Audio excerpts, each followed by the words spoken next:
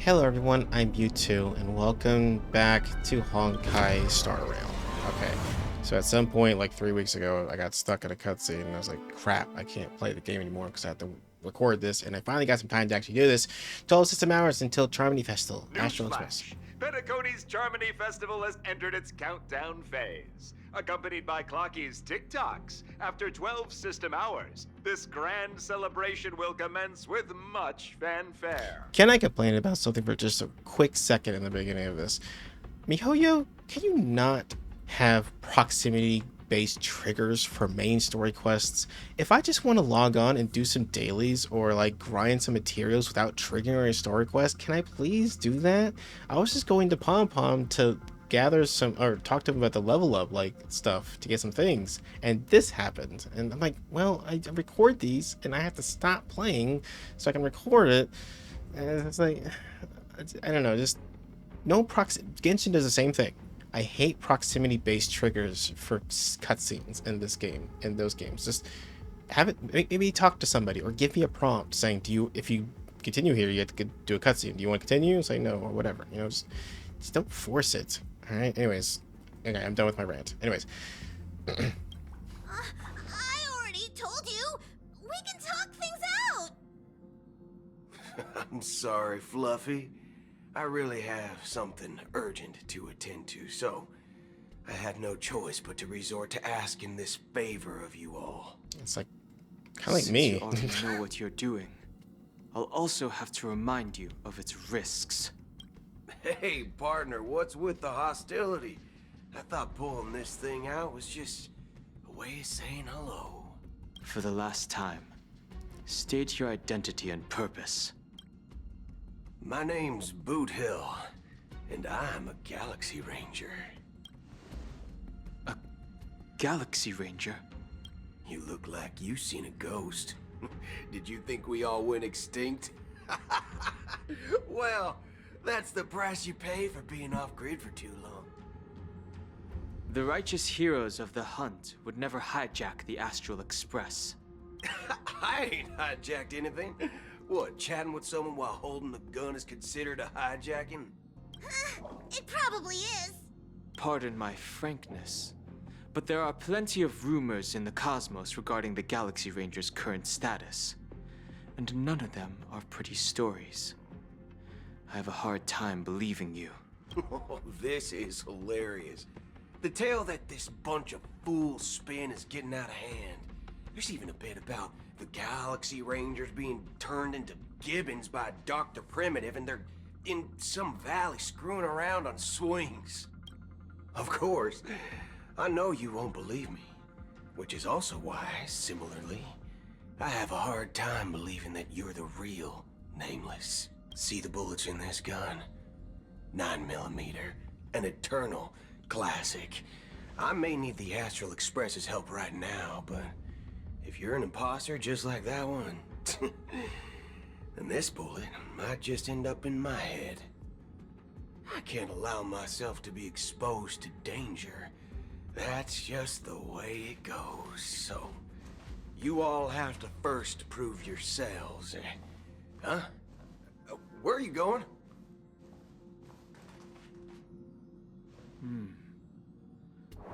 Recognize this?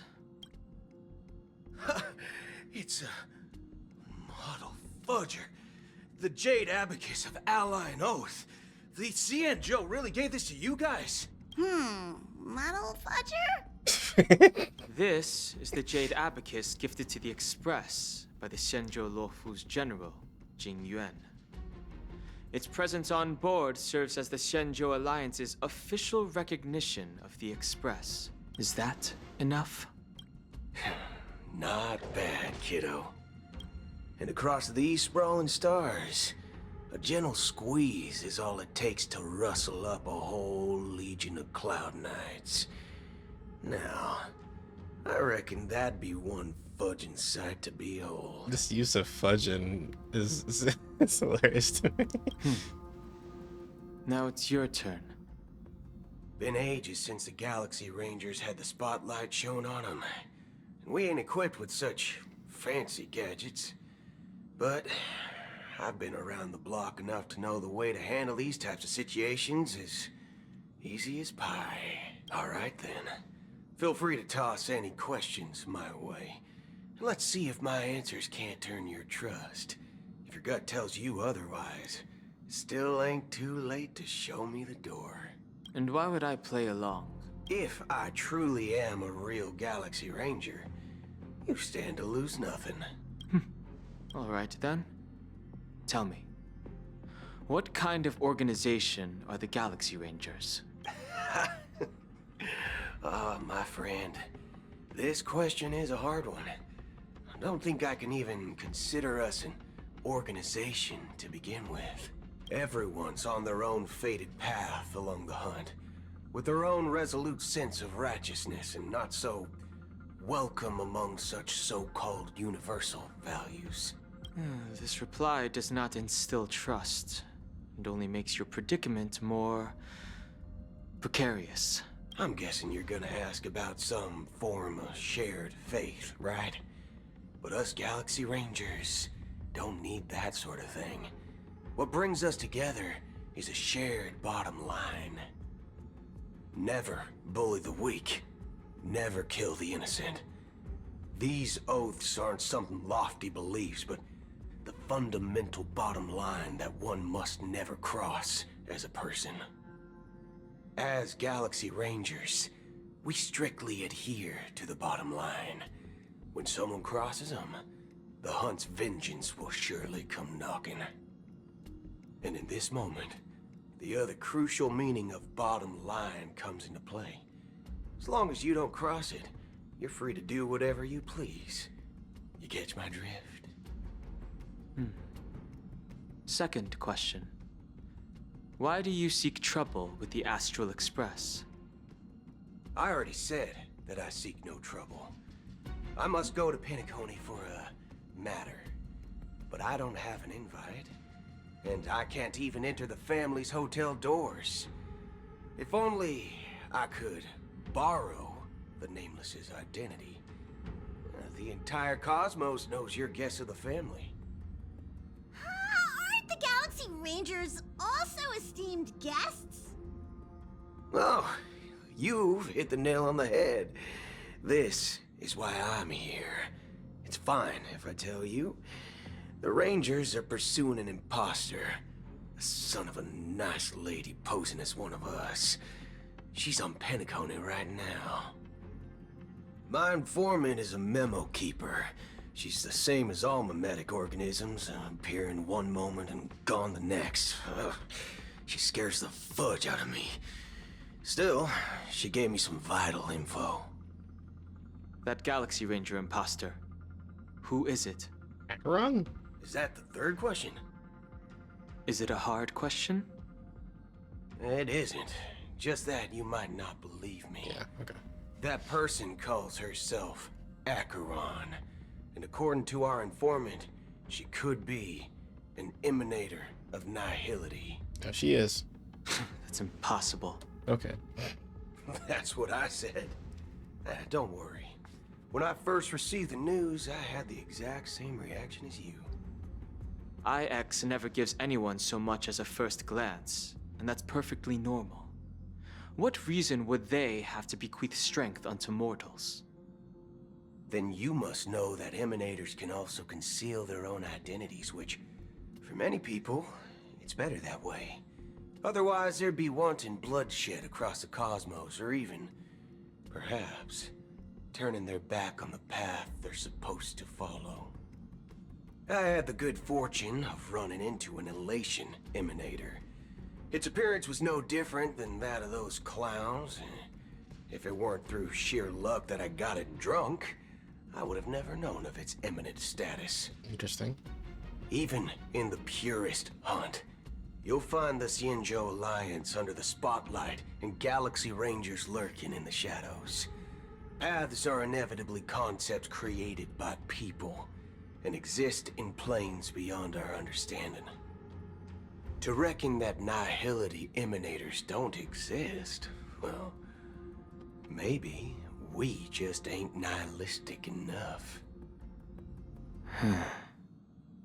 So, Do you understand now? Your companions are in danger, and it's pretty harrowing. If you don't want to believe me, you'd best send a message to them, but I'd advise you to move fast. We don't know what's happening in the dreamscape or how much of what the memo keeper said is true. And that Acheron, who knows what she intends to do. I'll be right back. Oh, maybe not.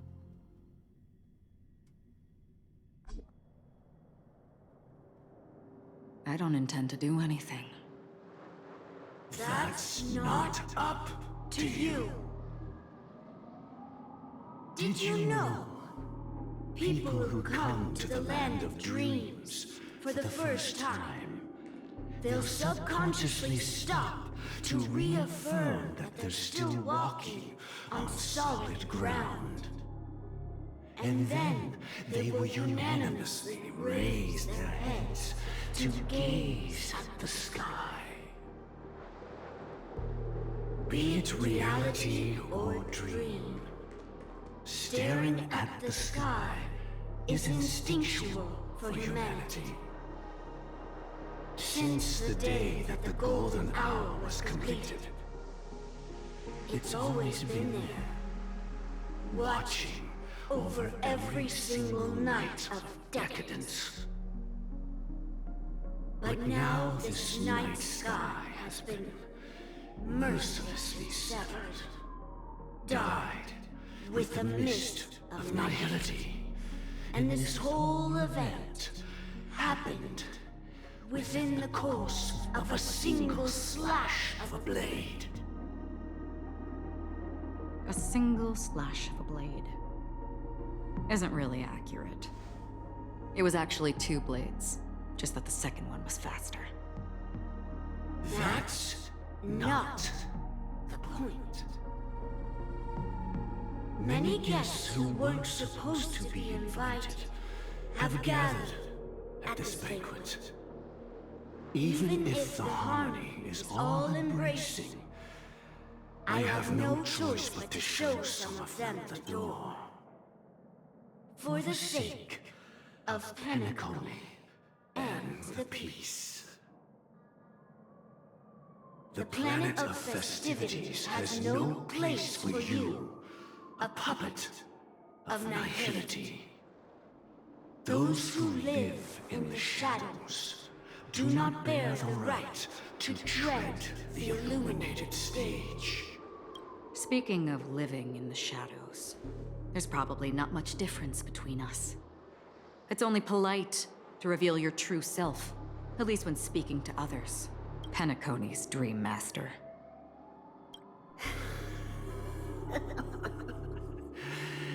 That's just another reason that you can't stay. Whether you believe it or not, this is the real me. We are one. Is this the unity that the family espouses? My mortal shell has long since dissipated. The Oak family's 107,336 offspring are now my eyes, ears, and mouths, spreading joy across dreams when required, and in times of essential need, exiling evil from this haven in my stead. From the sound of it, it seems like you're asking me to leave Penacony. I am Yeah. glad that you're an understanding one. Alas, I'm not asking. Telling. If you think you can. Ooh. Sassy. Are you threatening me? I ended it with a period. It was a statement, not a threat. Knowing who I am and still showing such malice. You're not the first, nor will you be the last. This scene played out many times before. And usually, when faced with my questions, most people retort, "Why can't I?" The result has invariably been that they can't. You are confident. But be reminded, the family is forgiving, but not weak. The cords of the harmony extend across worlds. If you do not comply, when the blade is unsheathed for even a hair's breadth, you will never be able to escape the eternal Centurion's wrath in all of your lifetime. 137 individuals. That is how many heathens I have exiled since I became Dream Master. Among them were those who once severed my wings, and those who immolated my body. And here I stand again, about to add another mark to the tally. And you will die. I mean, all of you will.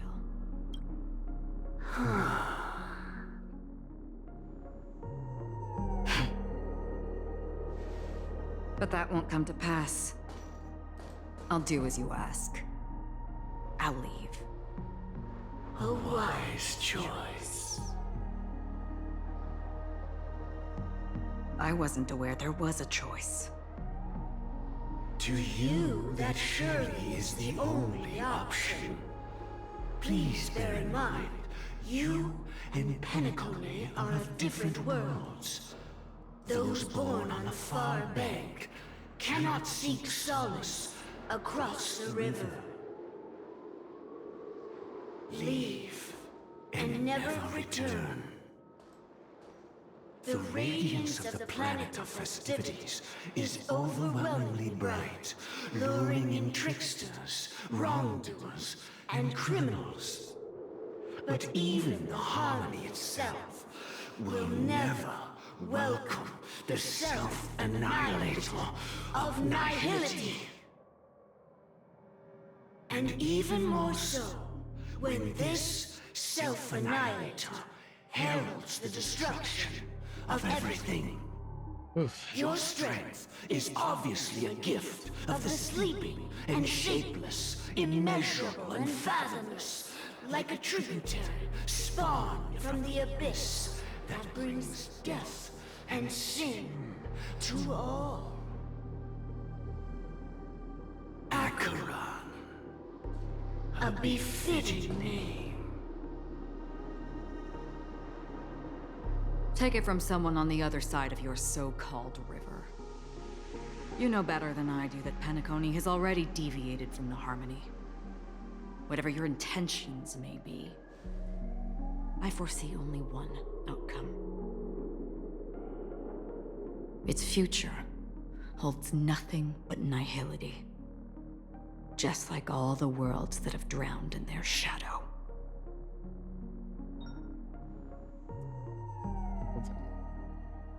Switching to Robin's POV? Attention, please. The unusual event that occurred moments ago was due to a technical malfunction at Clock Studios theme park. The family has promptly responded to secure the area, and we're happy to report that there have been no injuries. Oh, I swear that was no movie shoot. So many chips fell from the sky, and I even caught one of them. But it vanished in an instant before my very eyes. Excuse me.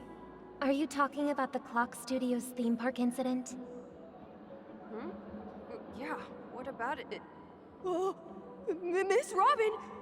Am I seeing things right? No need to worry. I apologize for any inconvenience caused to your delightful dream journey. What you just mentioned about the chips really piqued my interest. Would you mind providing more details about the incident? Oh, it was just those chips you normally see everywhere. The green ones? They fell from the sky as if it were raining. And then those chips simply disappeared. It appears to be the Dream Sim tech the Iris family has been developing. Huh? Miss Robin, you mean those chips were all part of a performance? But I really... Shh. This technology hasn't been made public yet. It was originally planned to debut at the Charmony Festival, but it seems it's been leaked. Oh my god. Can you help me keep this secret? The raining chips were supposed to be part of my act. Oh, I see. Then it all makes sense now. I'll do anything to help make the Charmony Festival a success. Thank you. As Ah, appreciation, yep, I knew I'd it like was to her. give you a token gift. Freaking Sparkle, man. Oh, this button is... Press it at just the right moment in the celebration, and there could be an unexpected treat in store for you. All right. It looks like there are other guests who are also confused. I'll have to excuse myself. Please, enjoy the dreamscape. Why is Sparkle going So many around? people talking about it. This commotion at the theme park definitely made waves.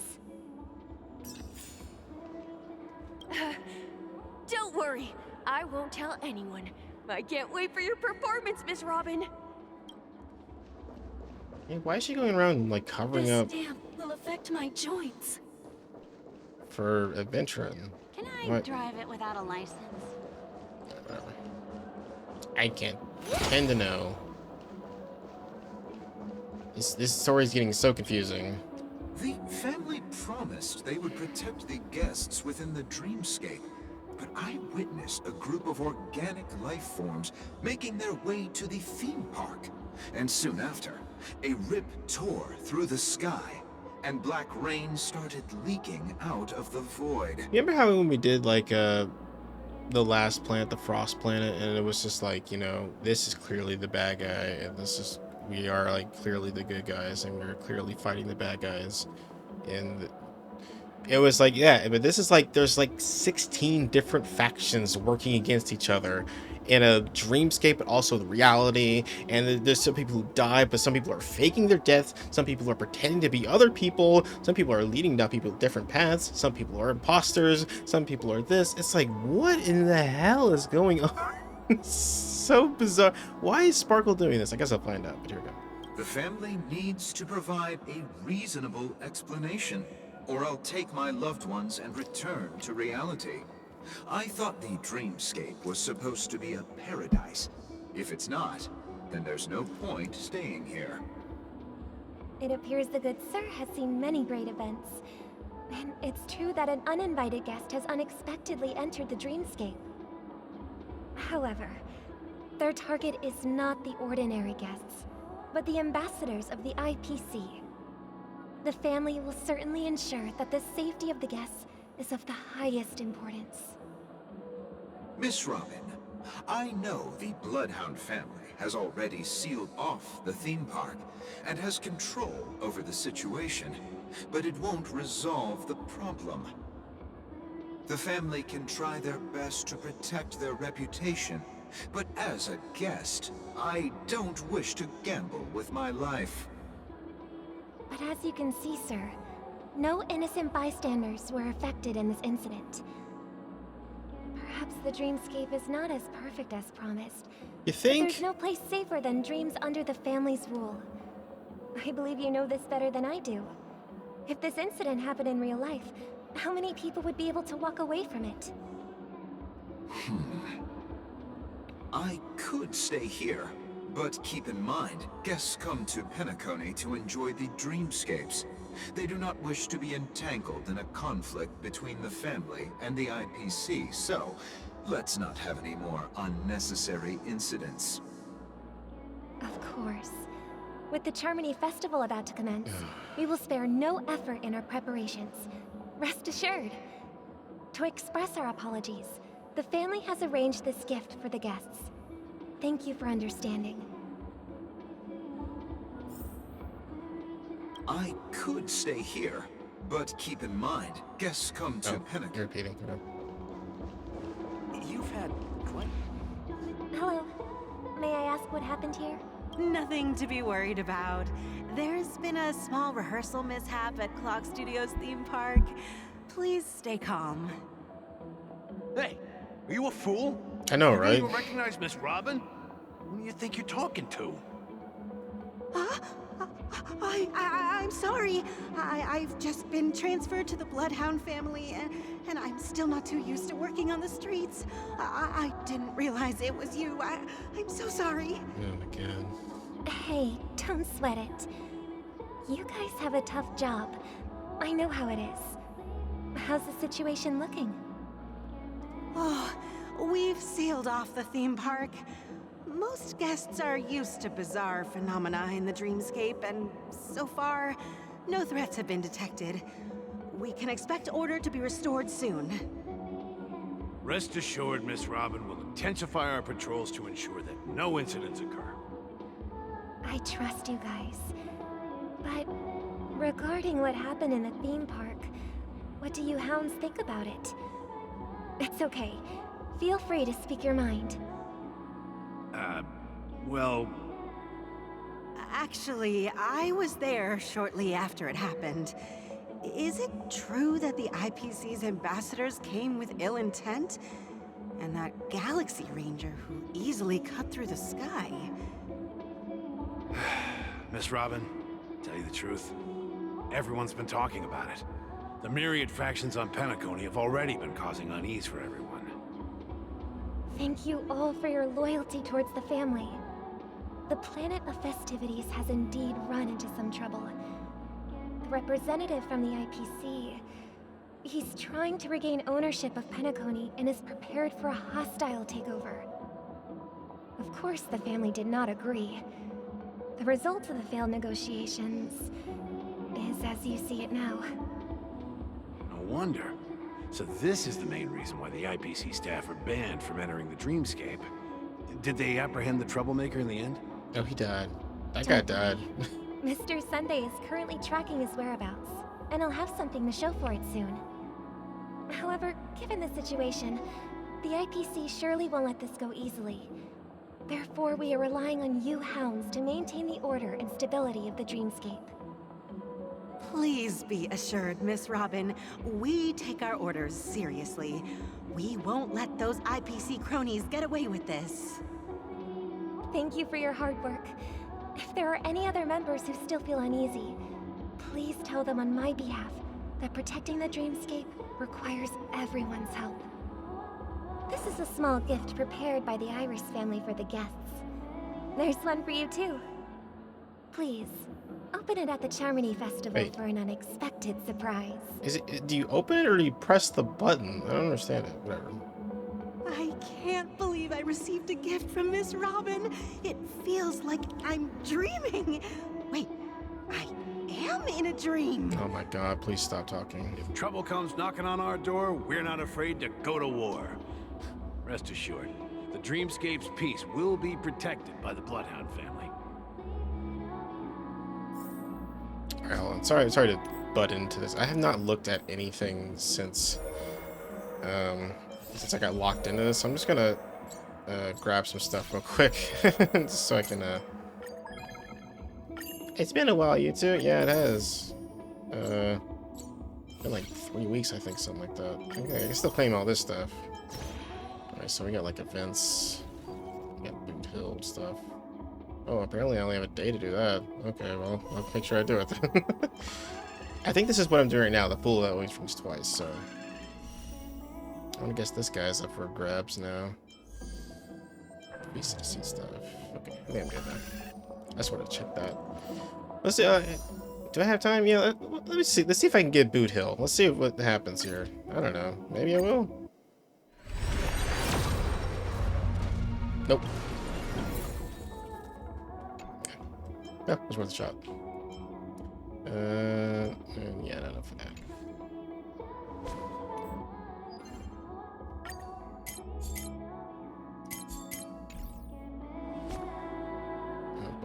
I know off screen I actually got Adventurine, so I now have my first actual good shielder in the team, and I've been leveling him up slowly. But all right, anyways, let's continue.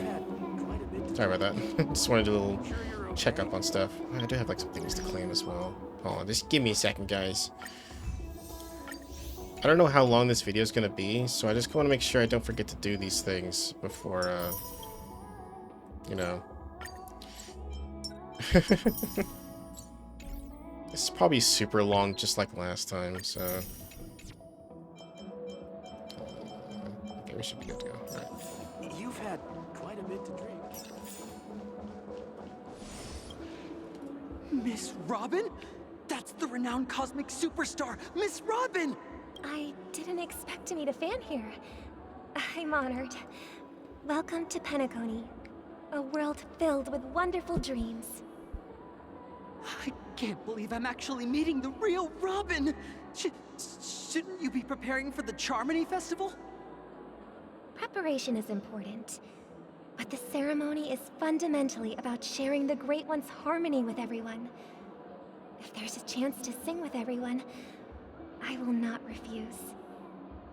Regarding the recent mishap, I understand it negatively impacted some of our guests. As a member of the family, it's only right for me to come forward and offer my apologies to everyone.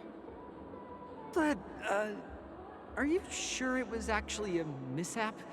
Everyone saw those chips descending like rain and the red light tearing through the sky. Claiming it was merely special effects seems a bit far-fetched. Plus, I met that generous gentleman. He looked really out of it and kept talking to himself. Is this also part of the performance? You were dumb as fuck. Everyone, please do not panic. I believe that the family will give everyone a satisfactory answer in due time. Why are you doing this, Sparkle? Even if you say so, Miss Robin, it's hard to believe. Some people just never listen, do they? It's never ending. It just goes on and on. I'm getting really tired of this. Are you saying this out loud? Miss Robin? No, okay. Still, I suppose I should keep on helping everyone. I am the epitome of joy, kindness, and goodness, after all. Oh, for fuck's sake. Huh? He's breaking character. What was I just doing? And, who might you be, miss?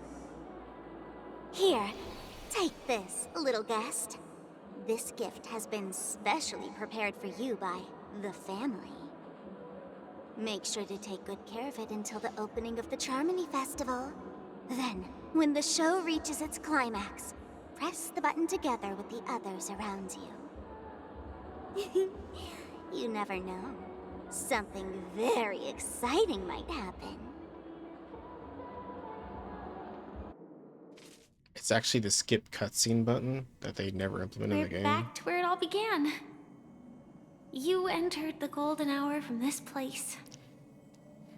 Oh, And it yeah. is also from here where you will enter the true Penacony. I forgot you're alive again. It is a pleasure to journey alongside you once more. But it's time I laid bare the entire truth before you. Yeah, go ahead, please. As you might have heard, I also go by another name. Stellaron Hunter Sam. Why are you talking so slow? Are you alright? Are you Firefly's soul? I know you have many questions. Do you remember when we encountered death in that strange dreamscape? When I was caught by that meme? In that instant before it killed me? I saw the reflection of another dreamscape in its ghastly pupils. So, following the clues in the script, I came up with some theories about the meme. That's why I instructed Silverwolf to issue invitations, drawing everyone to the Dreams Hotel. I intended to call upon death before you arrived, to solve the riddle using more direct means, and then invite you to join. However, contrary to my wishes, I couldn't defy the script. And I didn't get a chance to explain it to you. It is how you see now. I was impaled by the bladed wings of death. The heavy pressure of concentrated memoria miasma exploded in my mind as if it was actually reality. But after the momentary numbness subsided, I found that my body was absolutely unscathed. I was still alive. And it was just as I thought. I had arrived at a place starkly different from this beautiful dream. Beneath the dreamscape of Penacony lies another, more chaotic, more primal memory zone. Its name? Land of the Exiles. And so, then I returned to the hotel in the dreamscape, hoping to tell you of its existence. Yet I could not reveal my own identity. So, I could only divert your party's attention and lure you away from the battlefield. And after, all my attempts proved futile. It wasn't until not long ago when a crimson blade of light shattered the high wall of the dream, causing you all to fall far into the abyssal depths of the dreamscape, that I was able to awaken you and your companions one by one. And that's it. That is all that's happened so far. I completely am confused. I know it's tough to believe all this without reservations. I just want to say, you are very close to the final answer. Just one more thing needs to be done. And then I can prove it to you. Now, let's leave this place. Please close your eyes. Okay, I'm closing. They're closed. Take a deep breath and visualize the dreamscape's outline in your heart. And remember, okay. You must not open your eyes at all times. Okay. 3, 2, 1. All right. Don't be afraid. The one who has come to greet us has arrived. Is it death? Oh shit! I actually didn't read. I actually had my eyes closed. After a piercing screech, a thick and ferocious surge of memory crashes into your chest, churning and ravaging. Your consciousness becomes like scraps of paper caught in a whirlpool, breaking apart, dissolving, and dispersing within the turbulent, muddy current. Innumerable voices resonate through the symphony of Memoria like roaring thunder, and among them one echo stood out with exceptional clarity. You knew it came from the girl beside you, your hearts beating to the same rhythm, peaceful and even more peaceful. Until in that quiet darkness, memories ripple into existence. Yeah, ... I never knew you could do this. Let's Blade. Do you have a driver's license? I do. That is surprising. Why? Because this is Japella, the city of sins? No, it's nothing. I'm just thinking that you haven't slept in 20 system hours. Are you sure you're okay? I'm fine. I'll survive. Same goes for you. I'm not so sure about that. Slow down a bit. Infiltration is over. Feel free to activate Sam anytime you like. There's still some time before the next part of the script unfolds. Let me stay a little longer in this body. A long silence ensued. Neither of them brought up any topic, seemingly accustomed to the silence. It wasn't until much later that a soft sigh once again broke the quiet in the car. Such a long tunnel. Didn't feel this long when I set off. In half a system hour, it will lead us to Kafka. And then comes the downfall of the Japella Brotherhood. Is that also part of the script? It's in your script too. Sorry. I didn't notice. Their destiny won't change just because of your selective ignorance. I told you before, it's a bad habit. What about you then? Is this the moment you finally find the death you've been looking for? As always, it's a blank slate. It's not on this planet. Why the sudden inquiry? Because I'm currently in a car with a sleep-deprived driver. I just want to get there in one piece. I don't think Blade has to sleep. This car has full self-driving capabilities.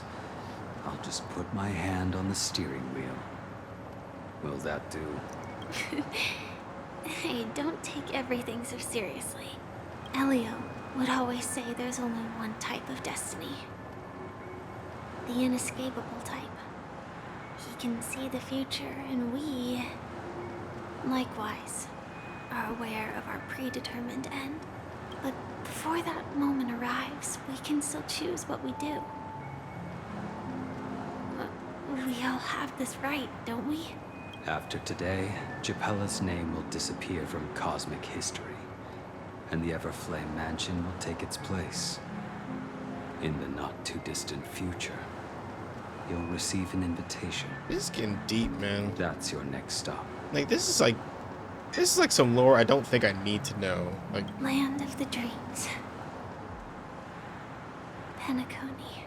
I hope you find whatever you seek there. Be it answers or salvation. like this is what I kind of hate about. Glad to see you're safe and sound. This is what I kind of hate about Genshin and Honkai. Sorry, I'm a little bit moody today. This game, you're playing as a character, right? Like the Traveler, or in this case, the Trailblazer. And yeah, the story focuses on you for like maybe like episode or two, and then it has nothing to do with you for like many editions. And it just seems like you're just along for the ride now. It's just like, oh, the story's taking over itself. It's just like you're just a kind of dude now, or whatever. Wasn't this about the Stellaron in his body and like figuring out what it is and why he's doing this and all this? It's same thing with the Traveler too. It's like you're looking for your brother, but oh, now you're caught up in Fontaine and you're doing trials, visiting. And like, I got better things to do than this shit. I don't know. It's just like, oh, whatever. I don't know. I'm just complaining too much. Anyway, Mr. Yang, you're here too? Close your eyes. This is the answer. Isn't it incredible? The monster that we have always known as Death is actually the guardian of the land of the exiles. It abides by a certain rule. Abducting people from their dreams and bringing them here. The question that has been perplexing us, does death really exist in the dreamscape, appears to be a cognitive trap. It was laid by those orchestrating events from the shadows to cover up the truth behind the disappearances and the existence of this fortress known as Dreamflux Reef. Every emergence of that meme is related to the Watchmaker.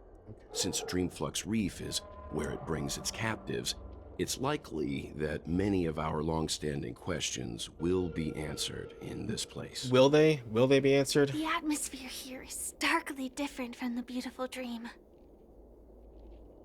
There are no regulators here like the family. And they all look like they're mildly dazed. But from the whispers of the residents, they've heard a familiar name. Gallagher. Yeah, Gallagher's also evil, I guess. It's that man again. Always in the right place at the right time. Though that does save us the trouble of looking for him. Himiko and March have already made a move.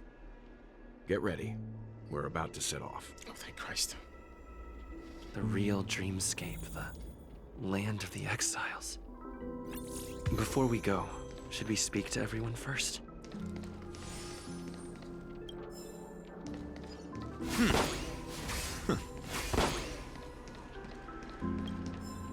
Alright, I did get Aventurine, but I don't know if he's combat ready yet. I guess I can check real quick. Oops, sorry. This one. So I might be able to use him? I'm not sure. I did do some leveling up, but I don't know if he's like crazy optimal yet. Let's see. Slight cone can be, no, it cannot be enhanced. Traces are pretty decent. Relics are, yeah, he's ready. Okay. Let's try him out. Why not? I mean, when I used him in the story, he was pretty damn useful, so I'm not gonna knock him.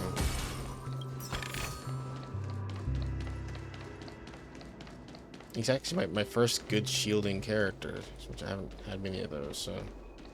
I'm really sorry for waiting until now to tell you everything. Why couldn't you reveal your true identity? 2 reasons. Firstly, the script. Okay. In the future that Elio saw, Sam and the Astral Express's confrontation was inevitable. I tried to break the shackles of the prophecy, but this is as far as I could go. That aside, there were also my personal motives. I wished to travel with you as Firefly, and not Sam. It's alright. I didn't take it personally. Thank you. You're welcome. Do the Stellaron Hunters also want a piece of the legacy? Elio only gave me one instruction. Allow the Astral Express to pursue the Grand Legacy. It means that the Watchmaker's legacy holds great significance to trailblazing. And to you. Oh, does it? Elio's scripts used to revolve and expand around certain specific Stellarons. But with your appearance, this condition has apparently ceased to be appropriate. Perhaps he also saw the impossible in the future. So who exactly is Sam? Do you still remember that medical cabin I told you about? Well, that's Sam. What? It belongs to the Iron Cavalry of Glamoth's Firmament Frontline. A Firefly Type 4 Tactical Heavy Assault Mech. Okay. It is the cradle of my vitality.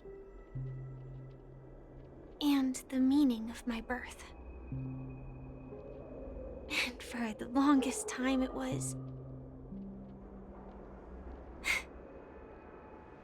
how I should have looked to the rest of the world. Hey, let's talk later. The timescale of Dreamflux Reef differs from I said let's talk later, Firefly! So we mustn't lower our guard. You're sensitive to Memoria. A slight misstep, and you could get lost in this memory zone. I'll be fine. What's up, Will? Something on your mind? Let's talk about it. Acheron's Blade Slash. No wonder Miss Acheron is so averse to drawing her blade. It's hard to imagine such terrifying power could reside in an ordinary sheath. If it weren't for the fact that Aventurine's power originated from the preservation, the entire dreamscape would have been affected. Don't feel burdened by this. Even without that Stellaron inside you, Aventurine would still have found other methods to accomplish his goal. Let's just believe in Miss Acheron. And given her prowess, I don't think we've got anything to worry about. Or anything we could do about it. Honestly, she's so damn powerful, she can just do whatever the hell she wants, apparently. So, what are your thoughts on Gallagher? During your investigation, he shared a vital piece of information. Mikhail, the former watchmaker who collaborated with the family to construct the Penacony we're familiar with today, had a falling out with the family for specific reasons. But this is precisely where the problem lies. You were clearly investigating a murder, so then why, as a security officer, is he changing the subject to talk about his past with the watchmaker? And now, with Firefly mentioning his name again, it's hard not to be suspicious. Regarding Firefly and the crew. Before we found you, she'd already revealed her Stellaron Hunter identity and shared a lot of information. Who would have thought that the Molten Knight's true identity was actually a young girl? For her, this is a secret that she cannot allow others to know. That being the case, I think we can believe she's willing to cooperate. But she didn't reveal all her secrets. I just can't shake the feeling that her situation is different from that of the typical dreamer. And I hope that doesn't lead to any dangerous predicaments. Yeah, let's call it a day. I hope you've regained a little composure. We'll move out when you're ready. I've been ready for the past 50 minutes, so I think I'm good. Feeling lucky. Oh, there's a burb. Why'd you find me? I'm useless bird that can't even build its own nest. I'm only fit to live in a trash bag, Chirp. This trash bag is mine. I can't even defend my own nest. I'm really the most useless birdie alive, Chirp. Goodbye, stranger. I'll give you this trash bag, Chirp. Goodbye. Oh. They got a fleeting happiness. Oh, wait, can I? Over here is Sir Trashbag. He has bid farewell to the warmth of his trash can to protect Miss Billboard. What? Muddled vagrant. Welcome to heaven. Dreams, true or false, all are ephemeral. Okay. Might as well drink more Soul Glad instead. Yeah, Dreamscape is scary. I'll just have regular dreams. Oh, darn, there's good products and robbers took them all. I was too careless. Shouldn't have fallen for such an obvious trap. It's okay as long as people are still around. We can find a way to produce another batch of dream bubbles. Oh, and they will have them pay back everything that belongs to us twofold. I realized it wasn't going to be voiced, sorry. Keep going straight down this alley, and it'll lead to an elevator. It'll take us to the center of the land of the exiles. Yoink. Hey, did I blind you with my super awesome radiant spark, Chirp? Can a bird's feathers make light brighter? I'm researching this problem right now, Chirp. You feel the difference in light, Chirp. It was dark after you left. I'm different from those birds that only know how to build nests, Chirp. Goodbye, friends. One day I'll turn Roseville's pitch black darkness into a light show, Chirp. Bye. He gave me a burger. How nice of that birdie. Did you also get kicked out of the beautiful dream? I want to go back. Well, but then I don't want to go back. Tell me what I should do. I don't know what to do.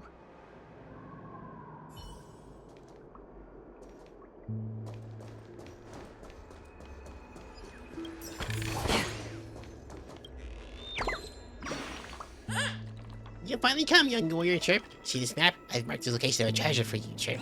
Guess what you can see on two giant... that was close. I almost gave the answer away, Chirp. I'm done with my lines. Good luck, warrior, Chirp. I have a Dreamflux Reef. No one understands Dreamflux Reef better than this map. Just a shame that no one understands this map. Hey. Okay.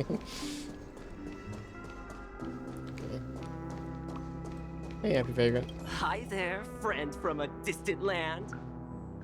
I hear the Watchmaker's legacy is right here. Let's say we go treasure hunting. Okay.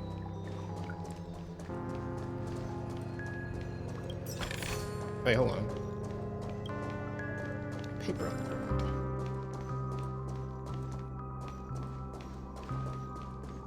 I kind of like how creepy this is, though. What a huge clocky. Looks like the Watchmaker also left his mark on Dreamflux Reef. She's fucking scary. I see a burb. Don't hit me, Chirp. Billy, I scare you, Chirp. Oh, the bird is eaten by gigantic clocky. Guess why I'm still here, Chirp? You invisible? Boo, wrong guys, Chirp. It's because Clocky doesn't eat birds. I was just pulling your leg, Chirp. Your action was really fun. Goodbye. I'll come back next time when you make me laugh. Chirp. Okay. Sweet. Alright, I guess into the elevator. Let me in, let me in. This kind of environment, I think I mentioned this before, it makes me really think of BioShock, and I kind of want to play that. Oh man, there's so many games I want to play. I just don't have the time. I'm getting bogged down with Honkai and Genshin until the day I die, apparently. Oh, wait, I could investigate something. Wait, what was that? You see that? Nah, whatever. Unbelievable. To think there's a settlement of this size within the dreamscape. And all beyond the family's reach.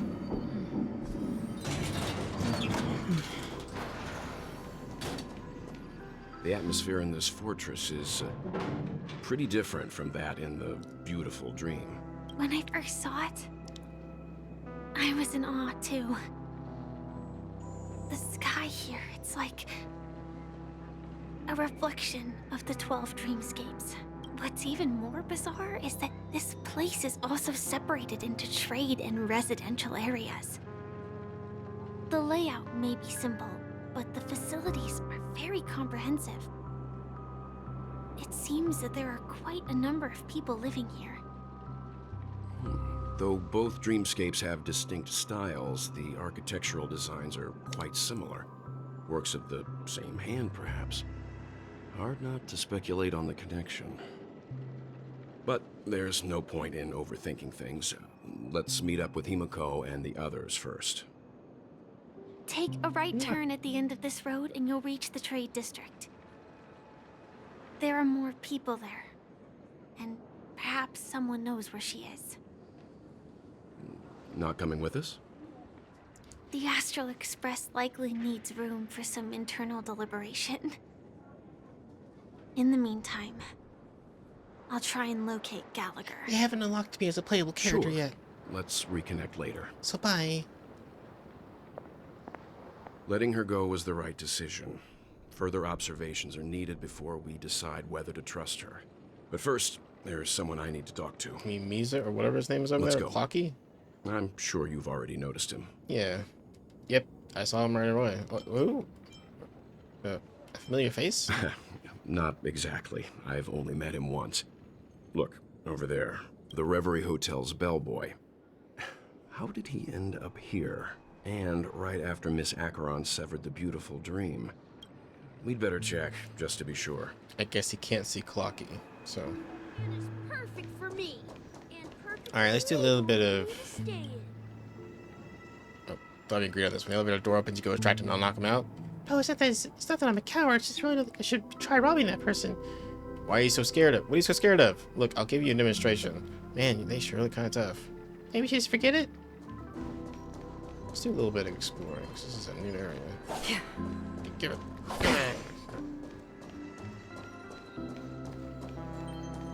Oh, I see it. Okay. I hear a chest. I don't see it.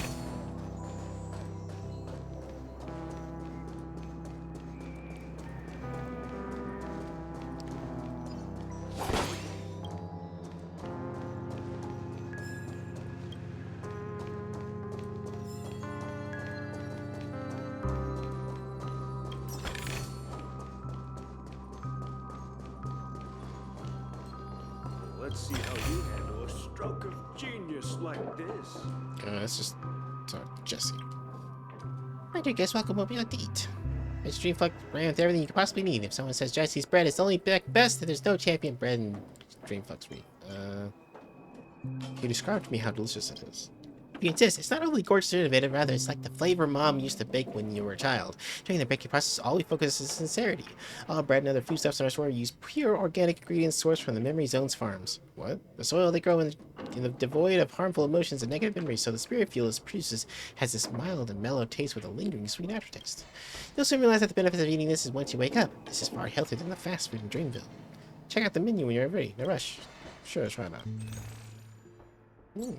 Polychromatic sourness, authentic salsa juice, and Halloween winged burger.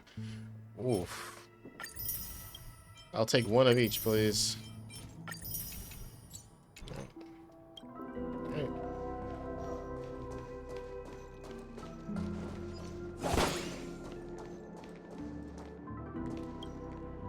The hot steam from this down on the manhole cover is silent and unstirring. This protection banishes all cold from around you. Wonderful. This must be one of the mystical 7 manhole covers. The manhole cover of preservation. Wait, what? I knew you couldn't hold TikTok, you found me. The demon that is about to destroy the dreamscape. It was probably not easy. TikTok, I'm a fell fire that will burn out unhappiness. The swamp that will devour the beautiful. I am the mastermind who causes dreams to fall into nightmares. The inevitable nemesis of the righteous. Abandon all hope. You cannot win against me. Okay.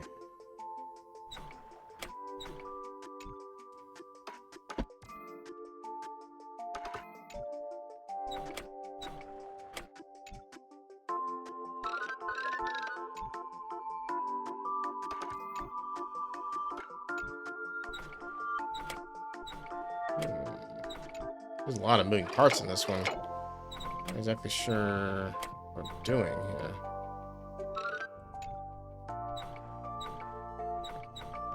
That looks like it might work. How can you get to it? Oh, Clocky can't even leave his starting position. I need to, like, create a path for him somehow.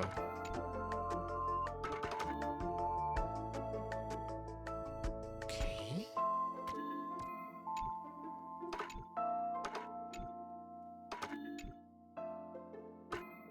Okay, I guess I have to do that. There we go, okay. It was way simpler than I was making it out to be.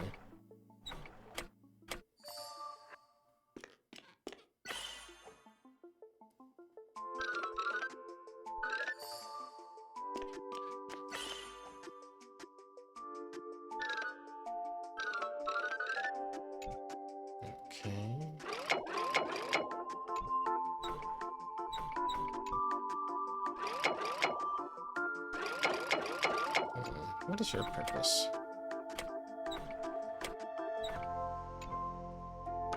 Okay, I have to do that. Oh, maybe like this? There we go. Okay. Oh, that was actually a pretty difficult one compared to most of them, where it's just like usually like a two-step process. That was like 5.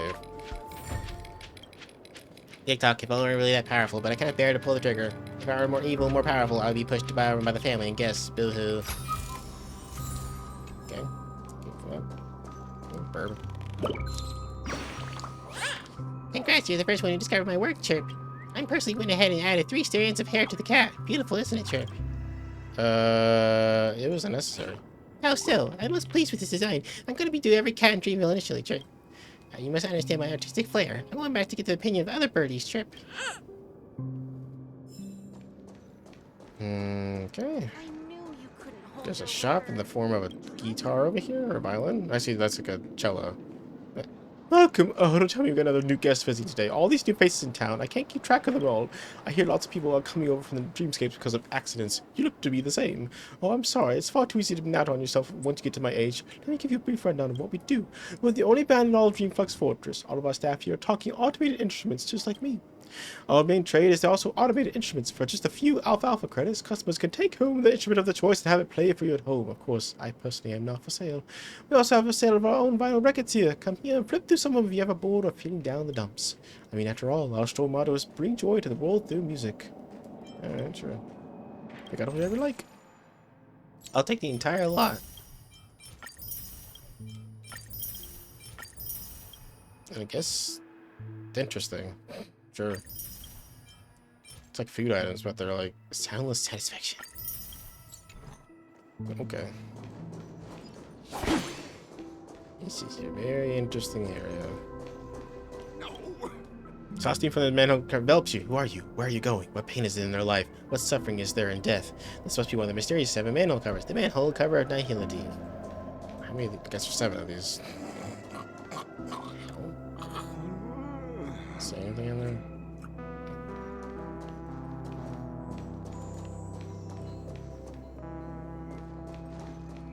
Oh, I found you. Chirp, how did you see through my impeccable designs? I even got a balloon with a wig to beat the other birdies, Chirp. Yeah, because my eyes see all. Ooh, I didn't think I'd lose so easily. Goodbye. I'm gonna return to see if I can the last birdie found. Chirp.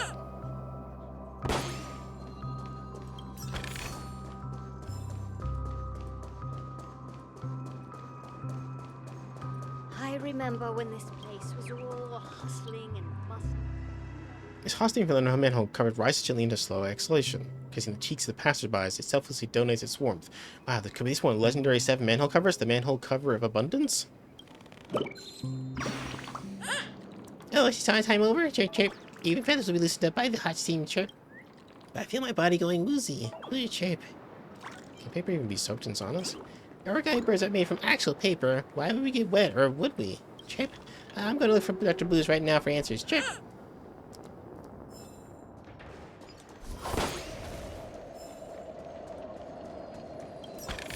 Hey there.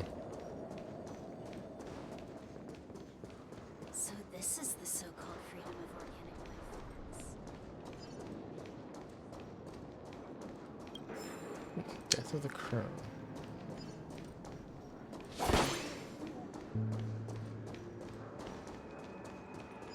Let's have a toast to dreamscapes.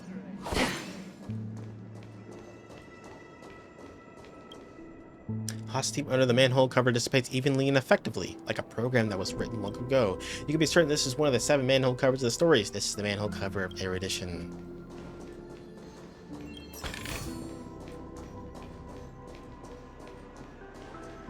I don't care who's on the other side of this pipe.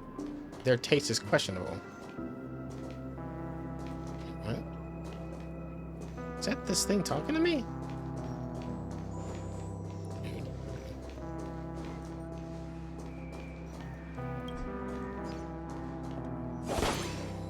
What did it say? Even in dreams, exploration has its limits. After all, the dreamers are just doing their job for money. Okay. The steam from the manhole cover is united in song. Each water molecule is sharing their joy, hand in hand. Oh, this must be one of the incomparable 7 manhole covers, the manhole cover of harmony. I see you burp. Hey, stranger, are you here to buy some balloons, Chirp? I've been looking in the shop window for a while, but I haven't seen the shop owner come back, Chirp. The shop owner's on vacation. He went to get out milk. He went out to go get milk and cigarettes. Chirp, he's like the shop owner's out on vacation. No wonder around was so quiet. I don't think I can wait till he's back. I'll go ask Dr. Blue so he can make the balloon, Chirp.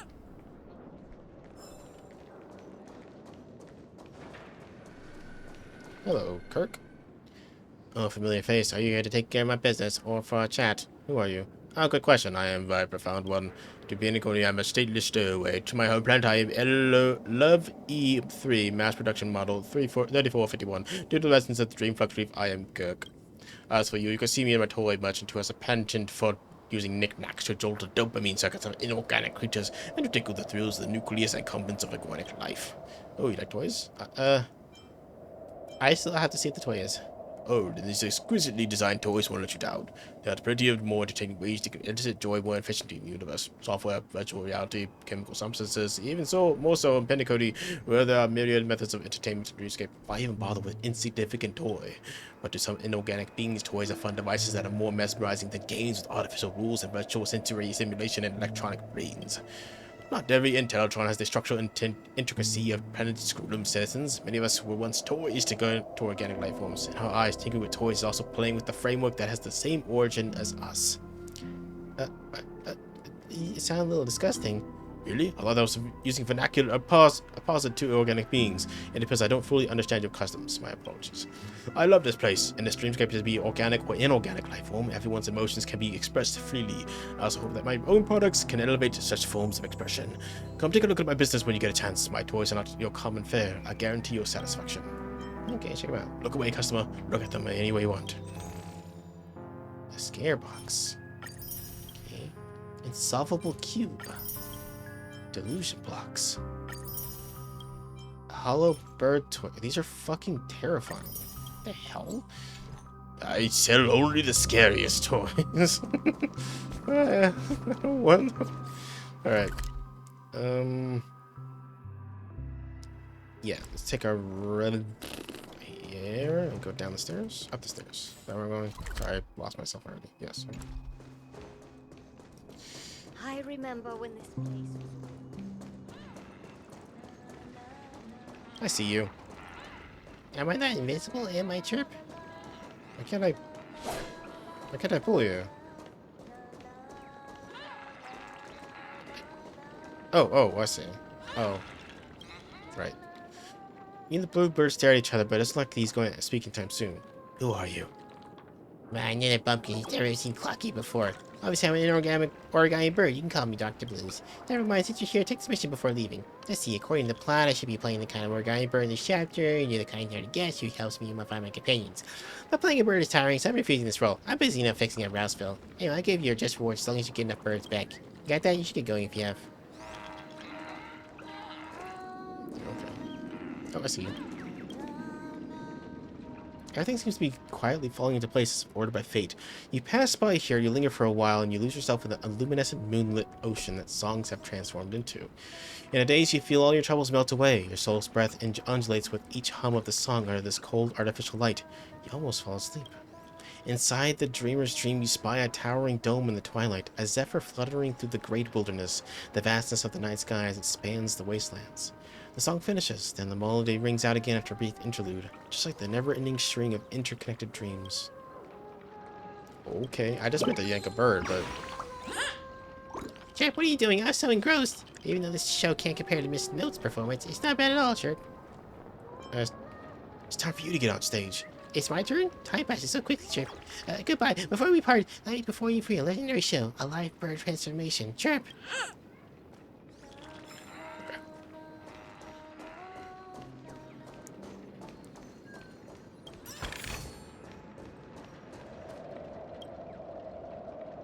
In the distant past, the Dreamers used to gather here, myriad wondrous ideas conjured among cascades of jovial banter.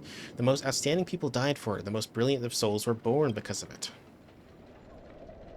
Interesting. Oh, the hell? Okay.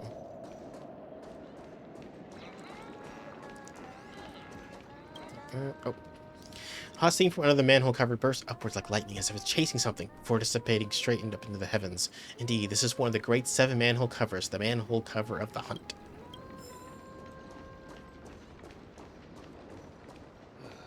I'm just a wallflower.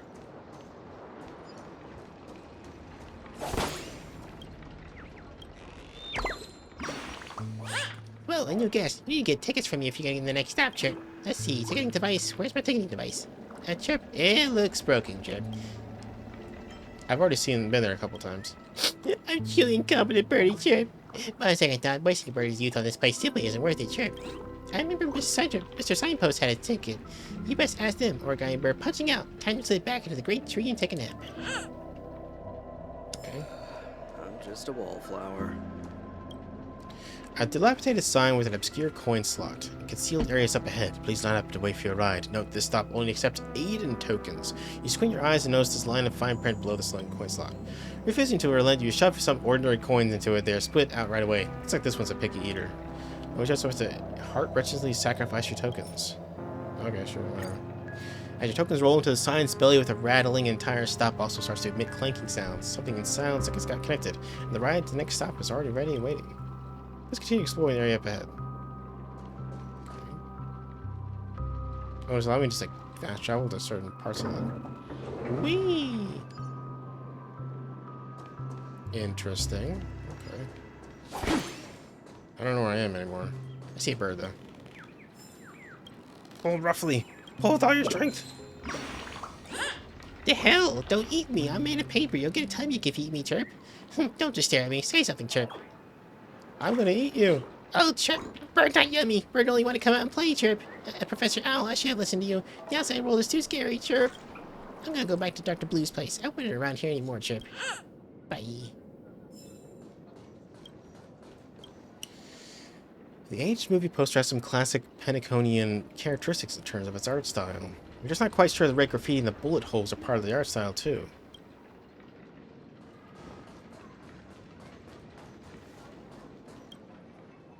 Before he was broken, Mr. Billboard was the biggest paramour of this street, but the woman he loved in search of fortune and prosperity, leaving only the green glow of grief behind.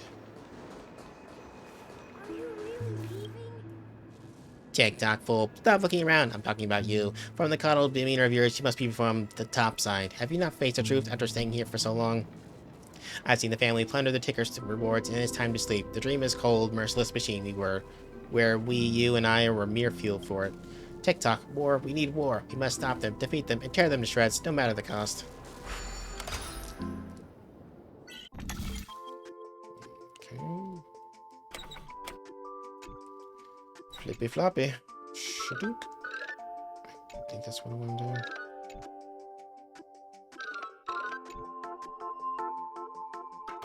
Oh wait, I need to see what to do. I need to move this guy first. No, not you. This, yes. Drop it. Put you here. And is that enough? Use that asshole. thought that's what I needed to do. There we go.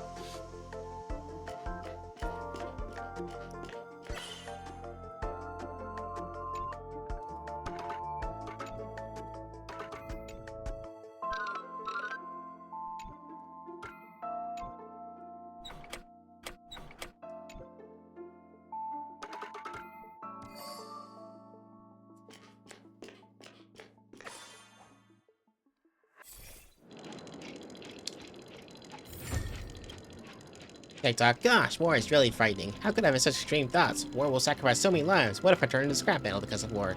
You have to use a gentler means to solve the problem, such as negotiations with the family, improving theater welfare, and working regulations.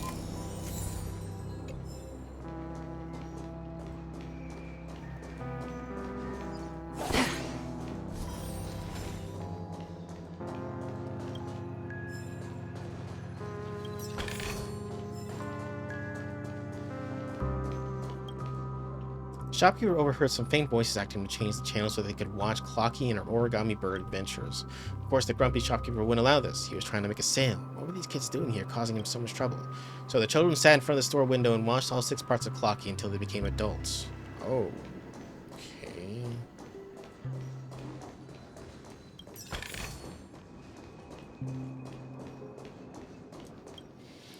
Hot steam burst forth from under the manhole cover, lashing at the world with a fiery roar like a newly birthed volcano. That's right, this is one of the most famous 7-hole manhole covers, the manhole cover of destruction. Congratulations, you have collected the blessings of all of the sacred 7 manhole covers. Now your great name is known by all throughout the world of the manhole covers. Want to know what the blessing of the manhole covers do? You're hitting a nail on the head. They're cool and they're very cool. Anyway, it's cool. Okay. Hey! Okay.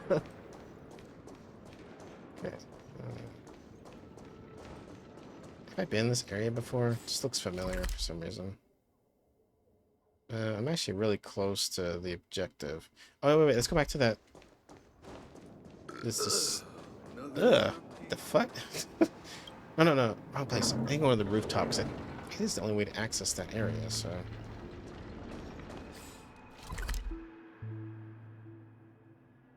Yes. Rooftop.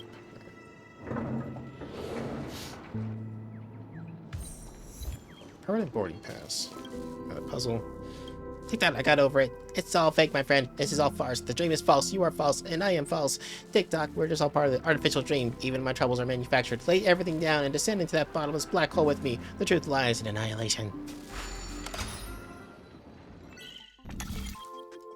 Okay.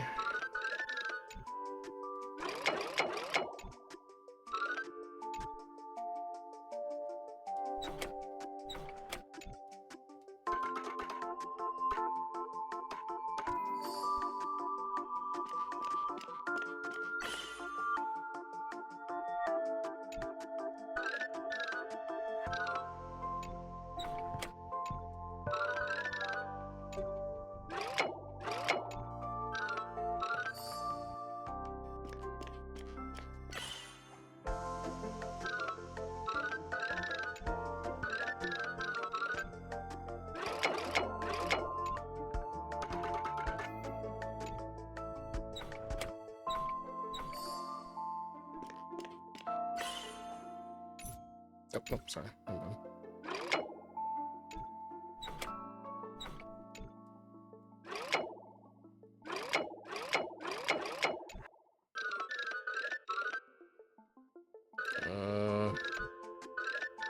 This is also confusing.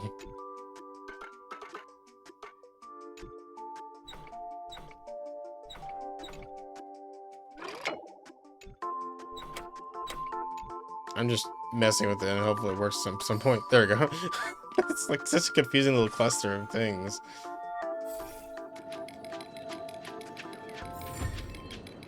TikTok, even if it's true, the false world still has many beautiful things. Choosing to go down the path of destruction is never the right way to escape suffering. I must continue tempering myself.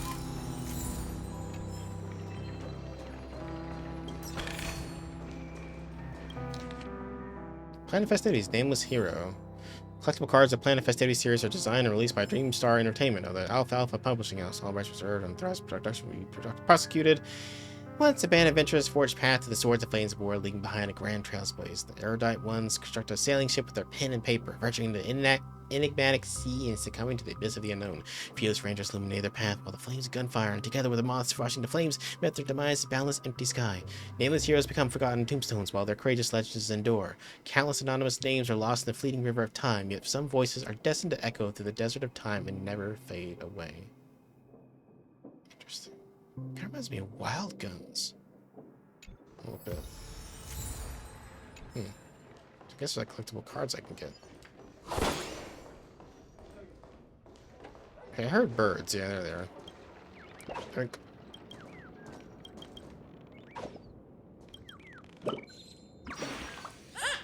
Hey, new face, boogie with me, Chirp.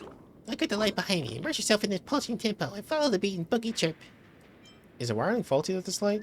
With an old-fashioned friend, you must learn how to find joy in sorrow, Chirp. Forget it. I'm not going to argue with you. I'm going to go find a birdie that gets my humor, Chirp. Bye. Alright then. Downstairs we go. Nothing down here. Alright. Guess back we go. To Slumbertown. I think we're almost done exploring, because it looks like I'm about to center in on the main objective here. It'll probably pull me into it before I actually get to check out what I want to check out first.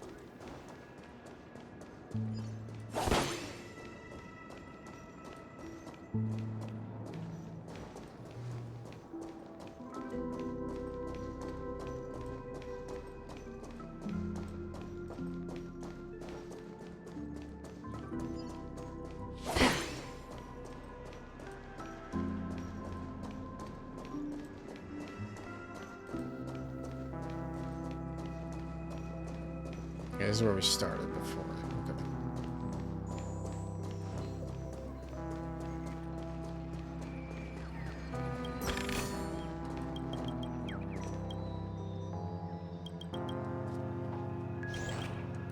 Up. Jump high. Hello, how fortunate to be able to share this beautiful scene with you, Chirp. Do you see those two clockies? That's the result of the hard work of the birdies, Chirp. It's quite something, Chirps. Not sure when he'll be back, though. It's beautiful. That's right. Being able to see this magnificent view every day is a highlight of my bird life, Chirp. Goodbye. As I return to the great tree, hope this Rouseville will make you fall in love with the town, Chirp.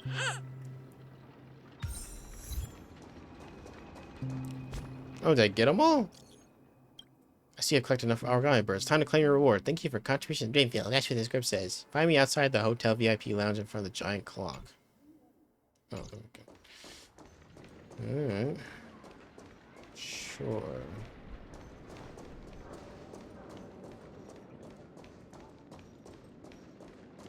Yeah, there's something else I want to check out. This guy. Oh, it's another bird down here. Okay. Yes. Hey, to be gentle, how am I going to be descendant if you pop the hot air balloon, Chirp? Just look at this height. It must be thrilling to jump down here from here, Chirp. You sure this balloon can hold up? Can't compare the wings for sure, but it's better than nothing. Hold on. Do I have wings, Chirp? Oh, thank you for your reminder, my friend. Suddenly it doesn't feel so thrilling when I realize I can fly, Chirp. Goodbye. Let's meet again at the Great Tree. I wonder if I can forget how to fly, Chirp. Okay. Alright, I think we're done exploring. Let's go ahead and talk to that. Wait, I see a bird.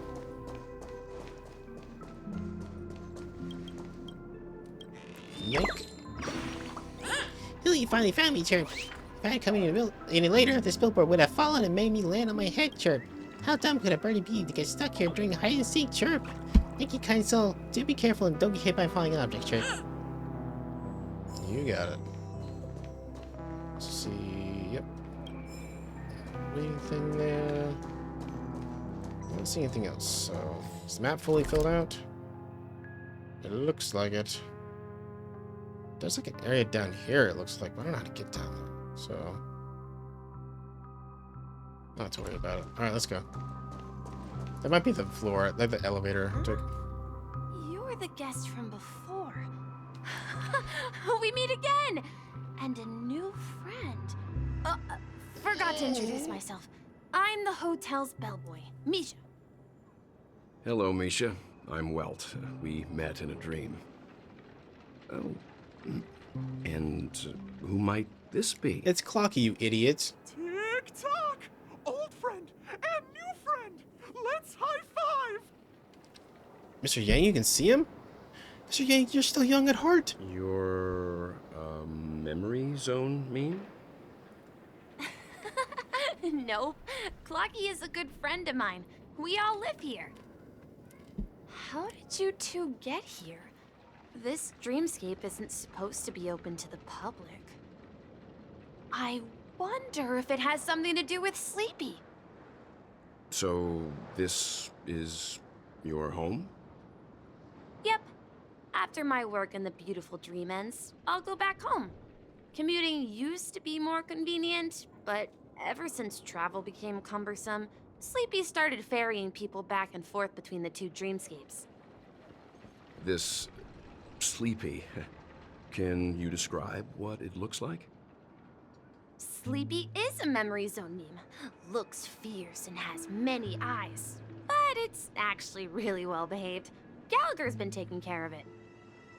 Description. Can it be Gallagher again? Based on the description, that meme is indisputably death. A nightmare for the family, but for the people who live here, well, that couldn't be further from the truth. Death? Not in a dream, surely. Sleepy's just a little aggressive, and sometimes messes up by fetching the wrong guess. But it would never hurt anyone. I see. Has it brought back any guests recently, say, in the last day or two? We're currently investigating a missing person case that occurred within the beautiful dream. I see. Then you'll have to speak with Gallagher.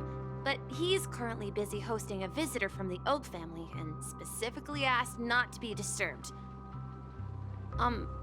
Mr. Yang, the person you're looking for, is it Miss Robin? Just as I thought. Considering what happened with Miss Firefly, this doesn't come as a surprise. If you're looking for Miss Robin, I can lead the way. She told me that she'd be willing to meet with outside guests. If it's not too much trouble. Also, we're looking for our missing companions. A woman with red hair accompanied by a girl with pink hair. Have you seen them? Oh, I haven't. But please, rest assured. Dreamflux Reef is a small place, and it's not as bustling as the beautiful dream. But its safety is unmatched. How about this? Since it's your first time here in Dreamflux Reef, I'll be your guide and help you find your companions. And then we can all go visit Miss Robin together. Sounds good. She's gone to Mrs. Grace's to visit the children. She won't be leaving anytime soon, so there should be enough time. All right then, we'll follow your plan. Okay. Well, we now know the answer to both murder cases that have caused such commotion in Penacony. As for the intentions of the mastermind behind it all, we're still none the wiser. And it has to be Gallagher's who's behind it all. That visitor from the Oak family is worth learning more about. That name, Sleepy. No idea. But its connection to Gallagher is worth digging into. Regardless, we have to find him. Say, you mentioned before that you saw Clocky that only you could see, right? Yep, he's right here. He was with Misha at that time. You also saw him, Mr. Yang. I can't shake off this strange feeling. Am I really still so young at heart? Forget it. It's not important. We'd better just follow Misha. Oh, they're gone. Okay. Alright, let's go. I'm sure we have like 4 hours of content to get through. Everyone, look! From here, you can see the most spectacular view of Dreamflux Reef. A black hole? No. An accretion disk formed from consolidated memoria? Was Dreamflux Reef built on such unstable memoria? Oh, so Mr. Yang is also versed in memoria dynamics. I was just trying to figure out how to explain this huge hole to everyone. I bet you guys have a lot in common with Miss Kami.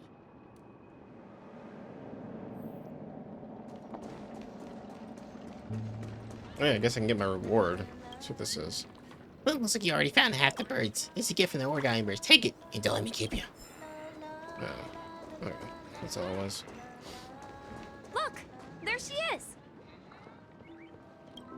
Hey, Kami. My calculations are finally done. In another 10 system hours, the above dream will swallow the dream below. My hypothesis was correct. This place will cease to exist as the dream devours everything. Who are you all, and why haven't you left yet? This place is about to disappear. What are you doing out here? Then why aren't you leaving? I'm Kami, a dreamscape surveyor specializing in Memoria dynamics, and this is my life's work that I'm researching. See that huge gaping hole? It was just a narrow rift many years ago, but now it's grown into a giant hole. The surrounding Memoria has been flowing towards the other end of the hole at a constant velocity, slowly but surely. But the scary part is, according to my calculations, the flow rate of Memoria has recently changed, and it's faster than ever before. It's almost as if something is sucking it in from the other side. By constantly improving upon Madame Rosalina's Memoria measurement method, I've finally obtained accurate results. After 10 system hours, the Dream Flux Reef will cease to exist. Just like the melting of glaciers, everything will crumble and disintegrate. The dreams on that side of the void will fuse into one. Please don't worry. This sort of thing has happened many times before. Miss Kami isn't a bad person. She's just a bit lost in her own world. She'll probably realize she's wrong soon enough. You don't say. There was something else that piqued my interest. Who is Madame Rosalina? Oh, do you know her too? Or are you also a fan of Memoria dynamics? We're very interested in Madame Rosalina's achievements. Could you tell us a little more about them? Well, she's a princess, Super Mario Galaxy. Why, of course! She's an excellent scholar of Memoria dynamics, and the first person to apply Memoria rate measurement methodology on interstellar travelers. Regrettably, due to the presence of the Garden of Recollection, ordinary people don't pay much attention to the nature of Memoria. She departed this world without much fame, leaving only a few thin journals behind. I came to Penacony to learn more about my idol, and went to great lengths to seek out Dreamflux Reef, all because this is her final resting place. Prodigies always meet their demise prematurely. If only Madame Rosalina had more time, she would have discovered a way to reverse the flow of Memoria. I felt it. The source is in the golden hour. There is a certain anomalous presence stirring the currents of the memory zone. I must uncover more concrete proof. I must convince everyone. Does the name Madame Rosalina sound familiar to you? Who? It was one of the names was mentioned by the conductor. That's right. It seems like she did a great deal of research and calculations in Dreamflux Reef before abruptly passing away. Miss Kami regularly mentions her. I hear Madame Rosalina passed away during the prison war. She could see the Penacony of today. Its people building homes in the memory zone. I bet she'd be really happy. Perhaps. Our destination is the commercial district. That's where the largest crowds gather in Dreamflux Reef. We might be able to find the others there. I felt it. The source is in the golden hour.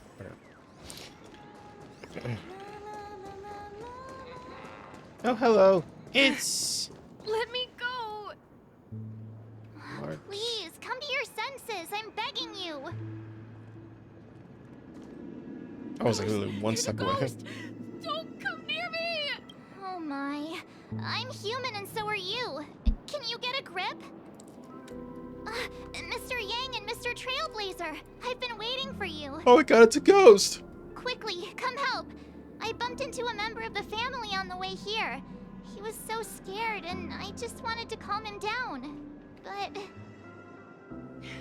Let me go! Let me go! I've only done good in my life. Why can't I rest in peace after death? Well, this is how it turned out. You scared him this badly? Now you shall pay respect to March 7th, Ghost of Dreamflux Reef. Me? A ghost? Don't make me hit you. He thinks he's dead. Although, when I first fell in, I also thought the same. Dear guest, this is not the afterlife. This is Dreamflux Reef. That's right. Did you hear that? Repeat after me. Dreamflux Reef. You're talking to someone invisible. If I'm not dead, what am I? I shouldn't have pushed my luck and tried sleeping in my dream. Curiosity kills the Papeshi. Oh, invisible who? What's wrong with sleeping in dreams? Stop asking! You'll alert the monsters! Okay. All the dead are right here. All of them! You're not talking about the memory zone meme, are you? Don't say that name! It's all your fault. They're coming! Oh, they actually are. Okay. Oh my god! It's on me. On the still waters of oblivion.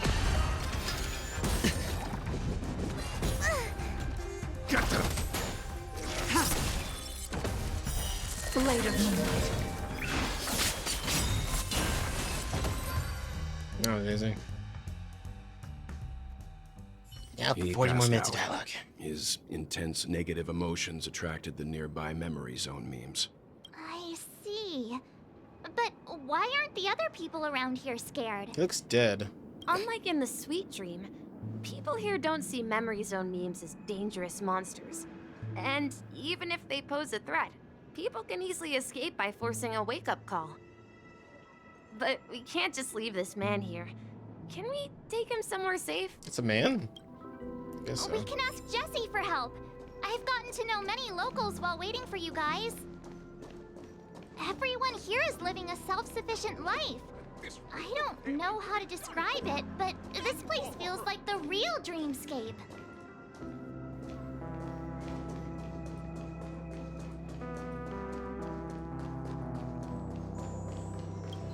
No, not you. Sorry, I'm skipping this. I didn't mean to talk to Claudia. Oh my god, shut up! I wish you a happy journey. Bye. Alright, Jesse. Let's see. Evening, Jesse. Is it evening? Welcome, Miss March. Who might these be? These two are my friends. As for the man lying on the ground, he's a scaredy cat who fainted from fright. I see. Another poor guy who accidentally ended up here. I'll take care of him. There have been a lot of new faces lately. Things must be tough in the beautiful dream. The few remaining havens of freedom in Asdana will soon face trouble. Do such things often happen here? Not really, but they're becoming more frequent now. Guess it's one of the signs of the Sweet Dreams collapse. This man has had quite the shock.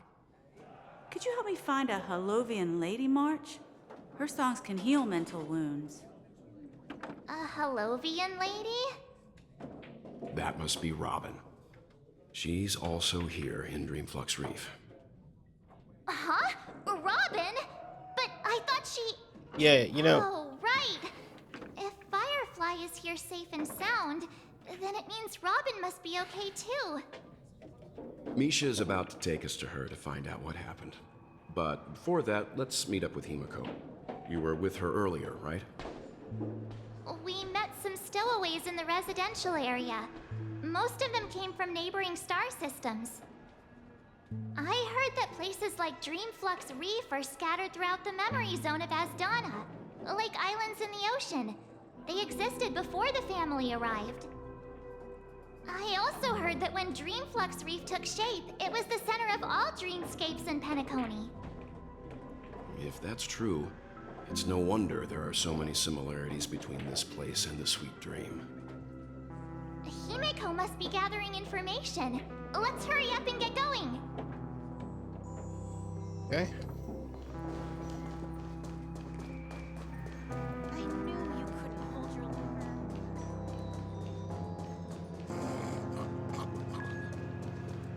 Perhaps you don't This is still where we under. split up. Nope. She can't be too far away. So that's how it is. I never imagined we'd gather the remaining details here. To borrow Gallagher's catchphrase, what an unpredictable twist of fate. Himeko, here they are. Ah, perfect timing. Now that everyone's here, I'd like to introduce everyone to Micah, who's partly in charge of the Land of the Exiles. Micah, these are my companions. Isn't there a character in Genshin named Micah? It's a pleasure to meet the Nameless. You know us? I've been keeping an eye on you since the day you arrived in Penacony. We would have met under more appropriate circumstances if Dreamflux Reef hadn't been isolated from the 12 dreamscapes. Please, allow me to formally introduce myself. I'm Micah, the Gravekeeper of Dreamflux Reef. Gravekeeper? Life in Dreamflux Reef is pretty liberating. Everyone here mostly keeps to themselves, without meddling in others' affairs. My daily task involves cleaning a few tombstones. You're too modest, Micah. When lost dream chasers stumble upon this place, you're the one who takes care of them, guiding them back to the Sweet Dream, or showing them how to survive the wild dream chaos. So, guardian of sorts. So many guardians. Were you talking to me, Mr. Yang?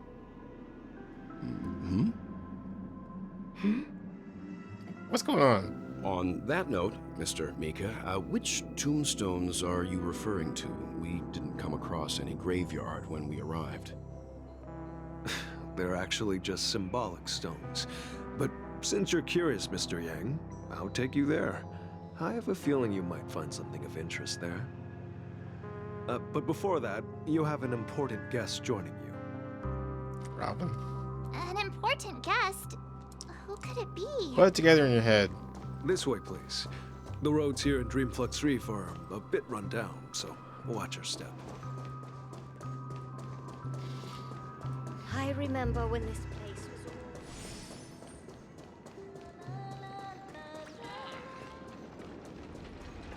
was Was that a... Oh, it's a bird. Oh, no, that's right. I've seen that one before. It's actually a real one. Alright. Yep, there she is. Or is it Sparkle? Who knows? It could be anybody. I could be Sparkle. It really is her. Miss Robin! Yes, a hockey! Everyone sang so wonderfully. It's not often that I tried this music style, but I've gained some valuable insights from it. Oh, I can't thank you enough, Robin. Well, these kids have made incredible progress in only a few days. It was nothing, Grace. I merely taught them how to sing. It was you who brought hope into their lives. Life must be quite difficult for them in reality, I imagine. That's right. Whenever it's time to say goodbye to these kids, they're reluctant to leave. But I've explored every corner of Dreamflux Reef, talked to everyone I met, and they all told me the same thing. This shattered dream is not worth clinging to. It seems you truly are a child of the Harmony. Emma and Andy are orphans I took under my wing. Carol there, with her blind eyes, used to work at a nutrition center in the outer ring of Penacony. I don't care. And as for Gary, he's been living with autism since he was a child. They're not old enough to enter the Sweet Dream managed by the family. If we compare people to birds, these kids are like fledglings with impaired wings. But in this dream, well, they can fly freely. Even if they stumble along the way, well, they're still relying on their own strength. And me, an old lady with no legs. Well, without this dream, I couldn't even walk toward them. I'm glad that you found a new life here in Penacony. It's just... Don't worry, Robin. Dreams have their significance, but they aren't everything. Both the children and I understand this. No matter how long we fly through this dream, we will one day return to reality. But you know what? Emma and Gary aren't plagued by their insecurities anymore. No, and Carol is learning how to cope with her blindness. And Andy is livelier than ever. Well, even I've become more optimistic. You see, in dreams, we learn how to live. Once we return to reality, we learn how to survive. You know, I never actually asked someone who's blind, but do blind people see in their dreams? I never actually thought about that before. I wonder if that's actually a thing. I don't know. I guess we'll find out after I in this episode of 4 hours. Continue. Should our feathers be damaged, then we share our wings with one another. There's no need to covet an illusory sky in dreams, because we have the right and the ability to fly towards a broader horizon. It's a relief to see you safe and sound, Miss Robin. It's nice to see you all again, Astral Express crew. I heard my disappearance caused quite the commotion out there. I'm really sorry about that. Since you're here, can we assume that you're fully aware of the situation in Penacony? Ever since I returned to Penacony, my voice started to change, until it gradually faded away. At first, I thought it was a temporary ailment, perhaps due to having been away too long. I thought maybe it just takes some time for my body to acclimate to the high concentration of Memoria and Asdana. But now it seems the root of the problem goes way beyond me. There are elements around me that don't align with the harmony. And losing my voice is just one of the signs of the Sweet Dreams collapse. The Sweet Dreams collapse. That memo keeper mentioned the same thing. So it's real. While I was away from Penacony, the boundaries of the 12 dreamscapes kept expanding outward. But whenever I mentioned the anomalies in my dreams, the family heads refused to talk about it. Only my brother was willing to respond. Later, I discovered the secret letters from the IPC ambassador, which further convinced me that there are hidden secrets beneath the surface of Penacony. So, following the clues in the Oak family's dossiers, I found my way here. The land of the exiles, concealed by the family under the guise of death. A dream within a dream, where Penacony's past is buried. Hearing you speak, it sounds as if your voice has made somewhat of a recovery. I hate to admit it, but the harmony in this place resonates more broadly than within the Sweet Dream. It's regrettable, but the family has experienced betrayal.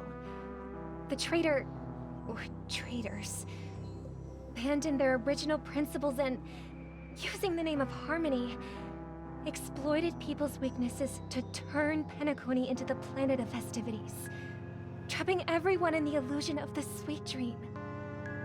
This is not the strong defending the weak, but rather the strong exploiting the weak.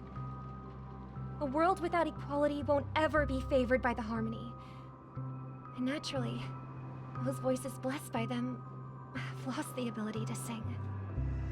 Could there be another force influencing the family's shift in philosophy, Miss Robin? Considering what happened with Acheron, it's difficult to conceive of another entity within the realm of the harmony capable of influencing everyone. Unless a power surpassing that of an emanator is involved. I I'd heard about what happened to the Cienjo Alliance. But as far as I'm aware, the family hasn't faced any such external interventions. Who knows? Perhaps I've just been away too long and missed something. Regardless, I cannot accept my home is moving towards the very opposite of what the Harmony represents, while still claiming to uphold it. I must uncover the reason why Mikhail cut ties with the family, and who exactly it was who betrayed us all. Do you remember our arrangement, Mr. Micah? Well, here's my answer. I've decided to forgo my role, and never step foot on the Charmony Festival stage again. 11 system hours until Charming Festival. Jesus, okay. Look here, brother. A little bird. Looks like a fledgling Charmony dove. It's pretty cute. But Charmony doves don't live here. So how did this little bird get here? Maybe its parents abandoned it? It looks weak and frail. Why don't we find something soft and make a nest for it? This place is too dangerous for a fledgling. Let's take it with us. We can put it on the wooden shelf in front of your window. Okay. A bird like that must have a beautiful singing voice. But where will it live? I'll ask the family head to build a cage for it. A cage? But then it won't have the freedom to fly, right? Let's see. What is it that has captured the attention of the two best interpreters of the Great One? To the point that they've forgotten how to enjoy their dessert. Oh, poor little thing. Doesn't look like it's doing well. Do you want to rescue it? I do. But I don't want to lock it up in a cage. Why? Even if it's small and not fully feathered, and can't sing, it didn't come into this world just to be locked up in a cage. Birds, they should be flying free in the sky. That's quite the romantic idea. And what about you, a young scholar? Do you agree with your sister? I think she's right. But if we leave it out in the wild, it won't survive for more than a few days at best. Ah, I see. It seems our little scholar is still a bit unsure. Well, let me tell you youngsters a story. As you probably know, Charmony doves can fly through the air. When they fly really high, the friction caused by the flapping of their feathers against the atmosphere creates amazing lights, so that they look like shooting stars. We've seen this spectacle so many times that we think it's just something they can naturally do. But that's not the truth. Their radiant display is the result of countless struggles against nature over generations. Their ancestors were too weak to survive on the ground, so to escape predators, they started seeking new opportunities in the air. After countless attempts by many generations, one of them finally figured out how to fly. It soared into the sky and never looked back at the ground again. So, you mean birds aren't born to fly, but they find a way to do it through their determination, right? Well, that's an idealistic way of putting it. So, what are your thoughts, Sunday? I think people believe birds are meant to fly because they've never seen those birds crashing to their death. That's an interesting perspective. So, have you decided what to do with the bird now? For now, I'll keep it in a cage until it can take care of itself because I want it to live, no matter what. Well said, kids. It seems each of you has found your own answer. Your insights are truly remarkable. And I hope they come true in their own way. We will take good care of it. Won't we, brother? Yeah, but Mr. Gopherwood, there's one thing I don't quite understand. And what might that be, my son? What if this little Charmony dove never learns to fly in the end? I mean, if there are fledglings in this world that can never fly throughout their lives, should we let them go back to the sky, only to see them crash to the ground and die? Talking in your sleep, Birdie? Time to wake up.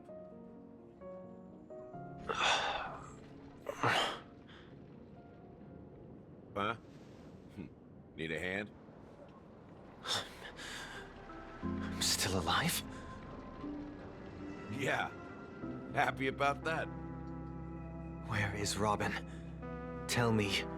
Now. I knew that was going to be the first thing you'd ask. Don't worry, your sister is here, safe and sound. She's probably walking around the streets now. If I were you, I'd be more worried about myself. After all, right in front of you is the guy who just stabbed you in the chest with a dagger. If you wanted to kill me, you wouldn't give me the chance to speak. Just tell me your demands, lackey of the Watchmaker. So, you figured out who I am, huh? No wonder you had the guts to go against the Dream Master and the Four Families. Looks like I made the right choice. Choice? You are aware of my plan and see through my act. Time is running out, so let's drop the charades. I'm suggesting we cooperate. Cooperate? What makes you think I'd cooperate with you? The fact that the famous Robin has chosen my side. Plus, some clues about a traitor and a bright future for Penacony. Any of that catch your interest?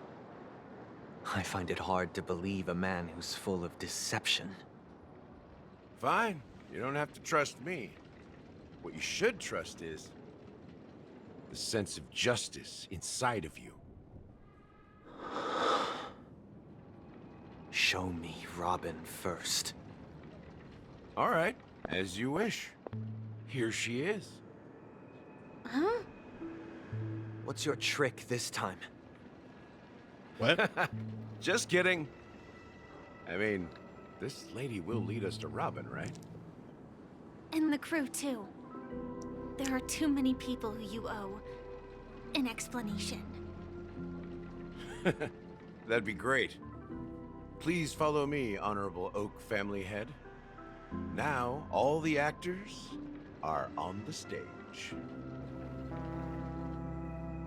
I can't believe I had enough time to go to the bathroom, This is the monument get I food mentioned and earlier. a drink, and come The back name's and inscribed still on it. going. Should be familiar to all of you. Rosalina and Tiernan. When Penacony was known as a frontier prison, it was the Trailblazers who connected it with the stars. They were the heroes who saved Asdana, and their names deserve to be immortalized, not just on this small stone tablet, but in the annals of history for all of time. However, today, the planet of festivities is nothing but sweet dreams. That heavy piece of history is all a distant memory. Just like that prison. If their names are inscribed here, then that means... According to Micah, they died long ago. Rosalina was killed during the War of Independence. She ventured alone into the heart of the star system to investigate the flow of Memoria, but she never returned. Tiernan was a skilled gunslinger, strong and reliable. He led the people through countless battles, but he didn't live long enough to witness the arrival of true peace. In the decade following the war, Penacony faced challenges internal and external. To protect Asdana, Tiernan took up the way of the Trailblaze and led the Lampmoth family to explore beyond the system, only to be surrounded and wiped out by the Swarm. Though I had expected as much, the tales of these heroes truly are sorrowful. I don't care. True to the title of Trailblazer, they spent their lives venturing into the unknown. But what about this tablet? There are no names carved on it. When Dreamflux Reef was created, its owner was still alive. However, he insisted on erecting a monument for himself, saying that it will happen someday. Here we meet again.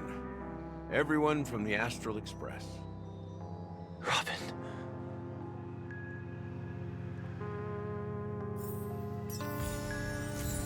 Oh my god. Okay. Is that any talk to everybody? Oops. Huh. The atmosphere sure is livened up with all these people in here. I brought Gallagher here. It's time to face the truth. Well, I did my job. I gathered everyone here. Gallagher will explain the rest to you. Take care. Brother. There's no need for words. You're safe. And that's all that matters. Oh yeah, I see a birdie up here, by the way. I'm gonna go real quick.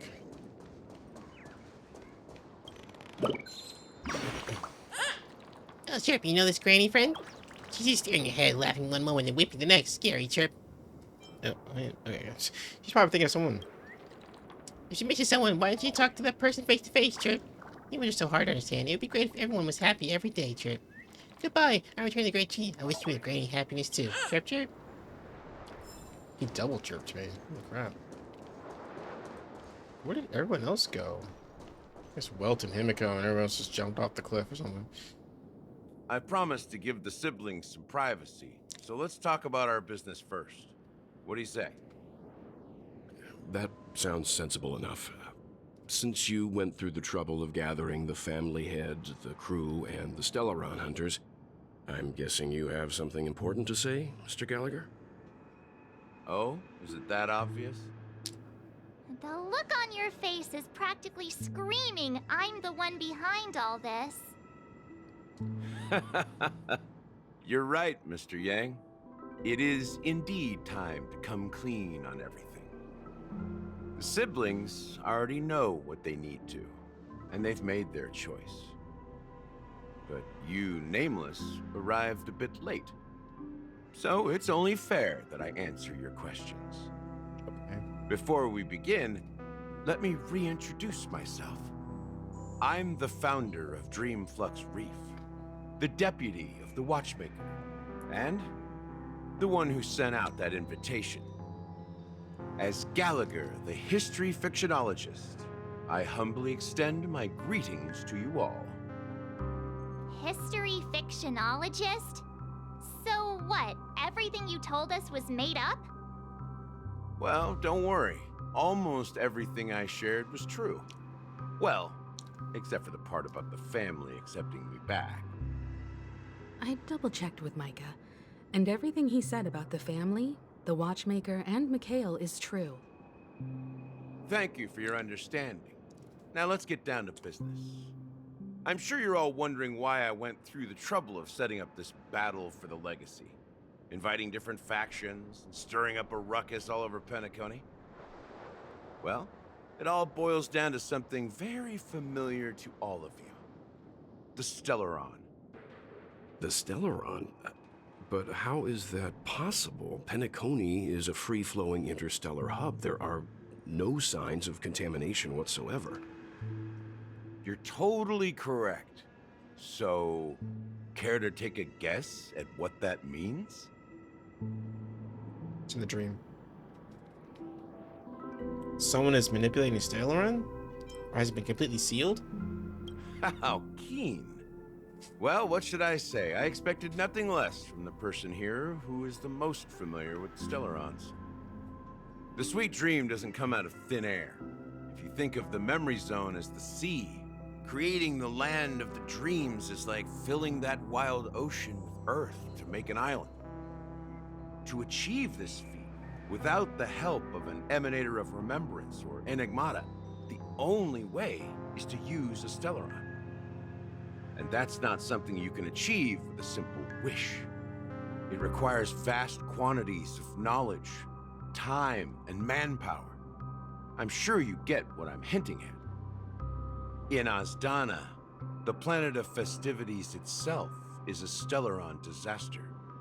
The planet of festivities itself is a Stellaron disaster? It all started a long time ago, back when the Watchmaker and his crew liberated the frontier prison. They faced countless challenges as they began building Penacony from the ground up. That's when the idea of using the Stellaron came into play. The Stellaron first entered the Azdana system during the war. The Nameless warned everyone against the folly of attempting to tamper with such a power, and most heeded their words. But there are always people in the shadows with ulterior motives. The turning point came after Tiernan's death. With two of the Nameless gone, the Watchmaker had to go to the front lines. It was at that moment his rivals saw an opportunity. By the time a representative from the Montour Systems family arrived at the Watchmaker's call, the Stellaron had already been activated and was seeping into the primordial synesthesia dreamscape. And I suppose the family happened to possess the knowledge to seal the Stellaron? Not just that. They knew far more about the Stellaron than the average person. They helped Mikhail swiftly quell the civil unrest and played a part in building Penacony under the disguise of the Harmony. Those three eras were known as the Age of Dreaming. The Watchmaker, who had been left in the dark, sent out invitations across the universe, spreading the hype around the land of the dreams. Then, how did they turn against each other? Remember the island in the ocean metaphor? The truth is, the Stellaron was never truly sealed. It existed in a different form within the dreamscape. Think about this. What would it cost to create and maintain such a lavish dreamland? It's people's lives. The opulent dream is built upon the decay of spirits, with a toxic elixir called pleasure flowing through the dreamscape. It tempts people to indulge in the dreamscape, and gradually their minds succumb, becoming nourishment for the sweet dream. Confusion, laziness, and cowardice, weaknesses that plague humanity, were magnified and nourished by the family. Penacony became a new kind of prison, even more impenetrable than the previous one. Sadly, we realized this far too late. By then, the family had a firm grip on Penacony, swiftly quelling any opposition that arose. At my wit's end, I had to use the power of the Enigmata, and sought refuge in this chaotic realm. Over the years, I created a meme within this dream for our use. Dormancy. That's its real name. We exploited a loophole. You see, regular people can't fall asleep again while they are inside the dreamscape. So this is the true meaning of the impossible. You sent out invitations in the Watchmaker's name to find forces capable of resolving the Stellaron disaster and draw them into Penacony to uncover the truth. It's not just that. Above all, I wanted to see what happens when the major factions engage in a struggle for the legacy. Since this is the Watchmaker's first announcement in decades, the traitor within the family is bound to reveal themselves. So, the legacy is just a facade. If you want to consider the Stellaron as the legacy, I'm totally fine with that. If that's the case, where is the Stellaron now? That's a question for Mr. Wings. The Stellaron is still under the family's control, and as the head of the Oak family, I'm sure he holds all the answers. Go ahead. I'm sure Mr. Wings holds all the answers. As I suspected, the core of this issue lies within the Stellaron. You all look quite serious. Is there anything I can do to help? Are you done talking? So, will you tell us where the Stellaron is? It is the Penacony Grand Theater itself. As I suspected, it's the embodiment of the family. The edifice that first materialized within the Sweet Dream. That's what turned Penacony into its current state. As for the person who employed its power, it is in fact Mr. Gopherwood, the current Dream Master.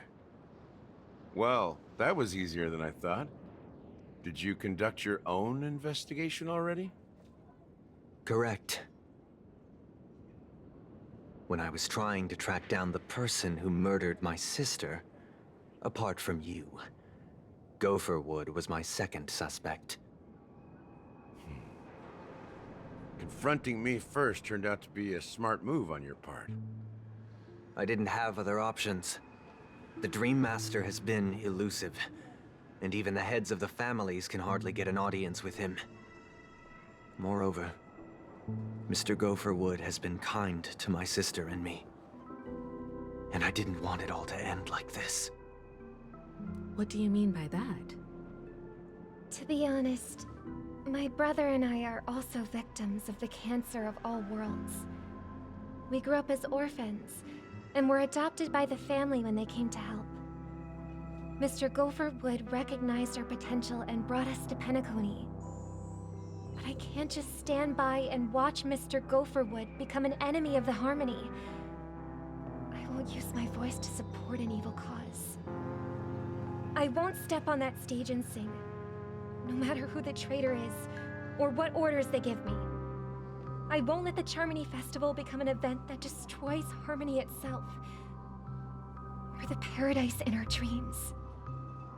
Indeed. For the paradise in our dreams. As the head of the Oak family, I'm responsible for ensuring Penacony's promising future. Robin and I will head into the Sweet Dream and confront the Dream Master. And if it turns out that the family has truly strayed from the Harmony, I'll fight alongside you. We'll put the Charmony Festival on hold and make sure Mr. Gopherwood pays for his blood debt. The enemies you are about to face aren't like this old dog here, who can barely even bark. Since our interests are aligned, why don't we team up? Maybe, just maybe, we'll have a shot at success. We have always been following in the footsteps of our nameless predecessors, and there's no reason to stop now. Yeah, we Nameless won't back down from a challenge.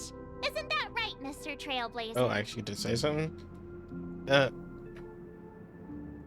Heroes never back down. Peace was never an option.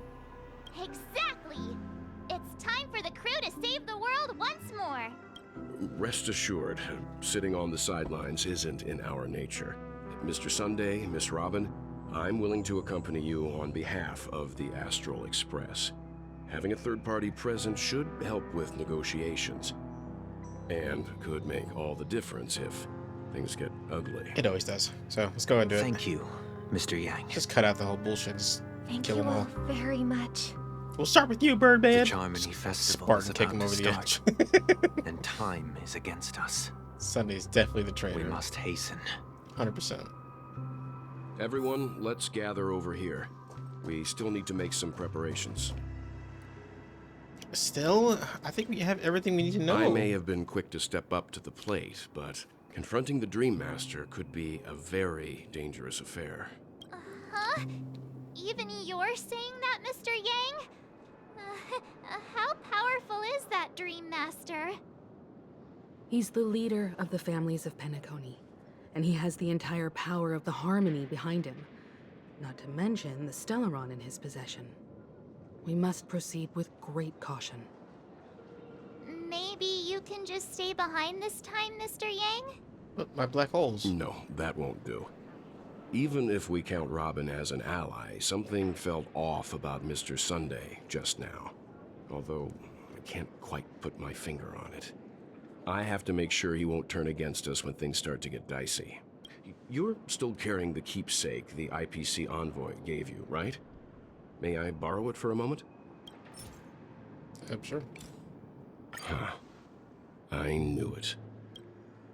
I don't think this will bring us any luck. As I suspected, this chip Aventurine gave to you is actually a miniature transmitter. If I'm right, he intends to use it to track your location or contact you when needed.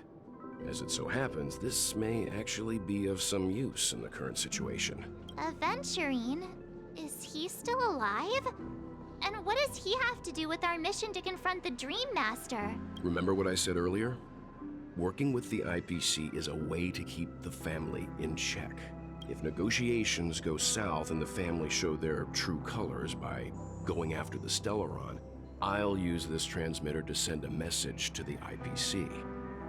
It'll be just the opportunity the IPC ambassador was hoping for. The only question mark in all of this is Aventurine's current status.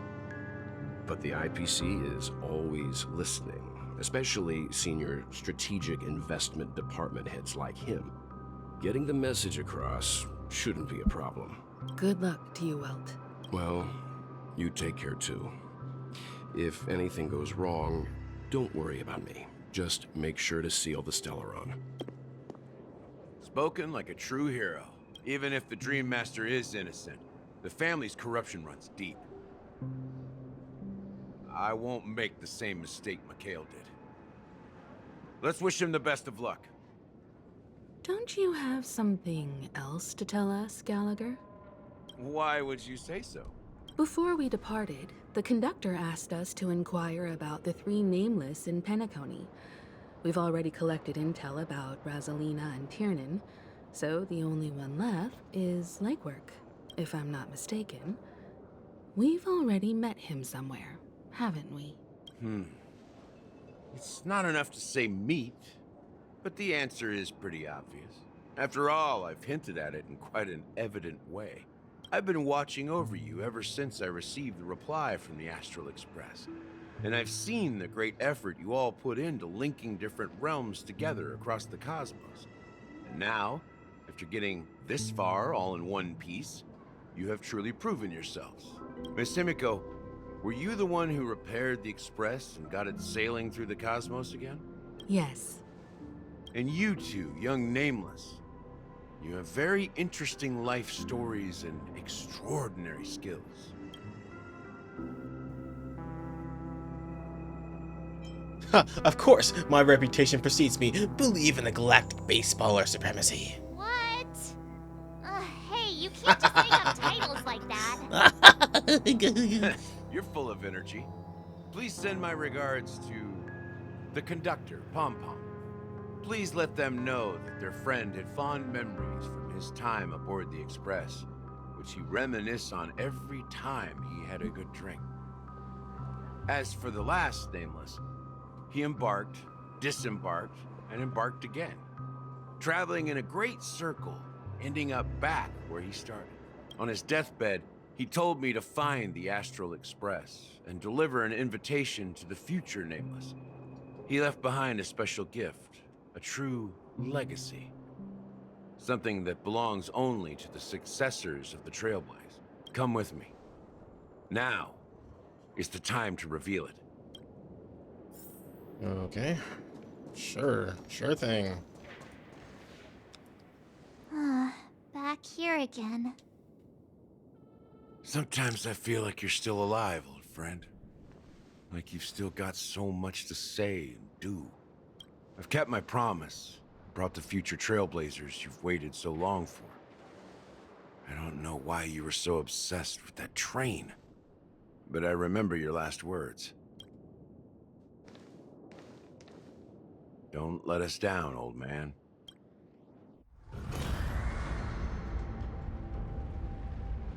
What's happening? What's happening? Exactly.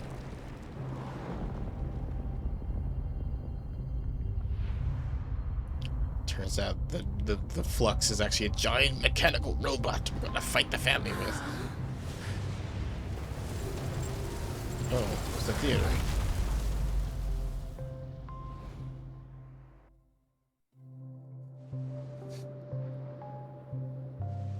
Go ahead. His resting place lies in the garden up ahead. The first and last nameless of Penacony. Mikhail Char Legward, the Watchmaker. Okay, I just walk up to it? What am I doing? Oh, I see.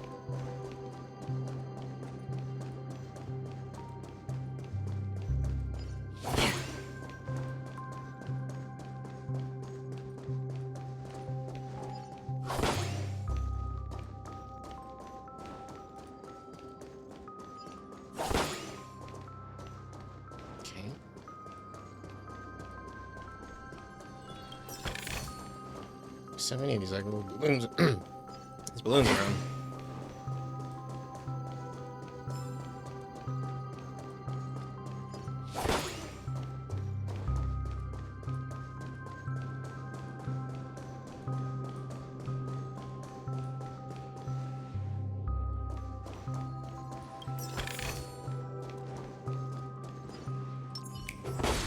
Feeling lucky.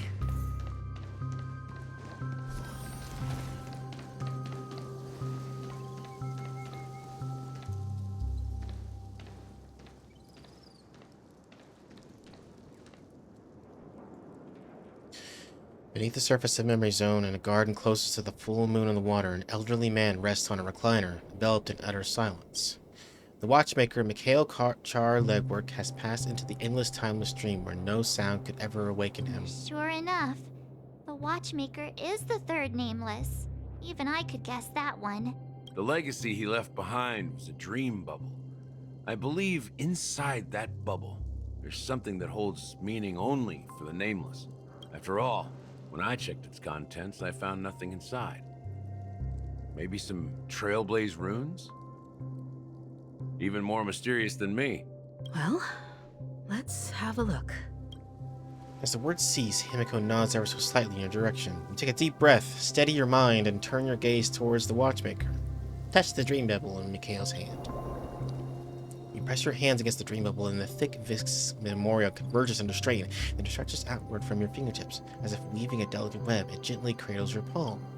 As chill travels down from your fingertips, carrying it with a myriad of vibrant and intertwined memories, as experience would suggest. This time you see nothing at all.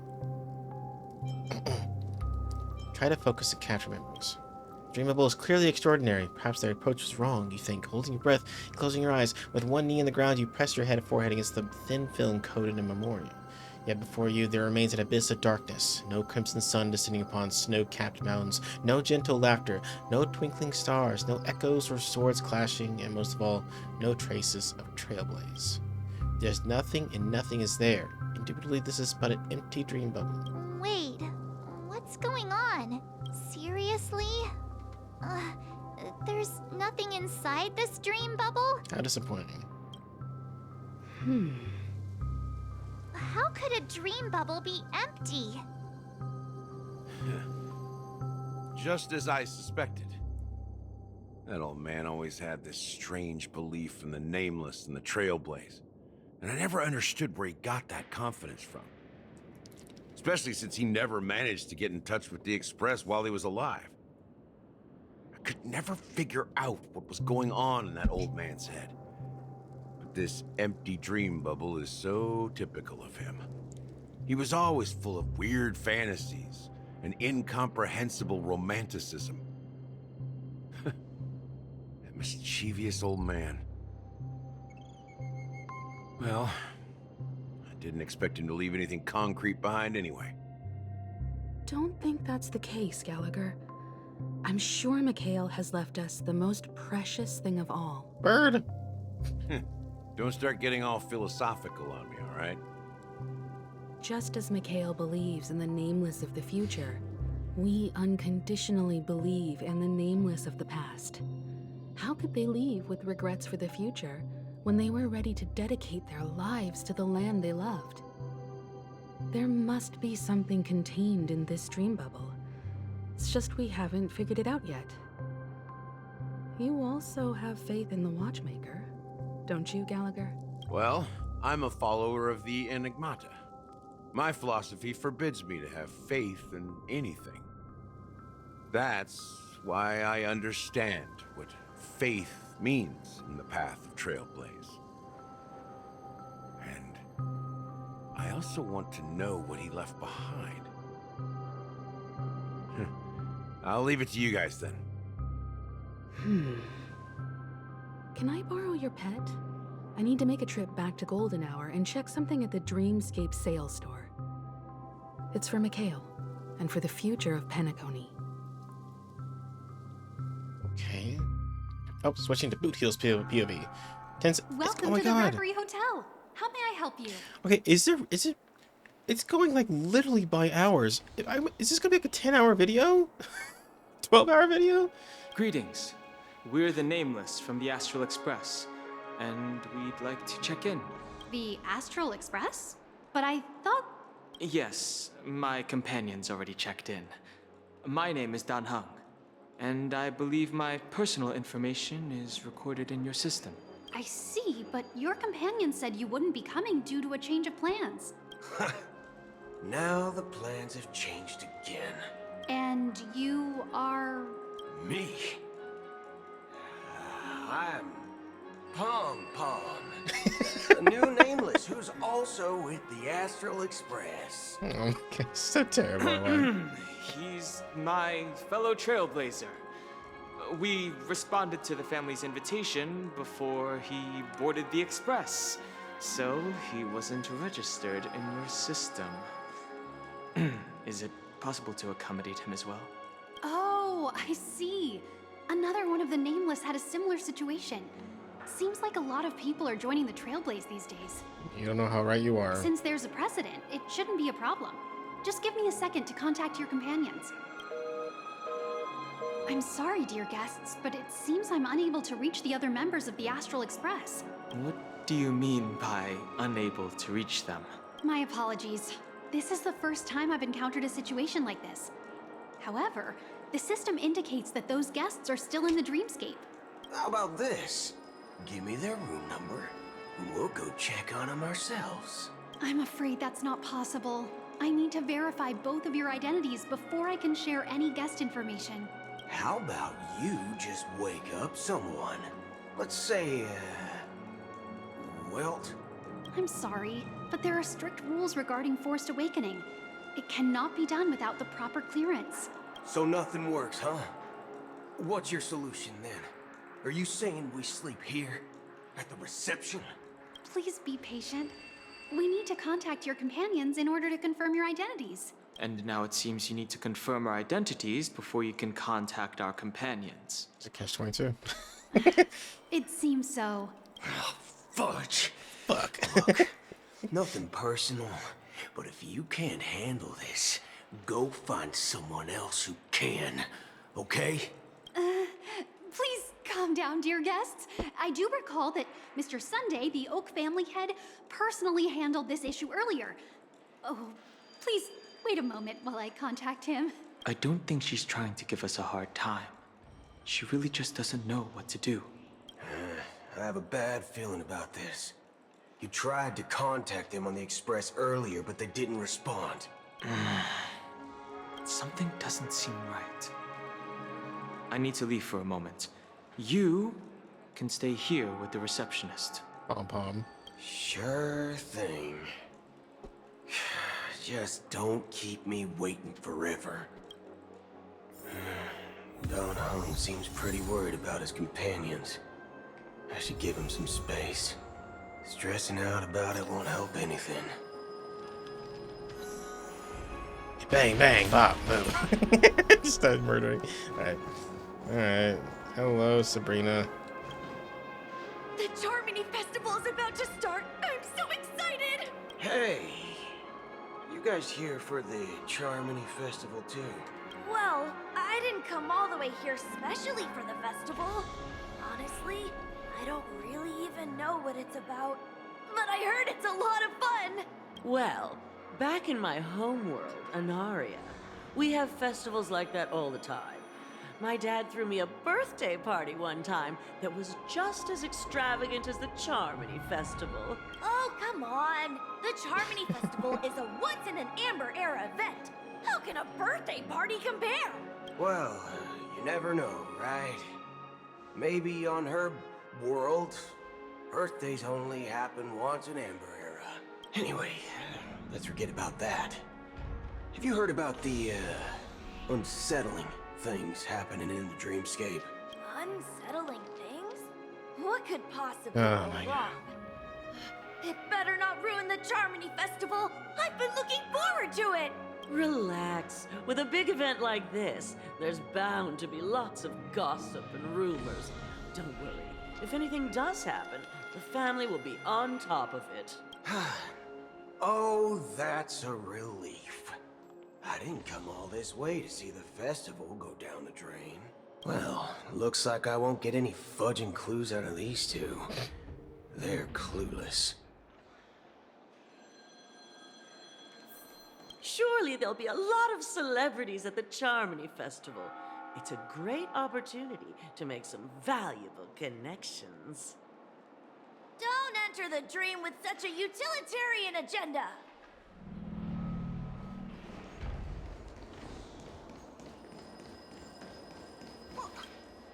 Greetings. I'm Cody of the Bloodhound family, head of security for the hotel.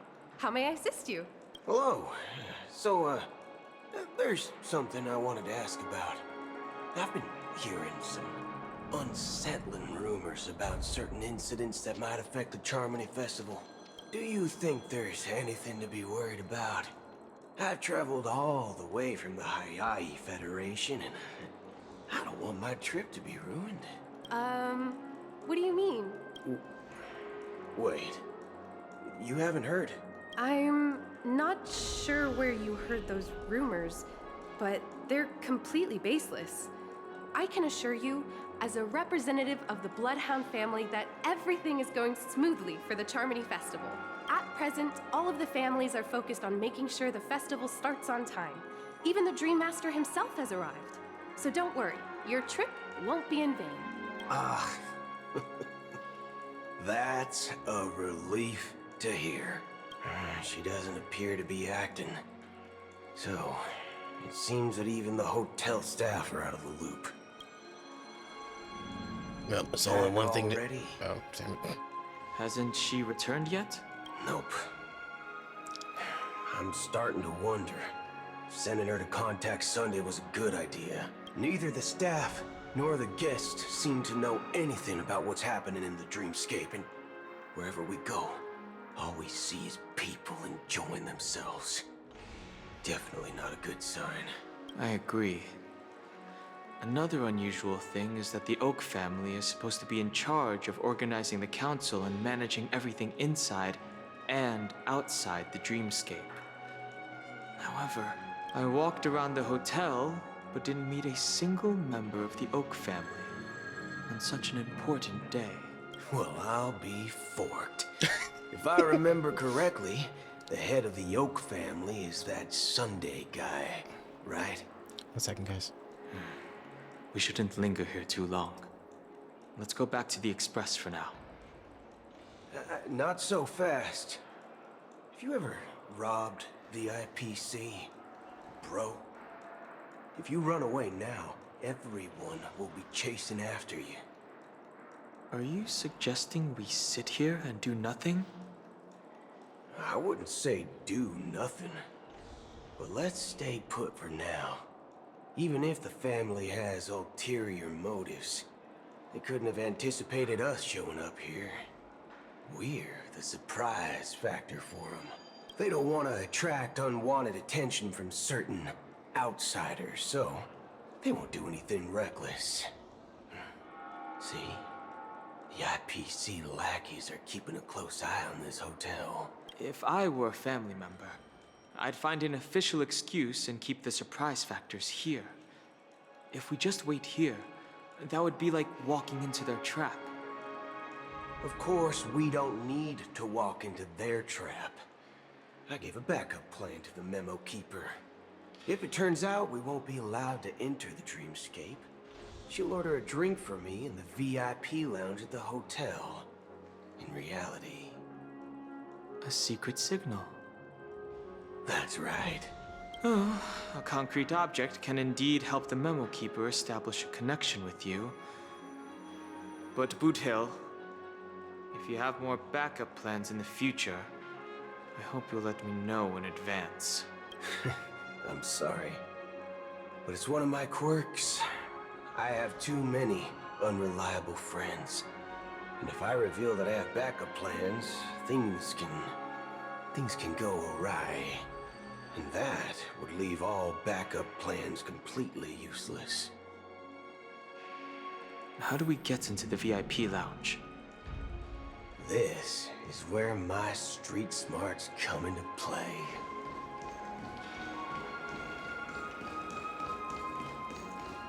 Where's the VIP lounge? Bam!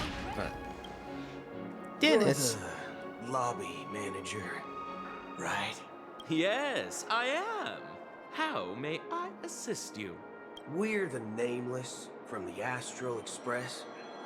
We wanted to check in, but there's something wrong with your system.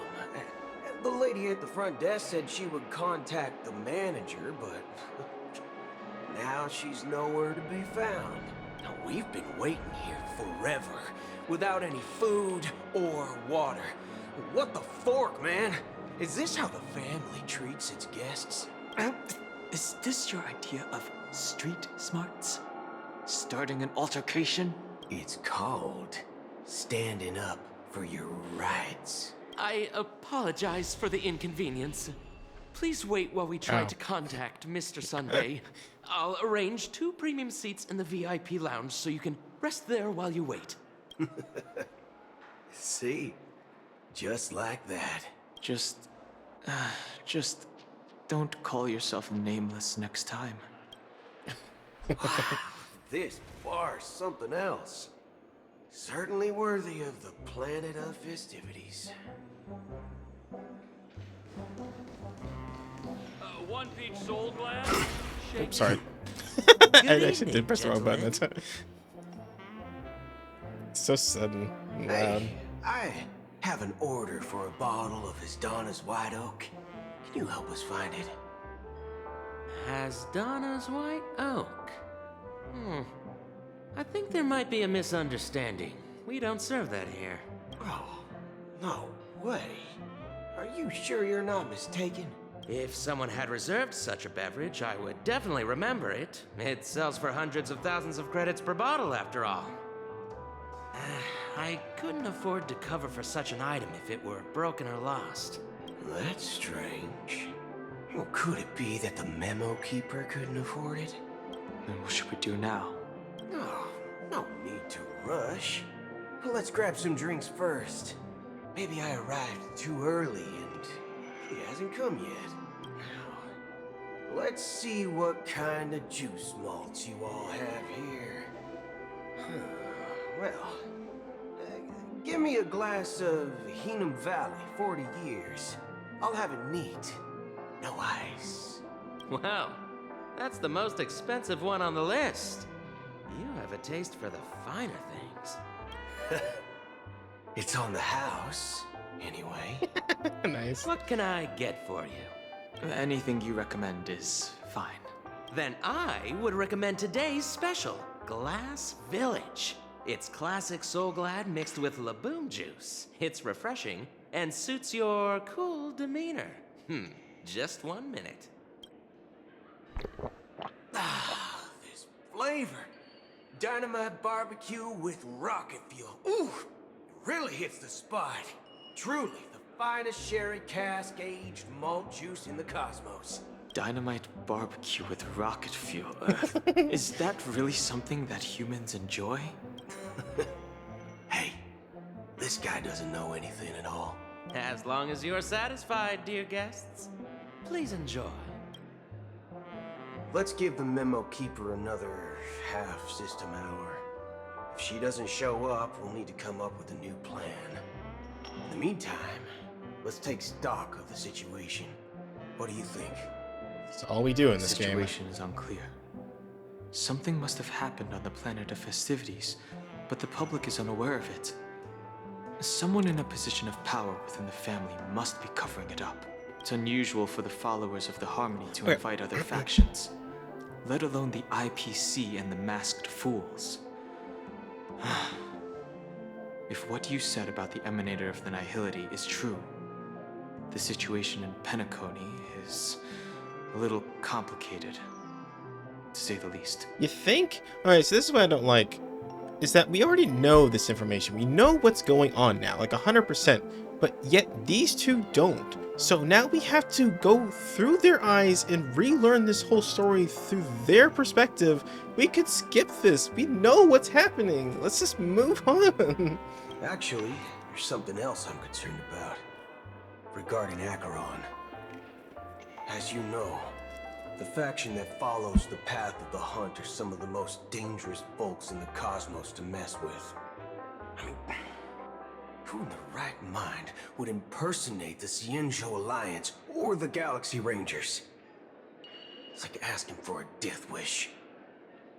Isn't there a saying among the Xianzhou people that the Rainbow Sect lets their Lux arrow do all the beating? Talking. Do all the talking. Well, you know what I mean. Even though the Galaxy Rangers have been out of sight for years, we've been keeping an eye on this region. Even the dumbest criminals know better than to mess with the Annihilation Gang, much less the Rangers. But that Acheron lady, she doesn't seem like a lunatic at all. On the contrary, she's highly logical and organized. She knows exactly when to hold back and when to strike without mercy. And you believe that someone like her would have an ulterior motive for impersonating a Galaxy Ranger? I'm not entirely sure, but I do have my suspicions. Maybe she knows a Galaxy Ranger, or perhaps she's trying to lure us out for some reason, which I can't figure out. Anyway, what worries me more are the anomalies within the family. They've summoned followers from various paths for the festival. No matter how generous such a gesture is, this move seems highly unusual, unless the invitations weren't sent by them. If that's the case, it's even more intriguing that the family insists on organizing the Charmony Festival, despite the chaos. Maybe it's Shipei the Harmony pulling the strings. You find it beyond human understanding because it wasn't arranged by humans at all. People do stupid things out of irrational impulses. They abandon their principles when self-interest is involved. They believe in things they know they shouldn't, and fudge, they even break their own rules. But Eons don't. They stick to their determined path and never turn back, even if they reach a dead end. You think Shipei's will is behind all this? It may not necessarily be Shipei. There's definitely some higher entity involved.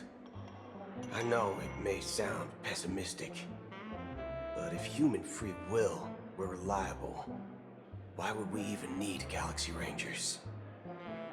It's much simpler when you boil it down to the eons and paths. Like how Lon always follows the path of the hunt, or how the Express stays true to the Trailblaze despite Akavili's disappearance. But in my opinion, Akavili's fall holds significance for the Nameless.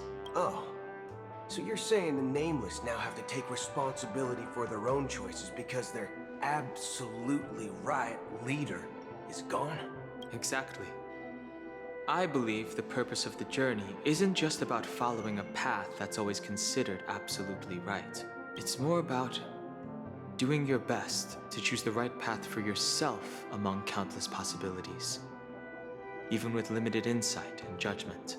I don't know what you've been through, but I agree that people must take responsibility for their choices, because no one else can do it for them.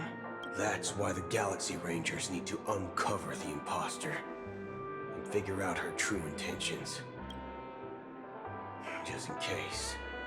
I have a backup plan if the Memo Keeper doesn't show up. This is my final backup plan. I promise. You sure have a lot of cards up your sleeve. Well, going back to my old career would make things a lot easier. By the way, when you were walking around the hotel, did you happen to see any important-looking guests? What's your plan? It's simple. We just grab some hostages and use them as bargaining chips with the family. Or maybe we can even take their identities. No need for that. We'll return to the Express now. Wait. Are you getting scared? Draw your weapon. Let's make a big scene. Are you leaving, esteemed guests? Would you like to cancel that As Donna's White Oak you just ordered? Huh? As Donna's White Oak? But didn't you just say... Ha ha. Looks like you are a bit intoxicated, esteemed guests. You ordered a bottle of As Donna's White Oak just a moment ago. Looks like your Memo Keeper friend has finally arrived. Oh, right. Sorry, my memory's not the best. You know, too many modifications and all. Anyway, let me check. Well, fork me. It says Donna's White Oak, all right. And there's a note. I'll be waiting for you on the Astral Express. Well then, how convenient. No mistake. That's her message to you. She knew the hotel wasn't safe, so she suggested we find another place. Well, looks like we took a detour, but now it's back to the Astral Express. So, what are we waiting for? Let's go. Wow, what a waste of time. Two guests just boarded saying they were looking for Boot Hill, so I told them to wait in the parlor car. 2 guests. Oh, just in time. 2 guests? Yeah, or 2. Look, we welcome all passengers on the Astral Express, but sneaking in like that, you have no regard for etiquette. My apologies, conductor. It was an oversight on my part. I assumed you were already acquainted with the garden. Yep. Given the chaotic situation in Penacony, the Nameless are the only ones we can truly trust right now. You are the Memo Keeper. Pleased to meet you, Dan Hung. I've seen you in others' memories. And as for Boot Hill, this is our first face-to-face meeting. I hope you enjoyed that bottle of Astana's White Oak. You sure have a refined taste. Finally, Memo Keeper. Well, let's cut to the chase. Spill everything you know. That's precisely what I intend to do. But before that, please allow me to introduce myself. My name is Black Swan. Oh, it's got Acheron. And I serve the Garden of Recollection as a Memo Keeper. As for Acheron's story, I'm sure she knows it better than I do. Hey, what's up? Greetings. I'm Acheron. What? You Garden of Recollection shirtbag! You betrayed me! I apologize, but she did that at my request. Due to certain reasons, I have been exiled by the family. Thankfully, this Memo Keeper came to my aid and helped me escape their surveillance unnoticed. To be honest, it was more like stalking than helping. And the process was far from unnoticed. But we did escape. I asked her to guide me to a place beyond the family's reach and to contact a few trustworthy individuals. Namely, all of you. Namely. Trustworthy? Son of a nice lady. You think I'm dumb or something? How about this? I'll put a few bullet holes in your head and see what secrets spill out. Then, we can talk about trust. It doesn't have to be like that. I'm willing to answer all your questions, but not right now. If my cover hadn't been blown, we might have had more time, but at the moment, we don't have any other options. No other options? What do you mean? This is the only way I can ensure everyone's safety. I kindly request an immediate warp jump out of the Astana star system. This passenger is requesting... As far as I can tell, she's not a threat and seems to be telling the truth. I've briefly traveled with your companions and know their whereabouts, Dan Heng. Please rest assured, your nameless companions are safe, but they need our help. As for Boot Hill, you may have guessed. I've been waiting for you. Galaxy Rangers are known for their elusive nature and limited contact with each other, so this was the only way I could reach out to you.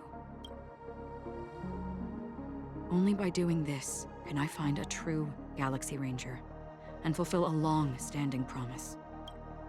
To return his relics to their rightful owner. Someone once told me that every rainfall is like a gift from the heavens, a sign of their mercy upon the world.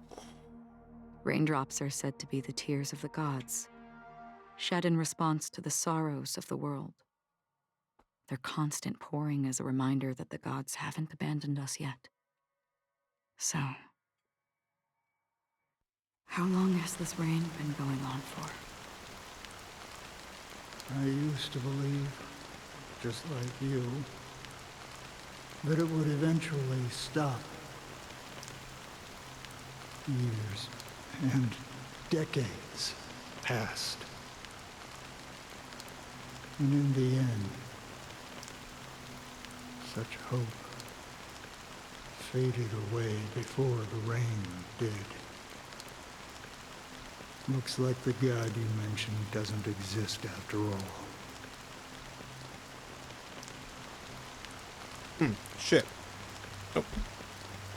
As he spoke, the old man's gaze remained fixed in the distance. Amidst the fine drizzle of black rain, countless shadowy hands emerged from the sea, shrouded in an ethereal mist, reaching out towards the sky one by one. Well, let me share a story. Alright, I'm eating. Mortals who walk the paths are like sailors on a vast ocean, leaving behind a trail that creates countless ripples of possibilities. These ripples last longer than the fleeting lifetimes of humans. And for some, their presence leaves such a strong mark that it's reflected in the waves. Like those shadows on the ocean. Sin-thirsters, the obsessions of the Pathstriders, they emerge from the depths of IX, seeing themselves as masters of their own destiny, unknowingly repeating the actions of their past lives. They emerge from the nihility and head toward it, leading purposeless lives. However, these hollow phantoms, they were once my dear companions. A group of Galaxy Rangers. Are you watching over them? Watching over them? No. I'm guiding them toward transcendence. It was a brutal war. A crusade that shook the universe. The universe witnessed the fall of Zulo, the Lord Ravager, but it came at a price. A price so hefty that only those who were there still remember. The unwavering determination of the Hunt followers persists even in death. So someone must guide these lost souls to their life beyond. They were heroes in their time, and they shouldn't be reduced to mere puppets of the nihility. As for me, I've suffered too many losses on that battlefield to advance any further. And that makes me the most fitting person to carry out this task. But you know, these sin thirsters, they're not who they used to be. Does this seem pointless to you? Well, some tasks have to be done, even if they are pointless.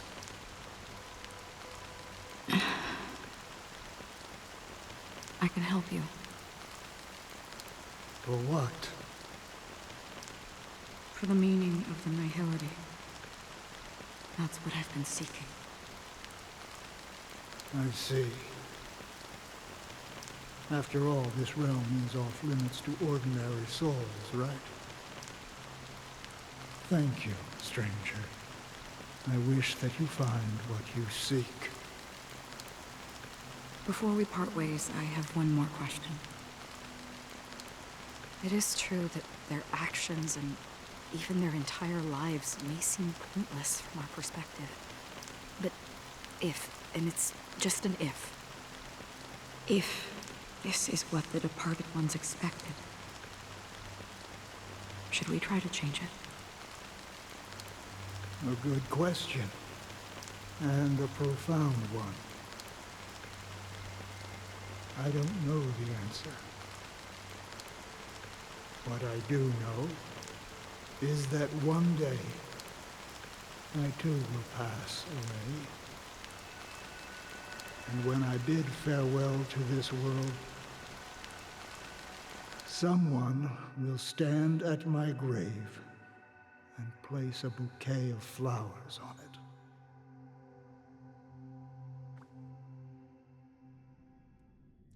Now back to Robin.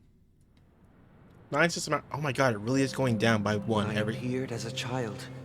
My speech, mindset, and soul reflected immaturity and innocence.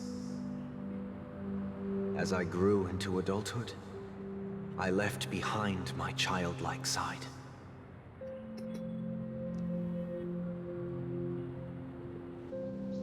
I humbly request your blessings, esteemed advocate of Shipe. Come to me, my kinship. I have sought their presence with us. As you wish.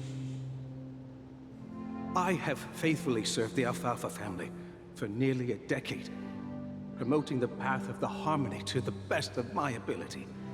However, I made a mistake yesterday. While I was preparing dinner for the family head, I accidentally dropped a prepared dish on the floor. Out of laziness, I lied and claimed that everything was ready. Although the head has dismissed me as punishment, it has been tough to sleep with the guilt still gnawing at me, as I worried that the seeds of evilness may have taken root in my soul. So, I confess to you now, to seek atonement for my sins. Do you sincerely repent and vow to change your ways? Yes. Have you examined your soul? and confessed all your sins? Oh, yes.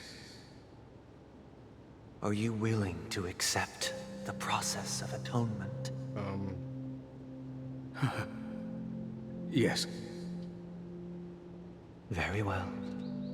Show your dedication and goodwill to the family, and you shall be reinstated among them. Now, please, leave in peace. Oh, praise Sheepy. And thank you, esteemed advocate. Next, please step forward.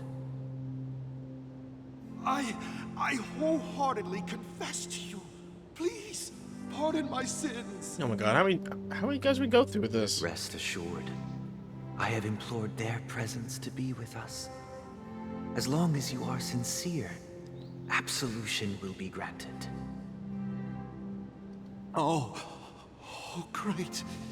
You know, I arrived in Penacony as a stowaway. I sold everything to get a ticket. My house, my land, and my 2 children. I see. Please, go on. My children were starving, and I hoped they'd have a chance at survival if they became slaves here. If I can strike it rich here, I'll lift them out of that situation and give them the life they deserve. But the Bloodhound family got wind of it. They're on my tail, hunting me down. I thought I could bring my kids here. It was all my fault. All my fault. The family is ready to forgive all sinners. I'll ask the Bloodhound family to cease their pursuit. You don't need to live in fear anymore. Oh, thank you. Thank you. I'll work my hardest to redeem my children and make them part of the family. Praise the harmony! Next, please step forward. Hey! Long time no see, Mr. Sunday. The most esteemed individual in Penacony, and the next leader of the Oak family, right? I have sought their presence with us. Let us proceed. Sure. Let's just get this over with. I have sinned. Please forgive me. I wasted half a pizza at breakfast, and a bottle of Soul Glad. That's it. Nothing more. When we wrap this up, I've got a robo-ball game to catch, you know? Do you seek to atone for your sins through good deeds? My sins? Starting to sound like a saint, huh? Well, let me tell you something. Neither the family nor you have the right to judge me. You think nobody knows what your precious family has done? About the watchmaker? Huh? Don't kid yourself, Featherbrain. Those dream chasers might be fooled by your act, but don't fool yourself. Before you start spouting off your holy verses, answer me this. Where does the power of the Oak family come from? And your power? What makes you think you can sit there all high and mighty, looking down on everyone else? Well, I've spent enough time in confession today to enter the Harmony's paradise, right? Then I'll take my leave. Best. Good luck with your election, and, don't make me regret my investments in you. Wow. What an asshole. Oh, revered triple-faced soul, hear my doubts. Who can judge the strong when their power hides their crimes? Who can vouch for the weak when they will pay any price to survive? Who can comfort the purest souls when even they get led astray? If the strong defending the weak is truly the foundation of paradise, then who is responsible for the suffering and anguish in this wretched world?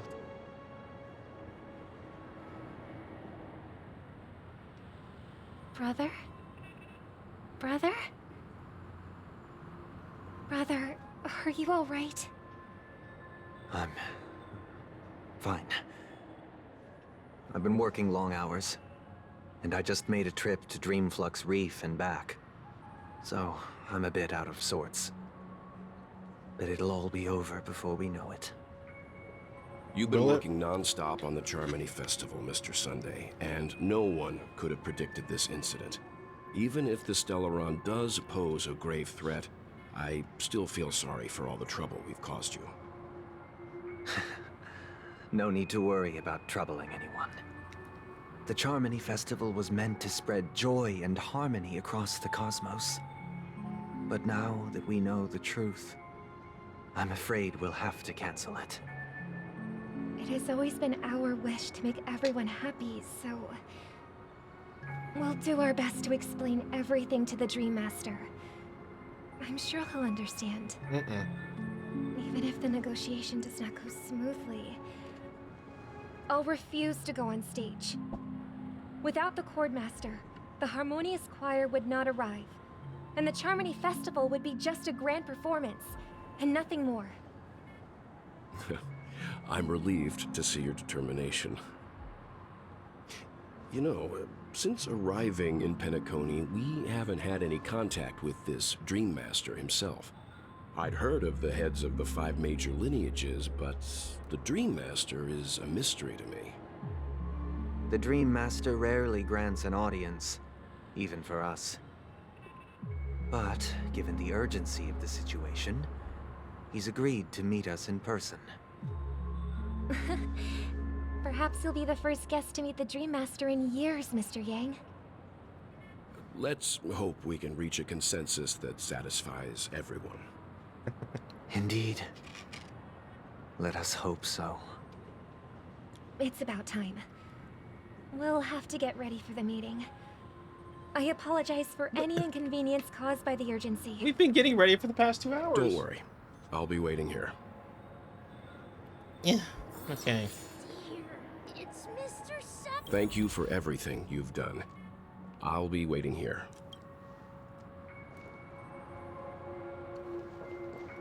Okay.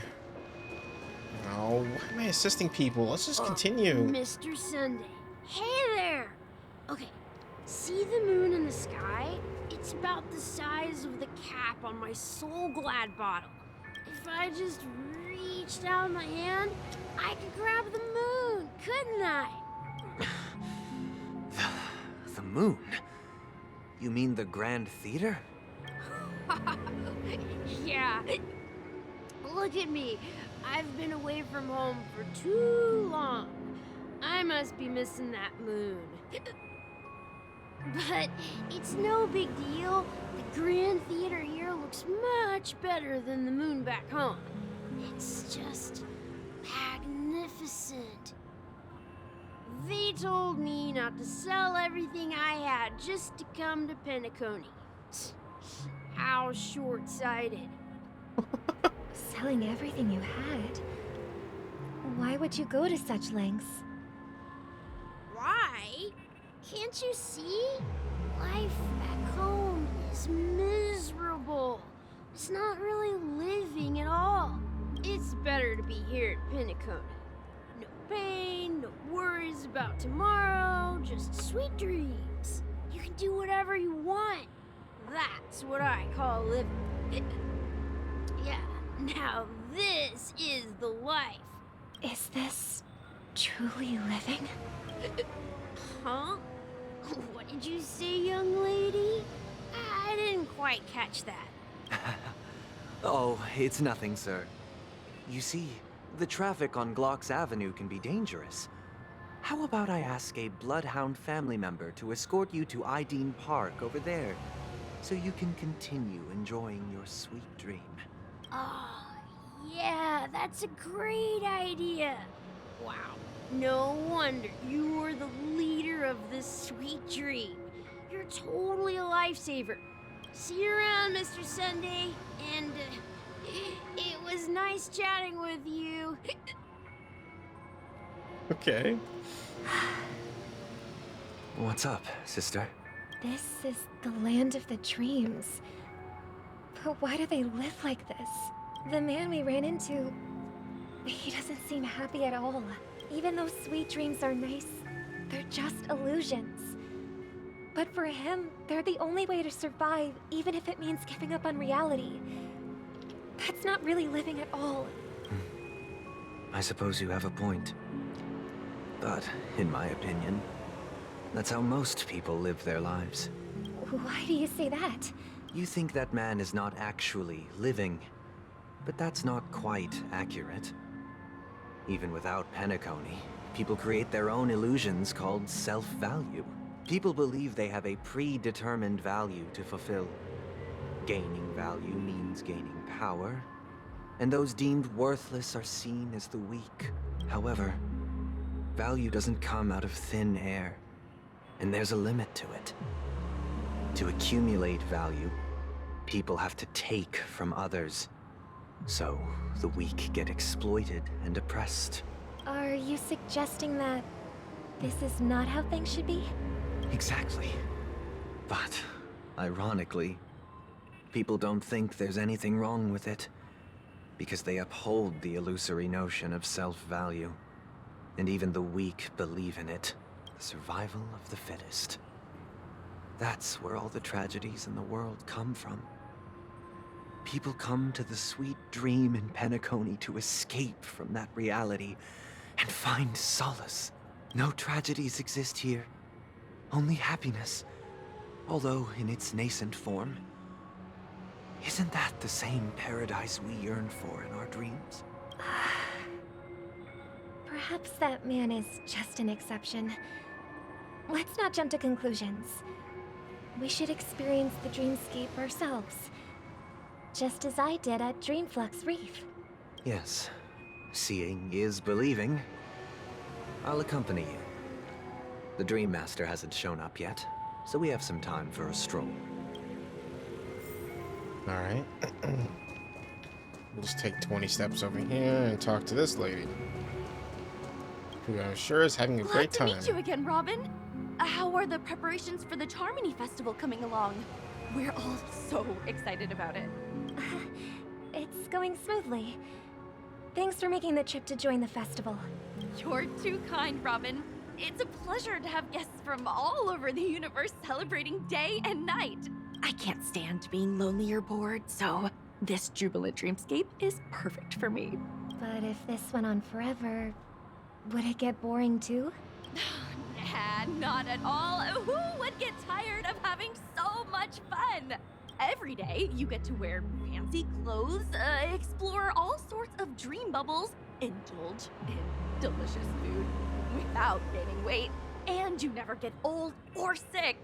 As long as you can afford a room, this place is the ultimate paradise. But you know that only a few things can be brought back from the dreamscape to reality, right? That's exactly why I don't plan on bringing anything back. Just enjoying the dream itself is good enough for me. I mean, I'm not one of those long-living species. I only have around 60 or 70 years in this lifetime, and there's so much to worry about. Being happy here is pure bliss.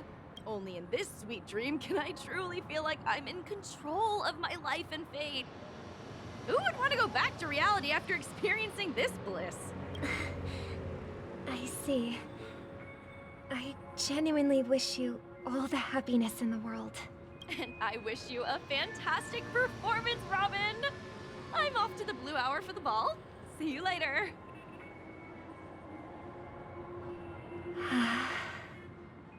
Seems like that guest's perspective didn't resonate with you either. She had a valid point. I could sense her genuine happiness. It's just that... It's out of spite, I guess. What you're trying to say is, she thinks she's in control of her life. But in reality, she's just escaping from reality and seeking solace in this sweet dream. Once she steps out of this sanctuary, everything will be lost. Well, she did make mention of being able to afford a room. Didn't she? However, the paradise in our dreams, it doesn't have to end. No. And the paradise we yearn for shouldn't be just a fleeting dream either.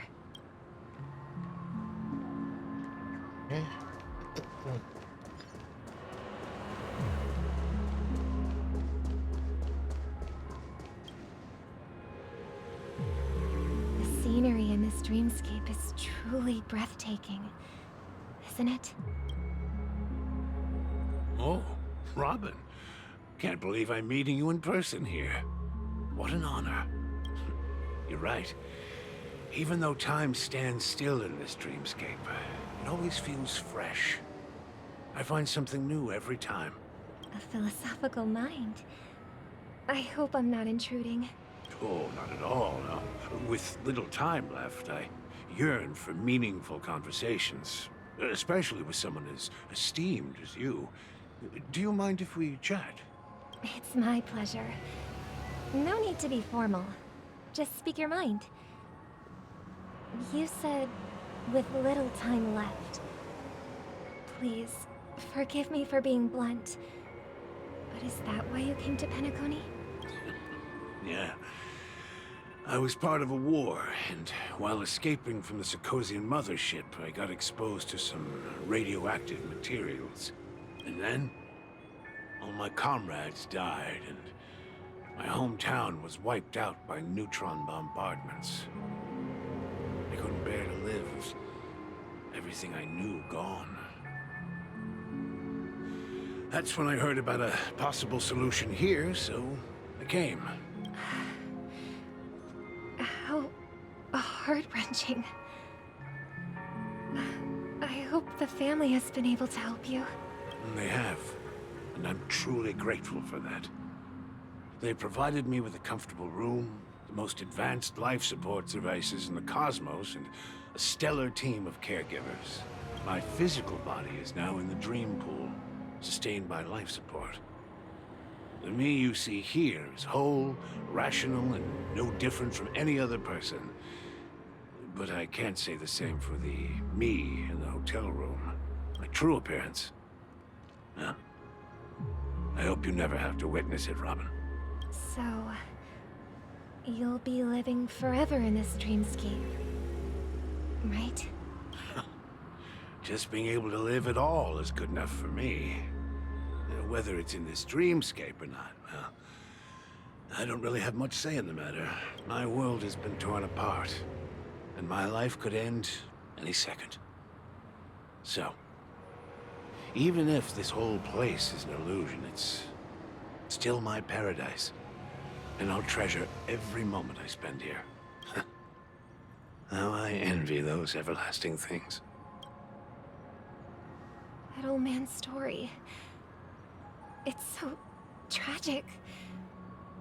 Fortunately, this sweet dream gives him joyful memories to hold on to for the rest of his life. That's precisely why this sweet dream in Penacony exists. However, even the sweet dream has its limitations. While it provides solace to the disillusioned, it can't completely eliminate pain in reality. There will be a way out. Penacony is already on the right track.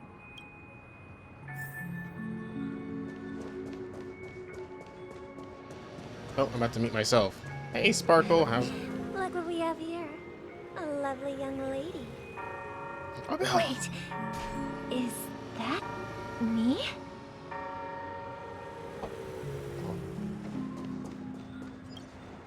Brother, what a surprise to see you again. Show yourself. your trick won't work on us. I've heard that a skilled mass fool received an invitation too. That must be you, right? Did you enjoy yourself? Barely. The people here are way too gullible. A little bait is all it takes for them to bite. And they run away at the slightest hint of danger. In other words, they're naive and cowardly. Now that you've had your fill, it'd be wise to leave before it's too late. The music of the harmony doesn't tolerate discord.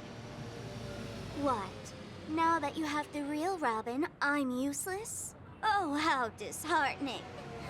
I've done so much for the family. You should be thanking me, because if it weren't for me cleaning up this mess, Penacony would still be in shambles. Don't you think? That was a personal request from the head of the Iris family, and it has nothing to do with us. Step aside and stop causing trouble for the Charmony Festival. The Charmony Festival? You think you can scare me? You think I have no idea what you're planning? I don't care what you're thinking, chicken wing boy. But I'm pretty sure our lovely Robin won't be appearing on stage. After all, you're well aware of what a sorry state this dreamscape is in under the banner of harmony. Penacony, the land of the dreams. Is this truly the paradise you desire? Stop it. What's the rush, chicken wing boy? Did I get to you? Our paradise is none of your concern, Masked Fool. Leave now, or the family won't tolerate you anymore. All right. I'll go. But Robin, I suggest you seriously consider this. Do you really believe those living in dreams can escape pain and find true happiness? Well, I've done my part. And now I'm simply waiting for the fireworks to begin. Here, the last 2 gifts for both of you. And don't lose them. If by some unfortunate chance the Charmony Festival starts against all odds, remember to use them during the show. And it'll be thrilling. Bang! I heard a raven calling in the distance. It seems the Dream Master will arrive soon.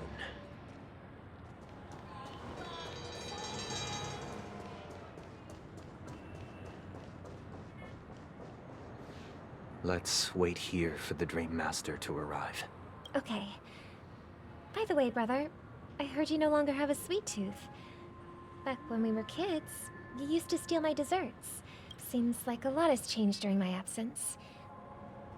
What exactly happened? Well, someone has to stay awake even in this sweet dream. But that someone doesn't have to be you, or anyone in particular. You're carrying too much on your shoulders, brother. The paradise in our dreams. It shouldn't be like this. Penacony is nothing more than a dream. It can't erase the worries and pain of reality, or bring true happiness. It only offers an escape from reality. Nothing more. Remember the old man we met earlier? Without this dream, he might have completely lost himself. That might be true, but even without Penacony, he could have chosen another path. As far as I know, the Intelligentsia Guild has been promoting their rehabilitation techniques for a long time now. That path may have been more ordinary and challenging, but now he is receiving hospice care in a comatose state, and his fate is sealed. Is Penacony granting these people a future? Or is it taking it away from them? Well, don't forget this. Not everyone really has a future. The future for humanity is like the sky for birds. People mistakenly believe that flight is inherent to birds because they've never witnessed those birds crashing to their death. Do you remember how we took in that little Charmony dove when we were young? Yeah. We took care of it. Provided food and water, groomed its feathers. And later, when I decided to leave Penacony, I opened the cage and set it free. Well, I didn't mention what happened to it in my letters because I didn't want to upset you. What's death? Shortly after you left. Yeah. It crashed to its death right in front of your window. I had surmised as much. I knew you wouldn't have avoided mentioning the bird for no reason. Despite that unfortunate outcome, I still believe it was the right decision. Birds aren't meant to spend their lives in cages. They belong in the sky, even if they can't fly. But here's the thing. If there are birds in this world that can never fly, can we really assert that they belong in the sky? Are you implying that the same goes for humans too? Let's take the Astral Express as an example. The Nameless made tremendous efforts to bridge worlds, gaining fame across the universe.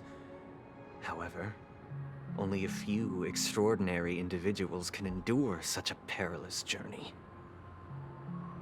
That's because the pursuit of the Trailblaze exceeds the capabilities of ordinary humans.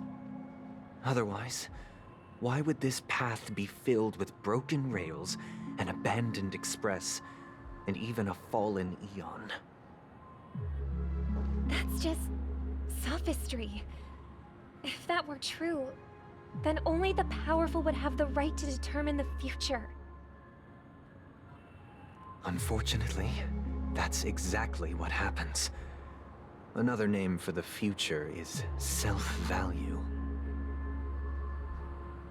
While this world has its fair share of heroes who inspire people and garner admiration for their heroic deeds, the majority of ordinary people will never become heroes in their lifetime. Some are born weak and vulnerable. Some find themselves trapped in unfortunate circumstances. Some fall victim to malice and cowardice. When it comes to survival, everyone is equal. And the weak can only watch as their value gets constantly diminished by external forces. That's why we should care for the weak and support them as if their suffering were our own. That's what the Odes of Harmony have always taught us.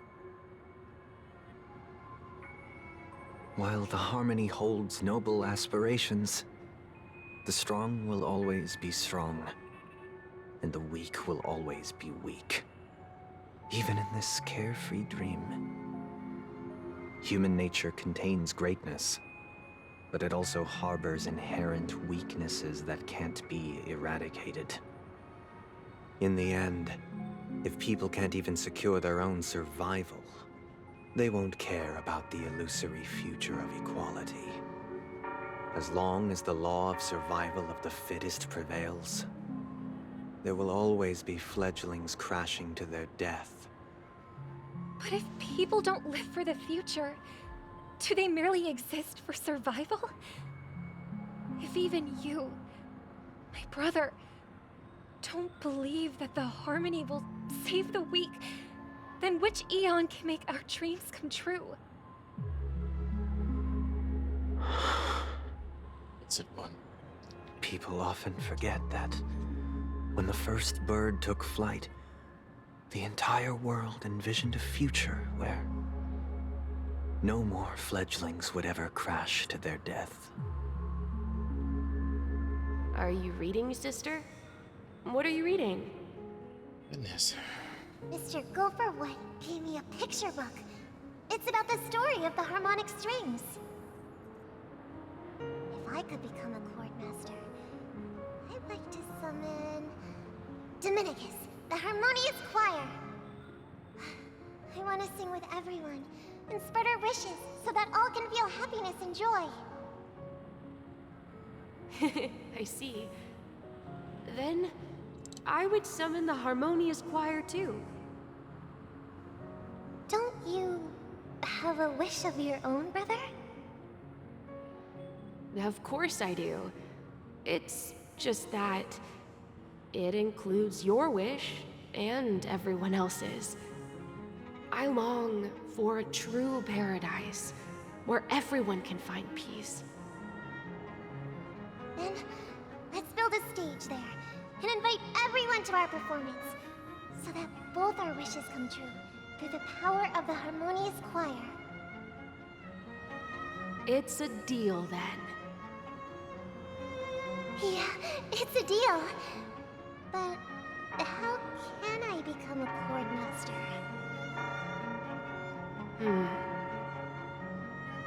Maybe you'll have to become a star first.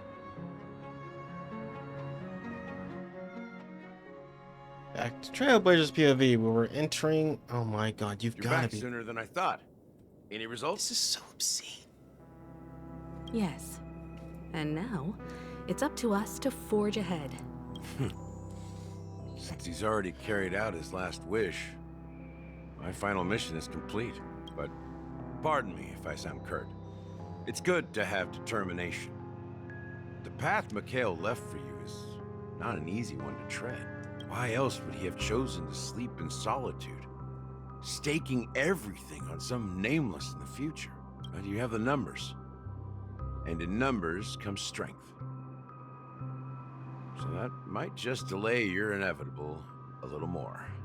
Got any more encouraging words? As I see it, relying on Welt's negotiations alone is far from enough.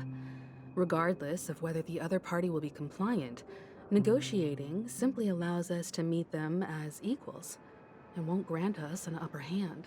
Penacony is our rival's home turf, and we already have very few chips left to play with. Rather than idly sit around while the family's got us blocked off, an offensive approach might be a wiser course of action.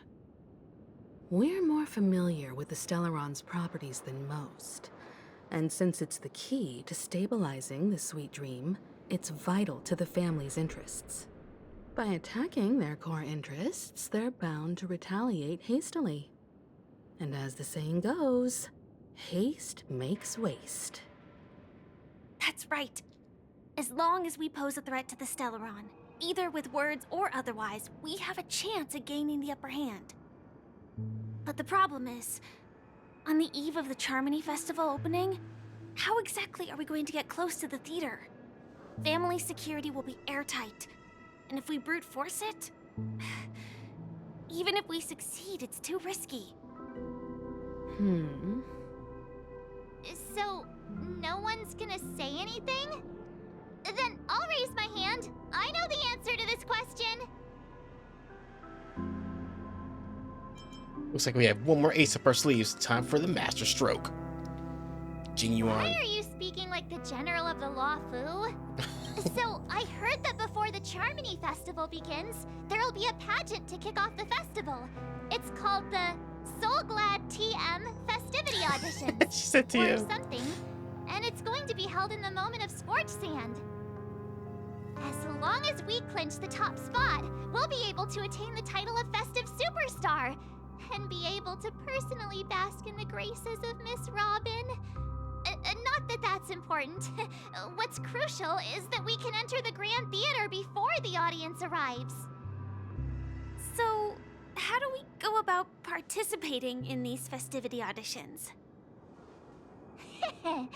I've already procured special invite tickets from Miss Robin's fan club.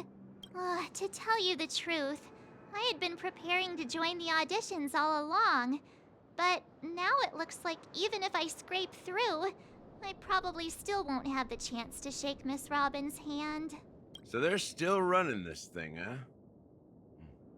It was originally just a publicity stunt, set up by Mikhail to drum up attention. But it looks like it might be worth a shot. We'll follow March's plan. Mr. Gallagher, will you be joining us? I'm afraid I won't have the time. As a virtual character, I've already completed my final mission. Whether Penacony can awaken from this dream is all down to you. Should we ever cross paths again? I'd love for you to visit the Express. All right. I'll have to add to that data bank of yours you've got on the Express. And Miss Firefly, we thank you for all your support. We're faced with a formidable enemy.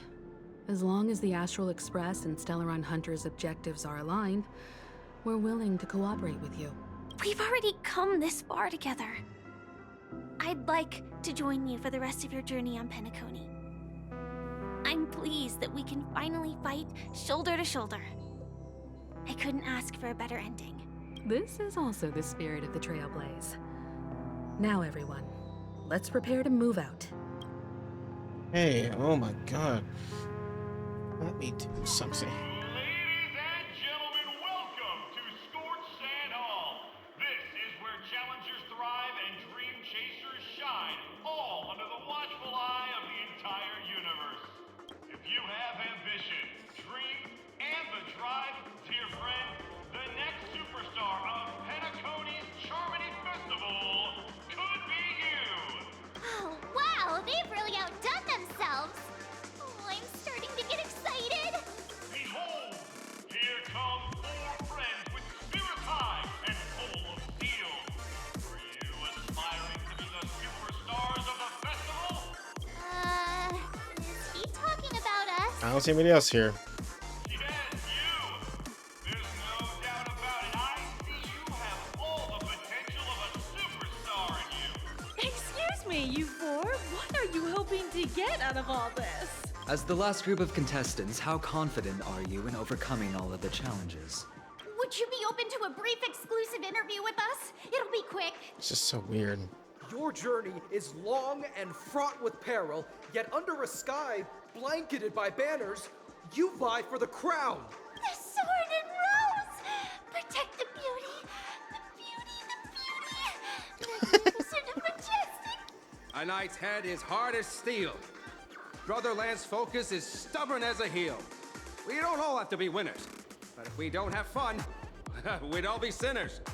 People are pouring in. It kind of feels like all sorts of baddies are showing up. Let's get in there quickly and enter the competition. Ladies and gentlemen, please make way. Make way. Coming towards us now is one of Penacony's top 10 wealthiest tycoons and the soul-glad business empire's founder, Mr. Ideen. Allow me to introduce myself. I'm the director of Soulglad's factory, Ideen Lena. My 4 friends, introduce yourselves to the audience across the cosmos. Hello, everybody. I'm Himiko, a Hello. nameless from the Astral Express, and these are my companions.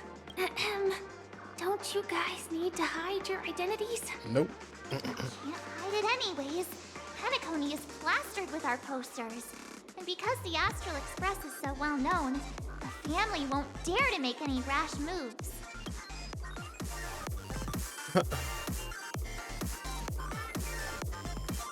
Hello everyone, I'm the Galactic Baseballer and cheese, say cheese! Don't expose my net handle to everyone! Hello everyone, I'm March 7th. I'm an ordinary girl who loves adventures. Hello, everyone. I'm Firefly. I am also an ordinary girl who enjoys adventures. Well then, original. So it's a bunch of nameless guests. This final face-off is bound to be spectacular. Time is precious. My 4 friends, come with me. Grab a bottle of Soulglad and make your dreams a blast. Let's just do something, for God's sakes. Oh god, there's a lot of stuff here. Alright. Oh, there's birds here too. Friend, do you have a cartoon that you support too, Chirp? Look at our girls, her hardships and efforts are recognized by everyone, Chirp. Each time I call her, Archer's hardships only falter before the just finish line after all she's been through. My tears flow like Soulglad, Chirp. Goodbye, Chirp. I promise the champion of the next competition will definitely be her, Chirp. Oh, these TVs are gonna pummel somebody.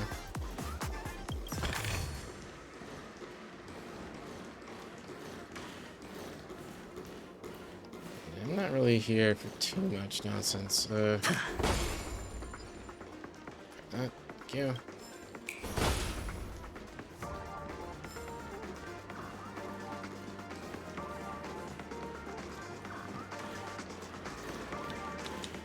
I see another boy.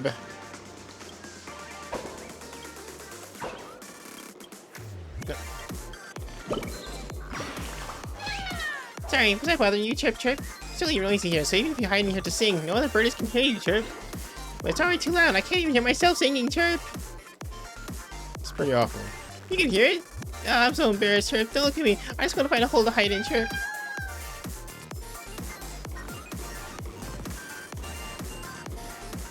This place is buzzing. That's right. This venue is a miniature representation of that time known as the era filled with boundless possibilities.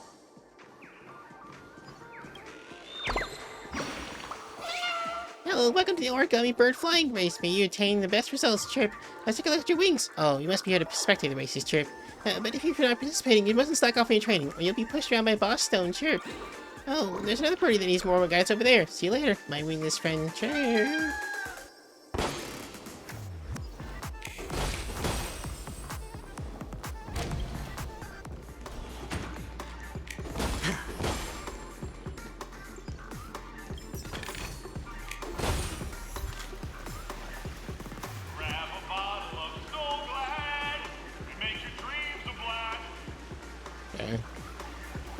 Nameless, your arrival reminds me of the grand occasion when Penacony was first established. Oh, God. I was still a young, bright-eyed lad back then, lured here by the watchmaker's ads, full of zeal and ready to make my first fortune in life.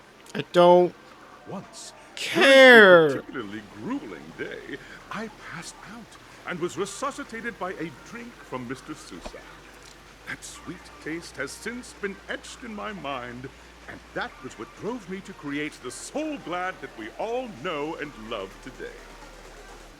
The dream-chasing era was truly a wondrous time. Oh, I miss those days, and the watchmaker. Scorched Sand Hall is my homage to that time of boundless possibilities.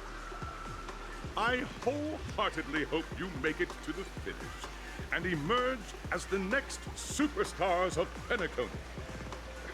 Now then, is there anything you'd like to say before the competition officially begins?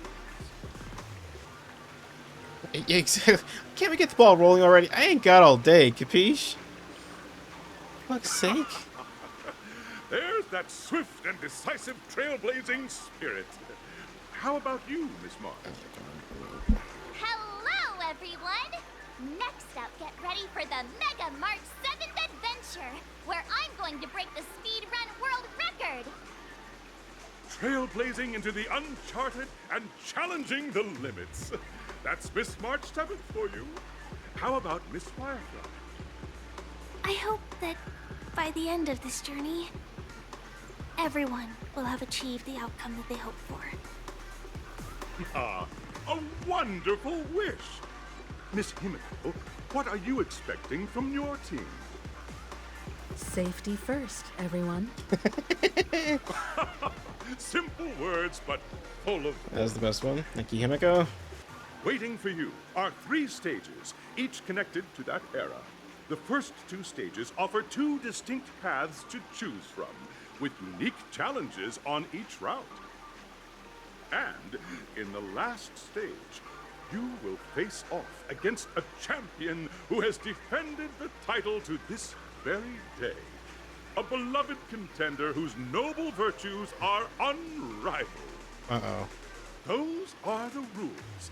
Simple. Everyone clear? Now, I hereby announce that the 33rd Scorched Sand Festival of the 20th season, sponsored by Soul Glad Enterprises, has started. Thank goodness. Everyone, Oh. as the Charmony Festival is drawing closer, we must reach the end as quickly as possible. Factoring in efficiency and safety, splitting up into 2 groups is the best choice. March and I haven't known Miss Firefly for too long and aren't overly familiar with her. It'd probably be better if the 2 of you paired up. I'm fine with that. Fine by me. Let's do it. All right. I don't have a problem with that. Hold up! Has any of you bothered to ask me for my consent to this? Time's ticking. Just listen to the grown-ups. We'll split into the assigned groups then. Let's not waste time. God, they keep saying like not waste time. Let's get this over with and like hurry along. Yeah, it's been like almost 4 hours now, and apparently I have a timer. That's actually real time. Like we're gonna enter hour 8, and it's gonna be 4 hours of recording. So it's wild. Wait, hold on. Sorry, let me talk to this bird real quick. Chirp, what a bunch of arrogant fellows aren't thinking about flying before their wings have fully grown. They don't even have to split to practice flapping their wings. How they should bring back more stones in the future to expand the town. Wait till I catch all of you. I'll make you all train till you beg for mercy, Chirp. Training on what? Oh, it's Clocky's sturdy friend, Chirp.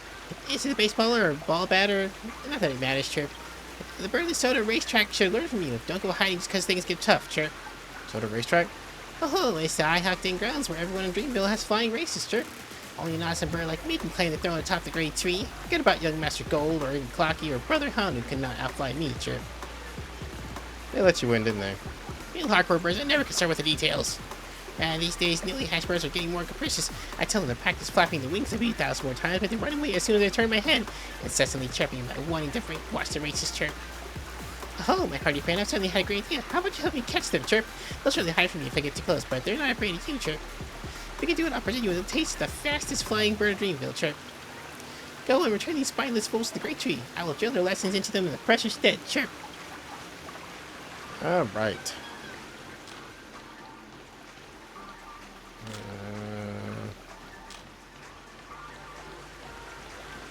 Oh, yep, there's one here. In the Soul Lab.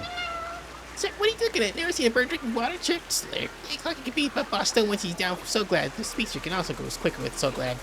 In that case, Slurp as long as I drink enough So Glad, I'll become as fast as Rocket. I'll surpass Boss Red in no time, Chirp. Watch this. This bird is gonna go turbo. Sure. Alright. Let's go. Welcome to the first stage of Soul Glad Enterprises' 33rd Scorched Sand Festival of the 20th season, Dream Play Fantasia. In this stage, you can choose between 2 challenges, the School of Acting or School of Action. I'd rather do the action one. In the School of Acting challenge, you have to complete 3 performances from 3 scripts and move the panel judges. In the School of Action challenge, you have to defeat 3 groups of enemies convincingly and reach the end. Now, make your choice. I'll do the action one. I need something in my life that isn't just watching you guys talk.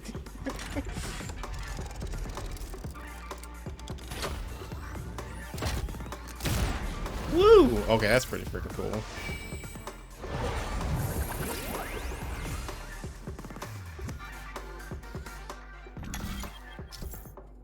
Oh, okay. Mr. Red Button Jackson, select the challenge you want to go to. Okay.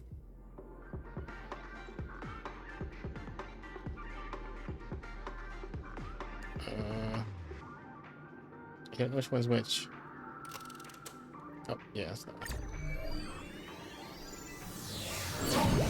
The champion's crown awaits you on the stage.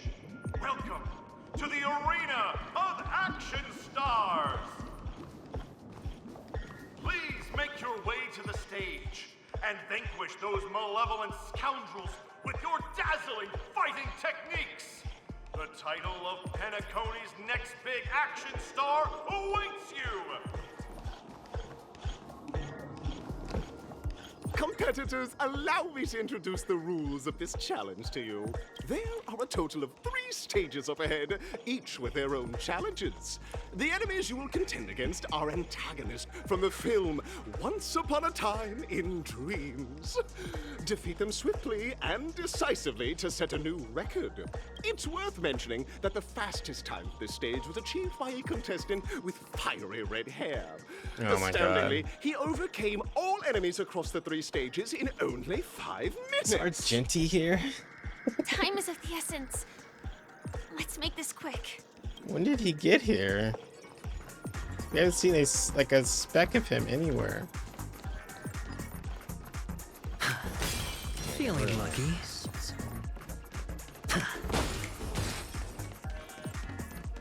Oh, there's a clocky back here. Alright. TikTok. Not very cool. Escapes his lips. He must be imitating Brother Hanu. TikTok. Ciao. Okay. Let's see.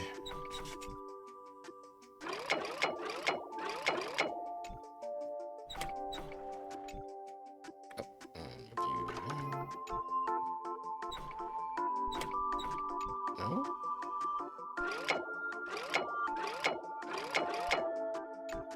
First any connected path to him. Oh, there we go, I guess. So we have to do it.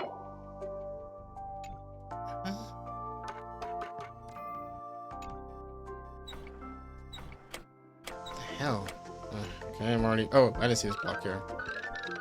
There you go.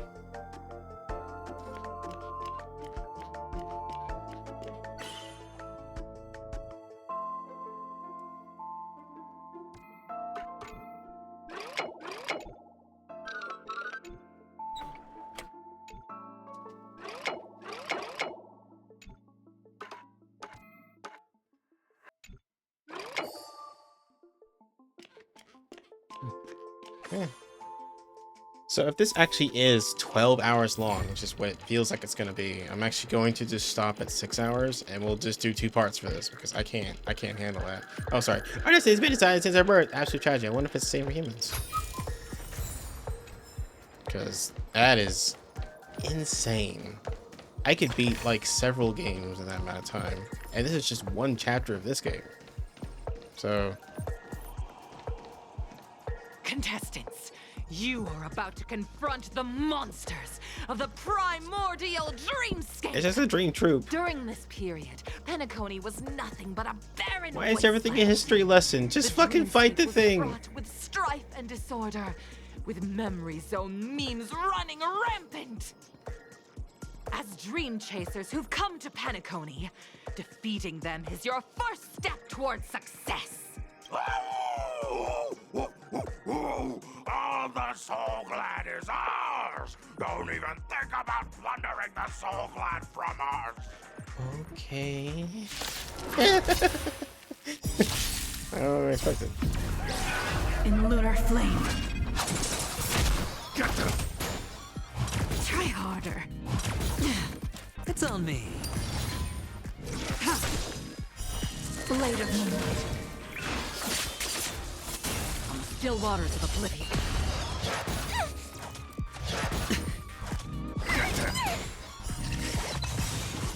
I weep for the departed. It too shall fall. Oh, interesting.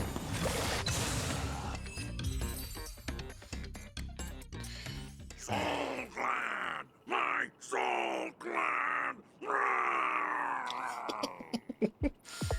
Pretty simple. I just hope these tests don't take too long.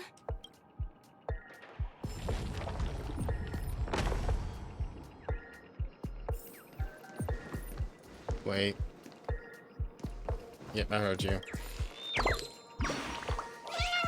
Chirp, my friend, are you here for the showdown too? Who do you think is gonna win, Chirp? That dog in the lineup with the sturdy legs and that vibe it's not going? It's got going? I reckon it must be seasoned pro, Chirp. I think that pony whiskey scarcely deserves the match started, Chirp. Show's over, Chirp. Better just quietly shoot scenes after the other sets. Chirp, Chirp. No.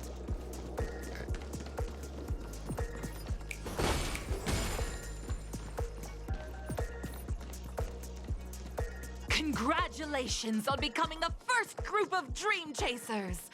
Answering the call from the watchmaker, you are disappointed to learn that Penacony isn't paved with gold.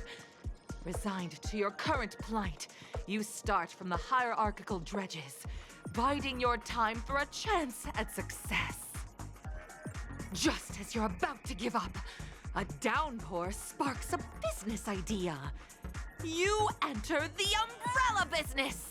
But just as things are looking up, you encounter a competitor. Defeat them and emerge victorious from this trade war. Why is our opponent so glad?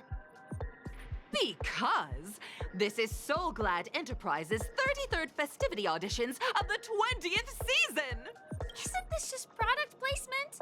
To safeguard the integrity of Soulglad, I will soar high into the sky and become its shiniest star. Whoosh! Whoosh.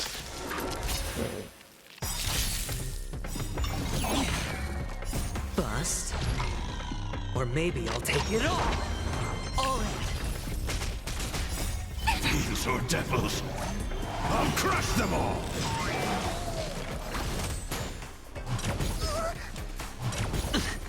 It's on me. In lunar flame. Blade of moonlight. Destined for oblivion. I weep for the departed. It too shall fall.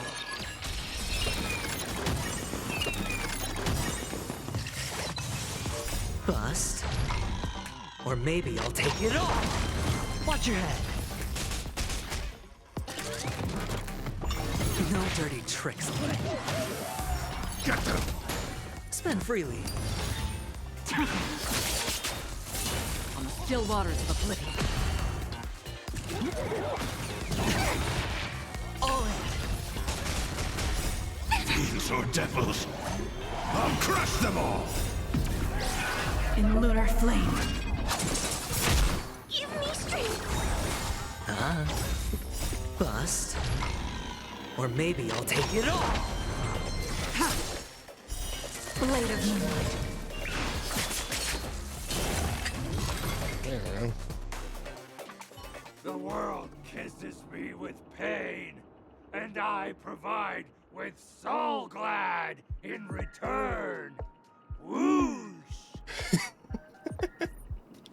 His title was Sweet Girl has been forced to play as a monster. that's what his name was.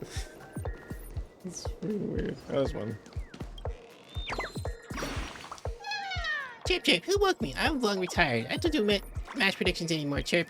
But with my years of experience in spectators, the winner of this match was bound to be that sweet gorilla, Chirp. With its sinewy muscles of steel, its shoulders jam-packed full of soul gland, it has no weaknesses at all, Chirp.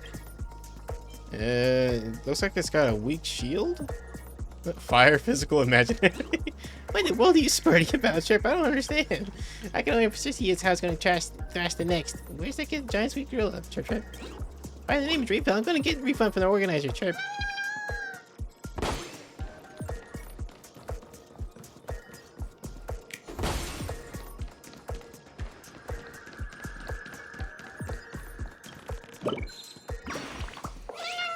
Chirp, you're also here to watch the match? Who caught your eye, Chirp?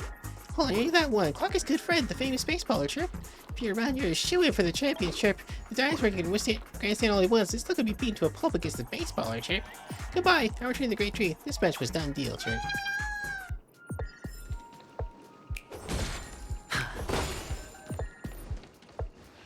Congratulations to our I'll be two right back. Dream Chasers for establishing yourselves as budding stars in Penacony.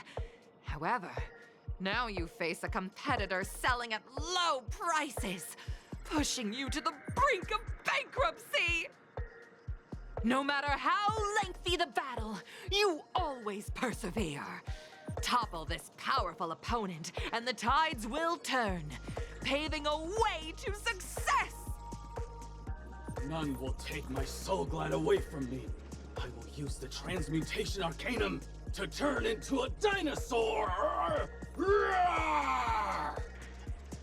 Oh, dinosaur! Devour my enemies! Grab a bottle of Soulglad and make your dreams a blast!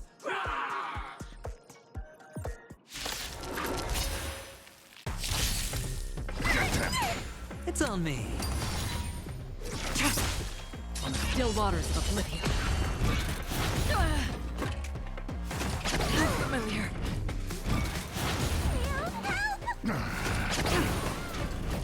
Watch your head. Get them! Blade of moonlight.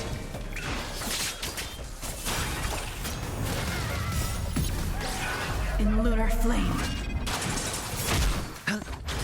Destined for oblivion. I weep for the departed. It too shall fall. Give me strength! Fiends or devils, I'll crush them all!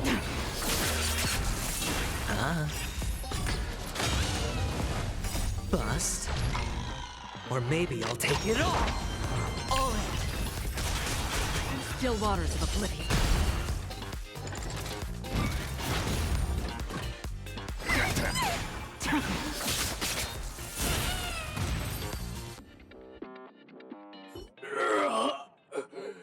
The body withers, but the soul-glad name shall not.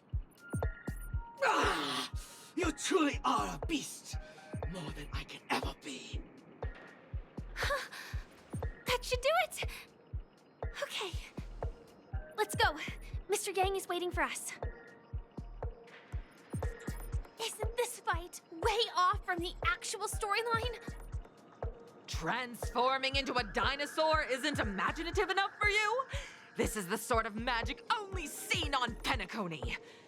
Anyway, let's get back on track. Where were we? Oh, that's right. After an extended battle, you finally emerged victorious! But the companion who journeyed to Penacony with you chose to leave, having lost all hope. In the years that followed, you encountered each other once more on the prosperous streets of Penacony, but dared not call out to one another. Perhaps akin to the lingering regret of every dream chaser. Ah, well done! You brought to life the thrilling action scenes from Once Upon a Time in Dreams with your fighting skills. Looks like we won! Let's hurry up and get to the next stage. Right.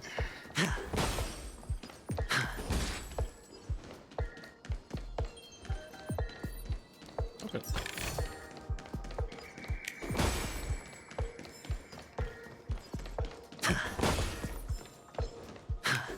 Oh, I didn't realize that was an enemy. I just attacked it.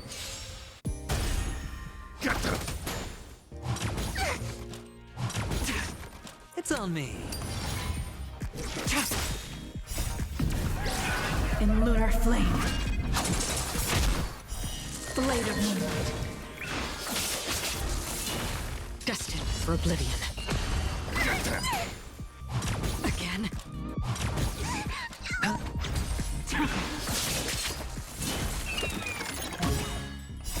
Fiends or devils, I'll crush them all! Still waters of oblivion. Bust. Or maybe I'll take it all. All in. In lunar flame. I weep for the departed. It too shall fall.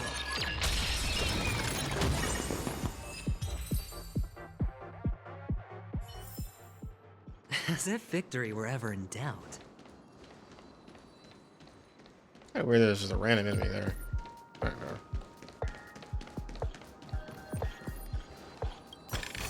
Hell? Oh, I just got a CD. Okay. Congrats to both of you for clearing the stage, but more importantly, are you having fun? Fun is more important than success.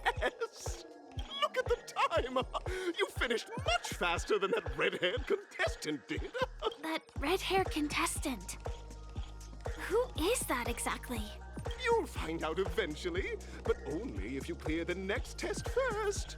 Welcome to the second stage of the 33rd Scorched Sand Festival in the 20th season, sponsored by Soul Glad Enterprises.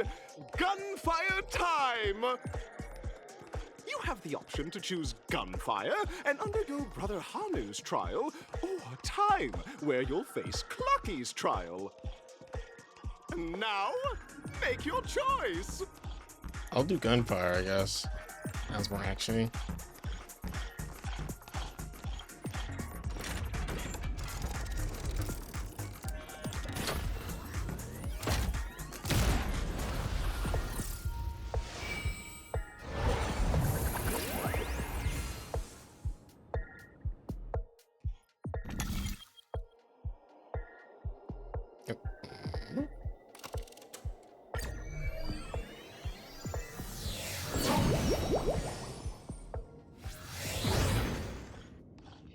friends. Welcome to the enchanting universe created by the Watchmaker. Awaiting you is the morally dubious yet ever-charming character from the animated Clocky series, Hanu! It is said that these cartoon characters were inspired by the Watchmaker's own experiences. According to research by Clocky scholars, the original Hanu of reality shared a deep friendship with the Watchmaker, akin to comrades in arms. Enter into the world of Hanu via the TV by the entrance and partake in an enchanting and suspenseful story with him. Good luck in there! If it's a gunfire trial, we should be able to settle this with a fight, right? I hope this won't waste too much of our time.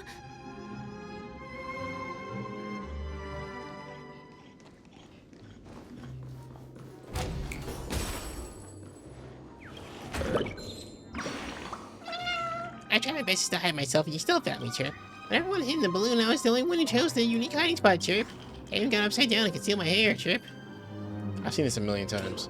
What? Other birdies also know of the statue's hiding spot? I wasn't the first one who found it, Chirp? Oh, this is unacceptable, Chirp. Just you wait. You'll never be able to find me next round, Chirp, Chirp.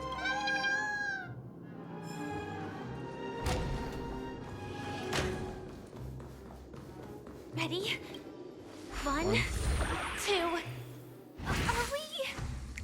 Are we both in control of this Hanu character? Very good! Looks like you've got the hang of it! In this Hanu's Adventure episode, Boss Stone has gathered his battleships for an assault on Dreamville. Old Buzzfly, Cousin Wolf, and Bombhead are all raring to go. The brave Hanu must thwart their advance and protect his home! Alas, Hanu presently is ill-equipped to fend off the malevolent mischief makers, which is why he is preparing to seek out the Puzzle Gentleman's aid. Go forth and speak to him.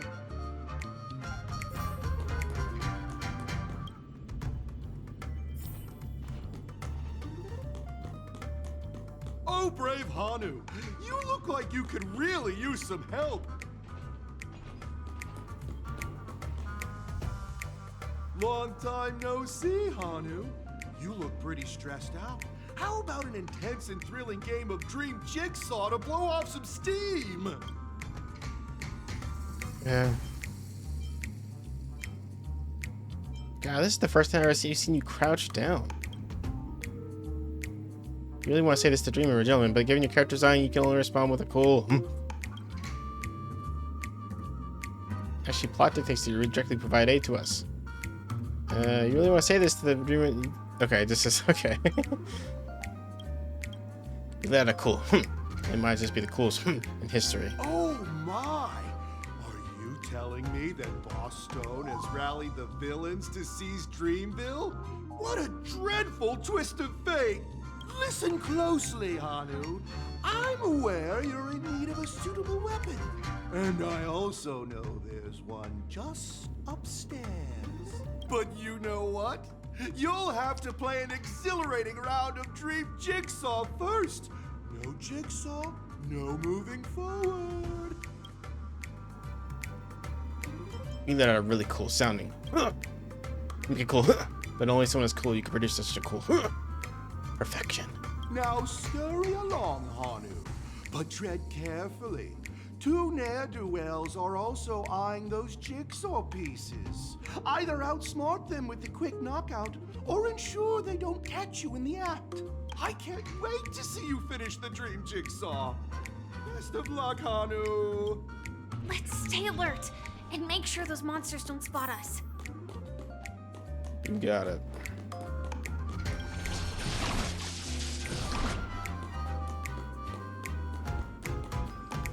Look up there! If we can push that thing down, do you think that would do the trick? Of course it will. Boink.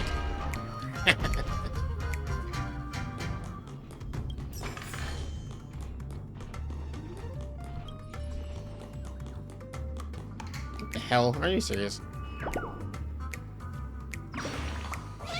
Chirp, Dad, tell me what you please, Brother Hanu. I stacked these books for you, just chirp. But it's Brother Hanu. Why isn't he stack books for such a low step? Chirp, chirp. That really cool sounding. Hurry up, Chirp. Any more indecision on this matter, and Boston's likely to catch up, Chirp. I'll fly out from here and distract you. Take the chances to run, Chirp.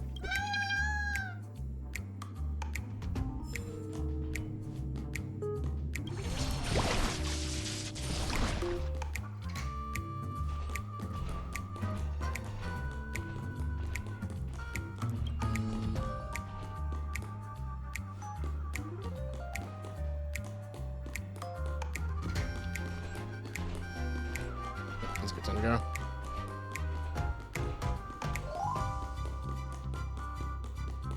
Finally, that's all the jigsaw pieces.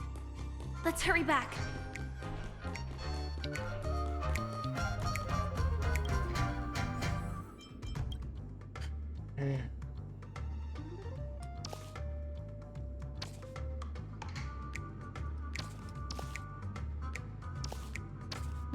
Here, there it goes. So I should go there. I just couldn't get the right angle.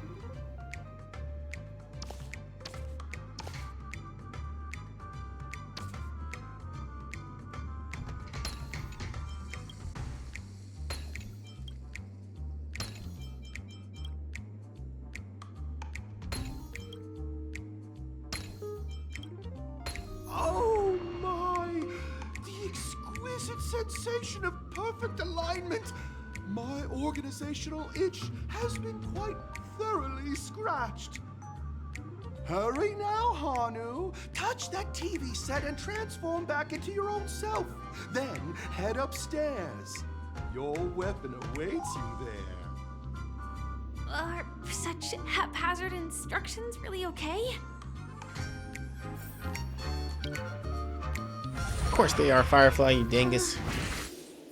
Disconnecting from that thing so suddenly has left me feeling slightly disoriented.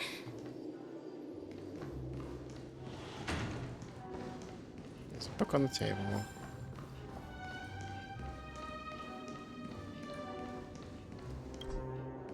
Okay, that's how the shortcut it is. Alright, I don't see anything else here, so...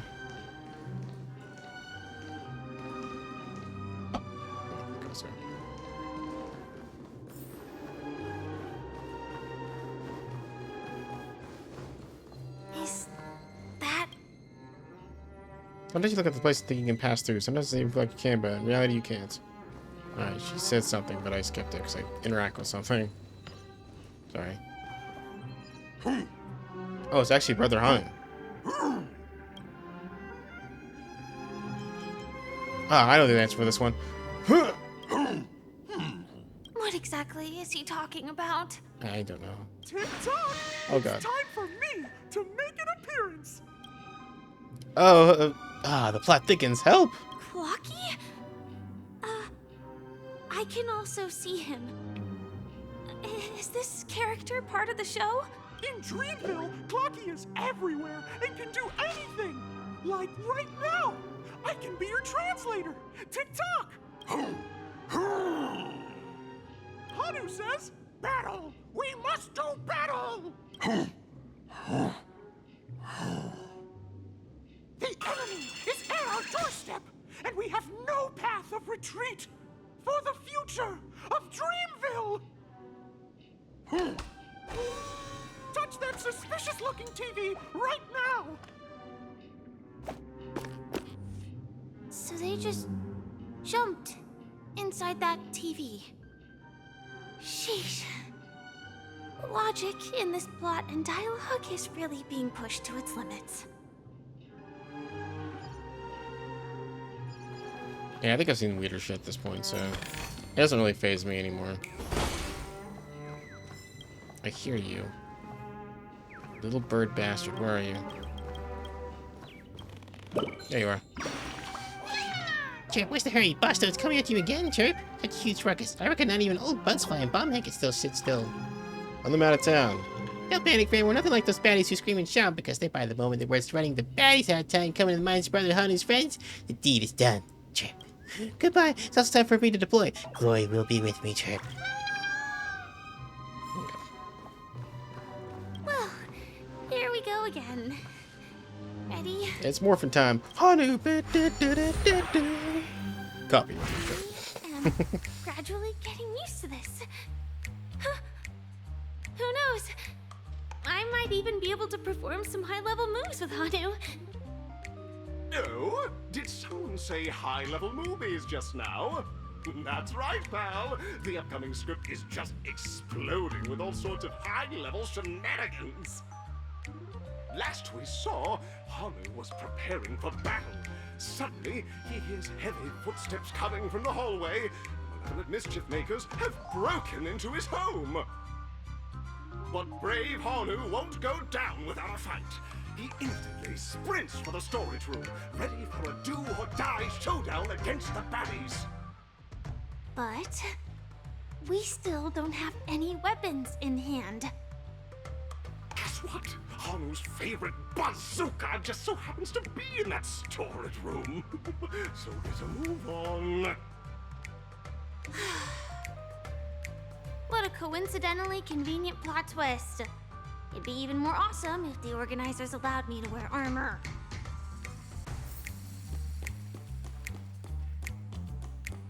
Okay.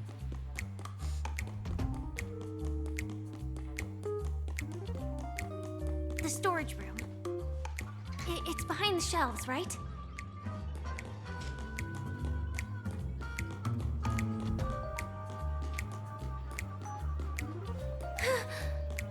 He wasn't lying. There's actually a bazooka here.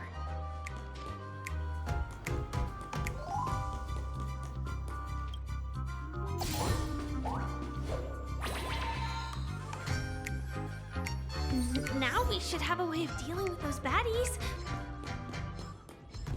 This thing feels just like the Soaring Locust too.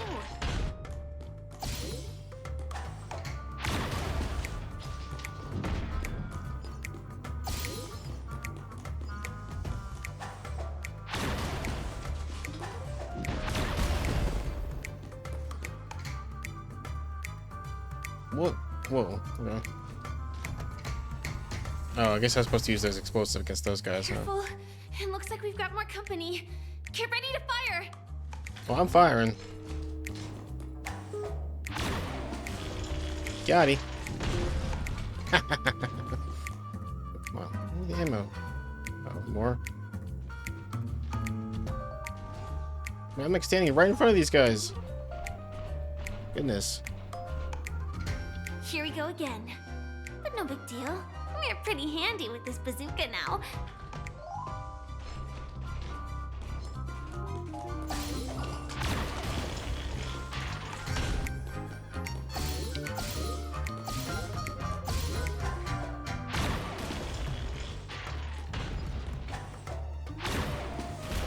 Oh, boom! That's 4 in 1, baby. Hell yeah. That should be all of them, right? Oh my! Hanu is on a streak! Everyone! The stage is complete! Quickly! Head through the TV to the next stage! Is there anything else I can do? That's TV. Okay, so I'm gonna do over here. There's a door that opened, but there's a TV here.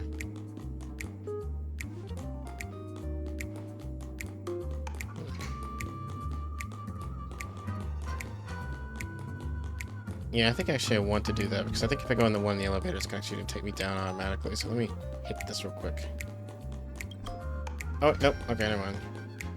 That's like the opposite. Okay. Can I grab this sticker anyway? Nope. Too short. Alright, fine.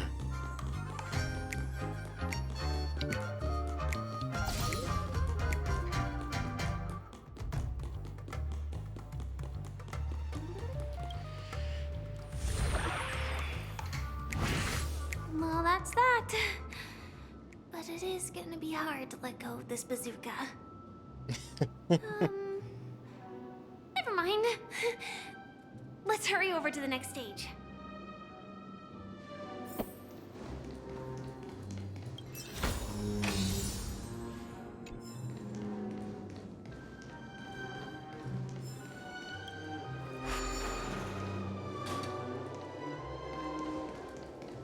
Interesting. Puzzle right above me? Sure is. Take me out.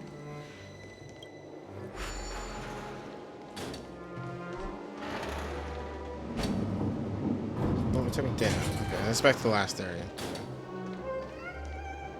Let's try B1.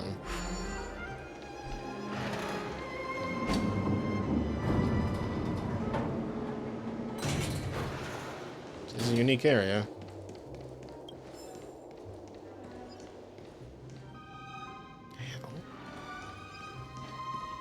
It's another Hano area. Okay.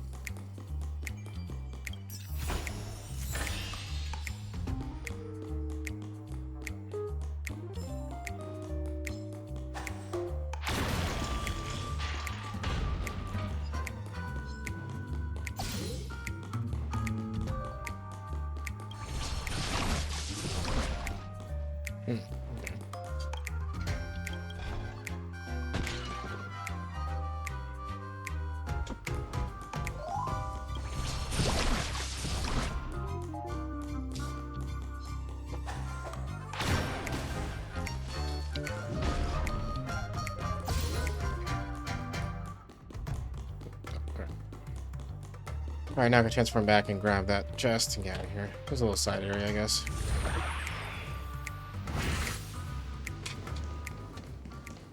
Feeling lucky.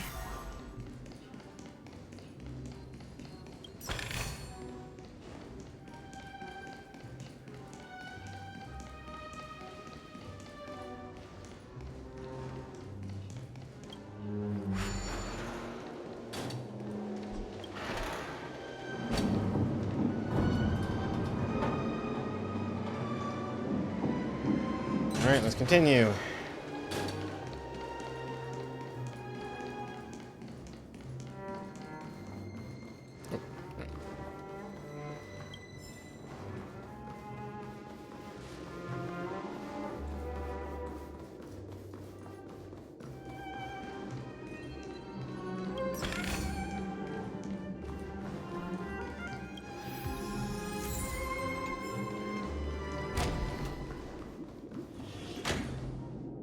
Congratulations to both of you! Oh, you've overcome all obstacles and proven yourselves. But, unfortunately, there is only one who can be Penacony's festive superstar. In the final stage, you will face the defending champion. If you fail, you will lose the opportunity to become the festive superstar. Welcome to the 33rd Scorched Sand Festival's third stage in the 20th season, sponsored by Soulglad Enterprises, Superstar Showdown! Alright, I guess we're fighting Argenti. Only thing I can assume.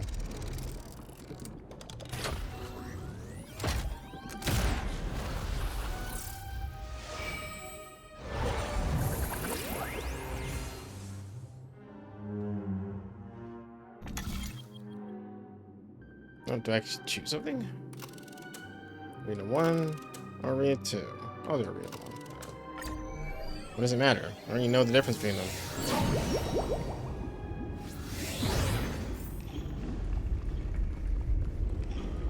Yep, I guessed it. I mean, it's pretty obvious, I guess.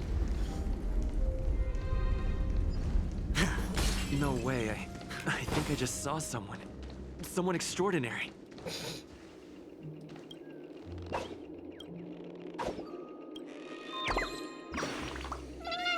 Chirp, my great friend, it's truly an honor to meet you. Not even the stars and skies can match your heroic valor, Chirp. May we stand together to defend Dreamville's stones and branches, and so glad, Chirp. It's even the same color. Oh, I'm the knight among birdies, the mighty championship contender, Chirp. Goodbye. I have to defend an eye, so glad, or all of it will be snatched up by the other birdies. Later, Chirp.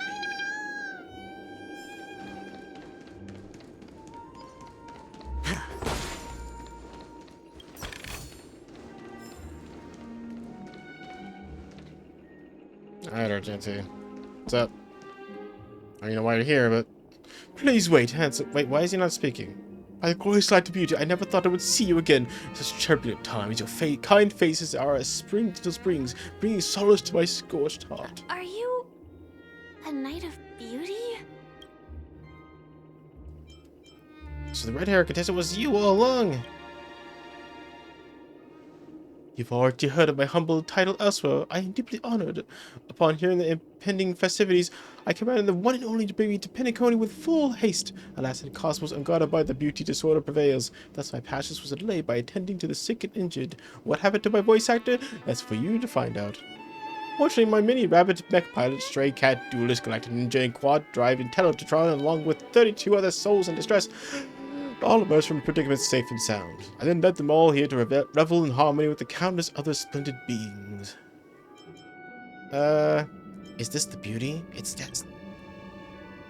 I do not deserve such praise. Unfortunately, that dashing IPC ambassador, whose radiance matches that of the beautiful peacock, remains in a woeful state. How I wished he could too partake in this splendid occasion. Okay, let's get back to business. Since fate has brought us together, it stands to reason that you both seek the accolade of the audition's victor, correct? Though upon arrival, I was once mistaken for a towering silver-armored fugitive with fiery red flames due to my lack of eloquence. It matters not, for all these trials stem from the land of dreams beauty. What matters is that I now stand before you. Our paths have crossed. I, Argentia, the Knights of Beauty, am humbly requesting for a battle in the name of the Code of Chivalry with you both. I am fortunate enough to emerge victorious. Kindly grant me passage to the crown of victory and recognize that Idrilla, the beauty, is the most peerless beauty of them all. I don't know why he's not voiced. Did he die or something? Bear witness. I mean, he's... Did he get banned like friggin' Tainari? Oh, I can't auto this one. Alright, that's fine.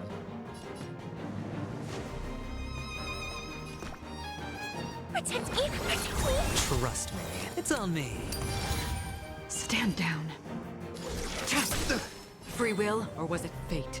Let the duel commence. Put forth all your might. Try harder. I'm gonna hold everyone back again! Fiends or devils, I'll crush them all! Blade of moonlight.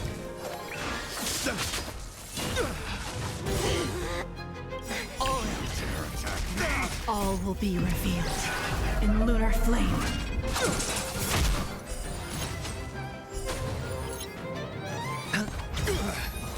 The dice have been bust. Or maybe I'll take it all. Watch your head. The flesh wound. On the still waters of oblivion, I weep for the departed. It too shall fall. Confess. I'm familiar. Ready for time. Head your... Behold, this symbol of pure... Destined for oblivion.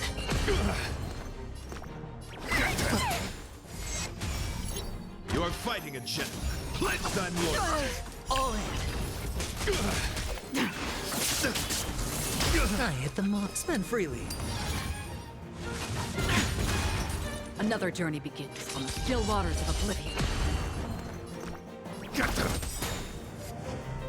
He's almost. Oh, wait, no. There's one more round. Fiends or devils, I'll crush them all. The dice bust. Or maybe I'll take it all. Watch your head. Bear witness to let the duel commence.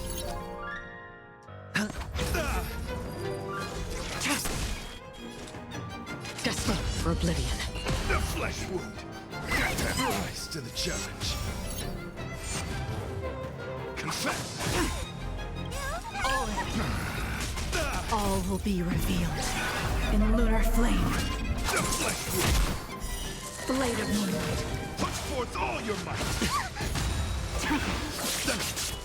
The flesh wound. I weep for the departed. It too shall fall.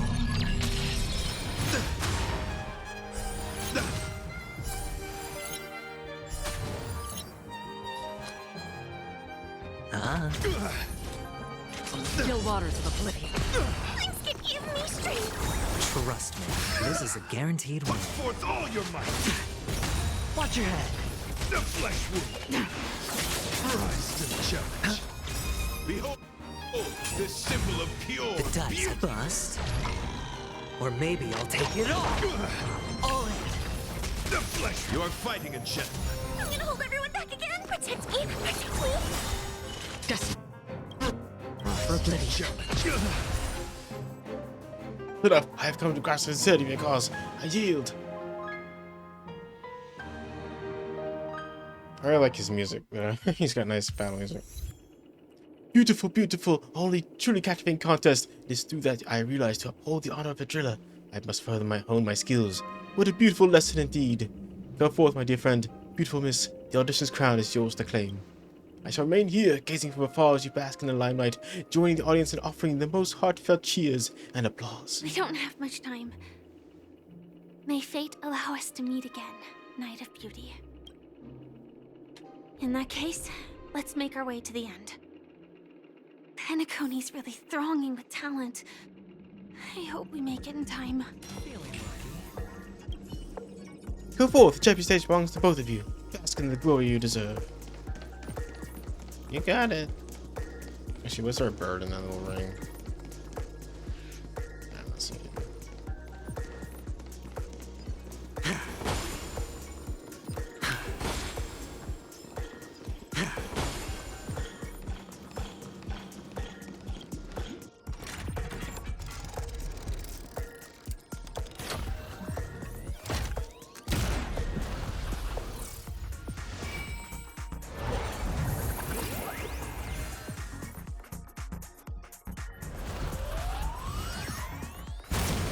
Victory!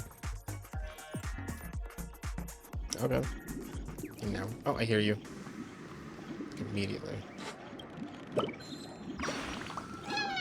Oh, it's the championship. Congratulations, Chirp. I tell you, you that undefeatable boss Red has never been the championship. Wait, Red is my bro. I guess that strong birds or humans really do recognize one each other. Since I know you, that must mean I'm a pro birdie too, Chirp. Goodbye. If you win the next champion competition, remember to share the moment with your friends, Chirp.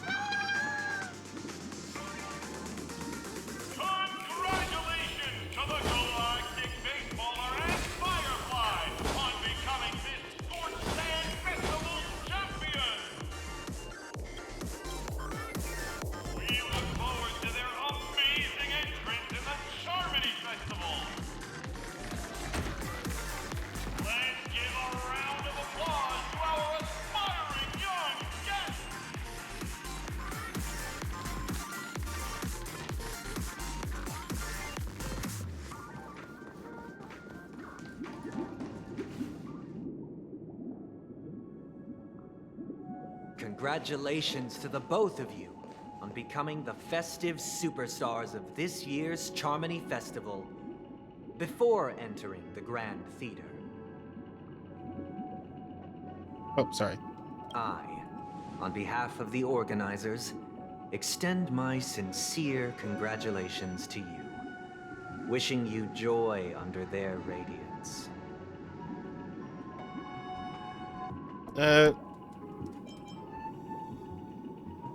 All I get is sincere congratulations.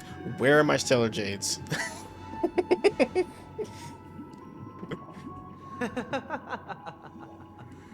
Your endeavors are worthy of extra recognition, and I've taken steps to ensure that.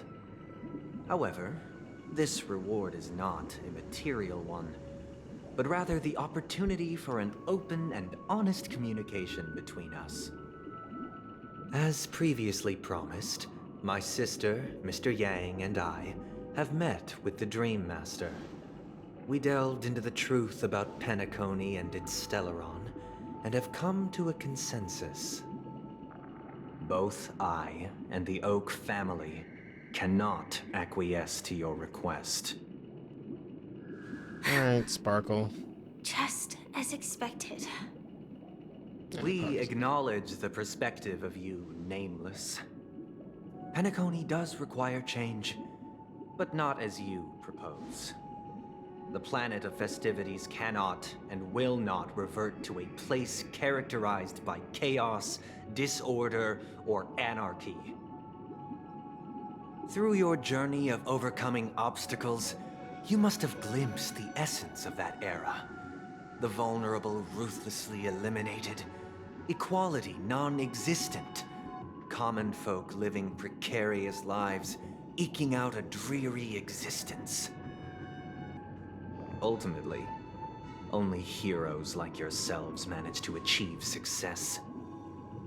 But I would dare ask, if you did not possess the special status of having a Stellaron, and you were but an anonymous and frail member among the masses, which Penacony would you prefer? A dystopia for the survival of the fittest, or a sweet dream paradise for all?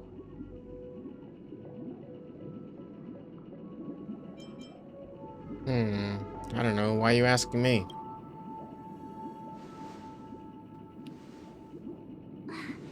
That's not the point. Don't let him mislead you. Mr. Sunday, even if the members of the Oak family can't fully agree on what to do about the Stellaron, now's not exactly the time to be holding an extensive discourse about Penacony's past and future, is it? The Stellaron issue concerns the life and death of everyone on Penacony. If anyone has a better suggestion, the crew is more than willing to listen. Also, it'd be best to tell us the ins and outs of that meeting. This way, we'll at least know what Welt and Ms. Robin are dealing with, and the reason why they failed to make our appointment. Ah, Navigator. That is precisely my intention. With all present, let's begin by discussing the details of that meeting. Let's talk about our tribulations and choices, our ideals and beliefs, and our final course of action. The only path to take.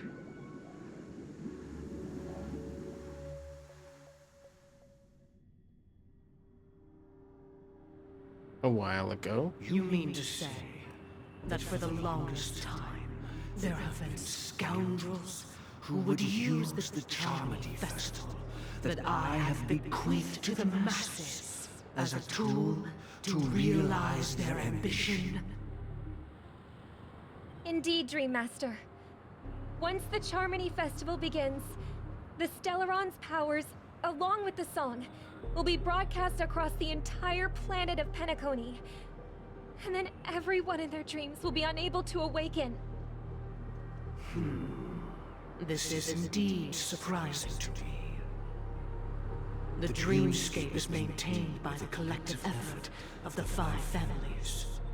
If someone were to use the Charmony Festival to recklessly disseminate the power of the Stellaron, this individual must hold a position of great authority. Do you have any suspects? I'd like to ask, did you really not know of the Stellaron's existence? I would have never thought that this Nameless would point the spear at me. Quite astonishing indeed. If I have offended, the Astral Express extends its sincere apologies. But the current circumstances are dire and leave no room for meticulous inquiry. We're doing this out of concern for the Dreamscape's safety. So, if you could, please alleviate our concerns. Dream Master, it's just to prove that the Charmony Festival has nothing to do with the Stellaron. If we're being overly cautious, I will return to the stage to offer tribute in song, just per the arrangement.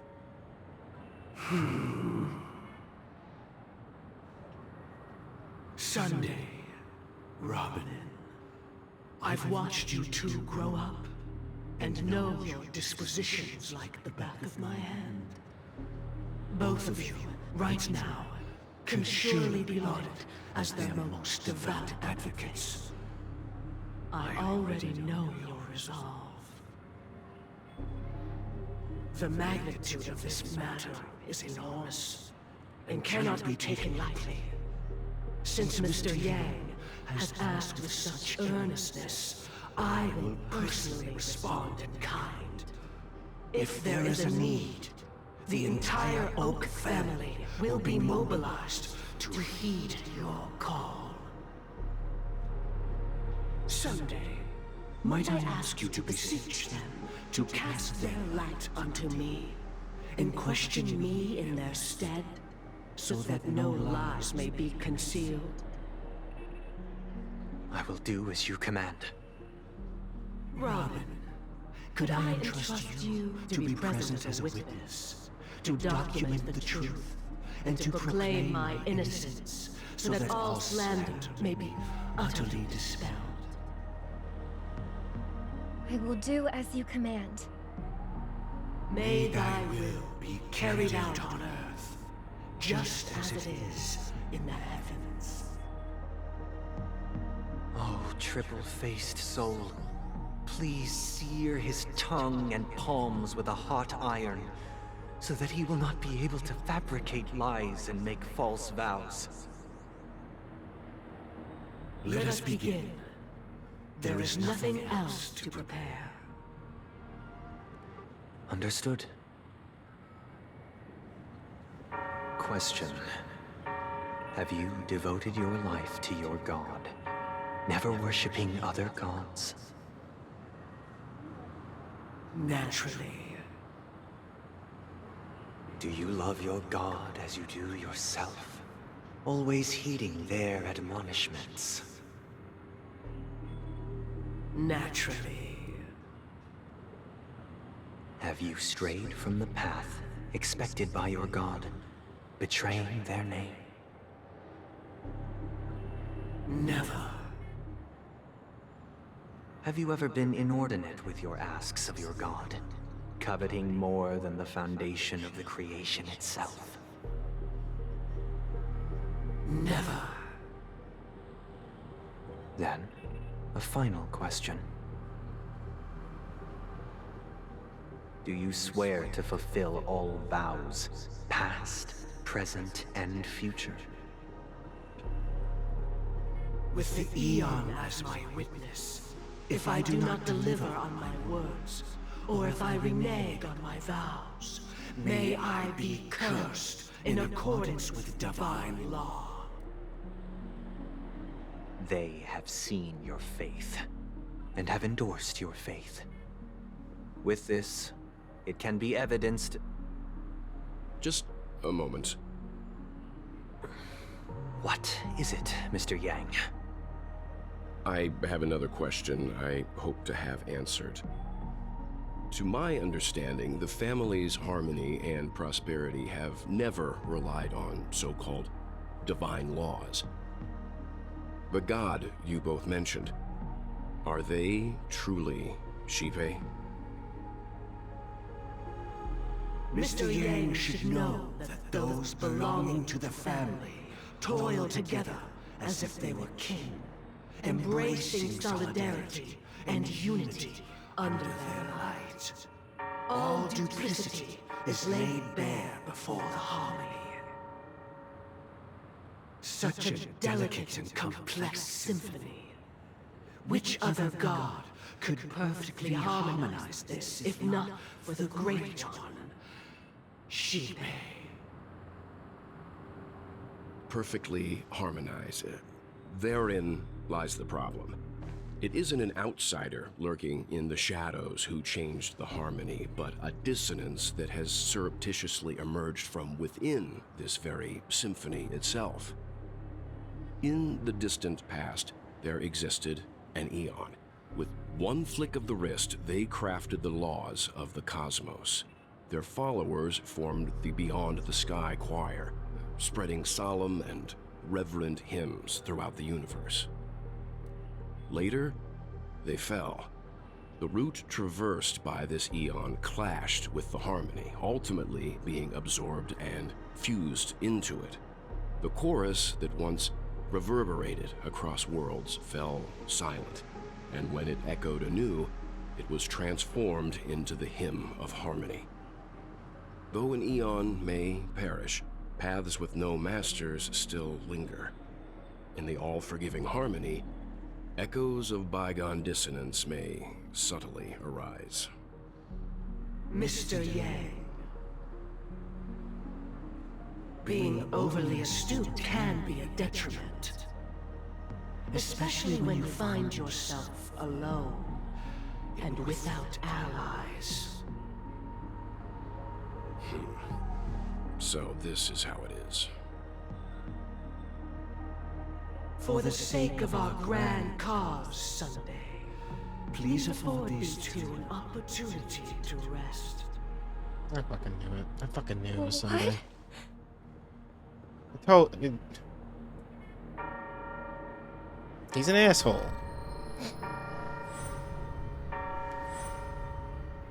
Sorry, Robin.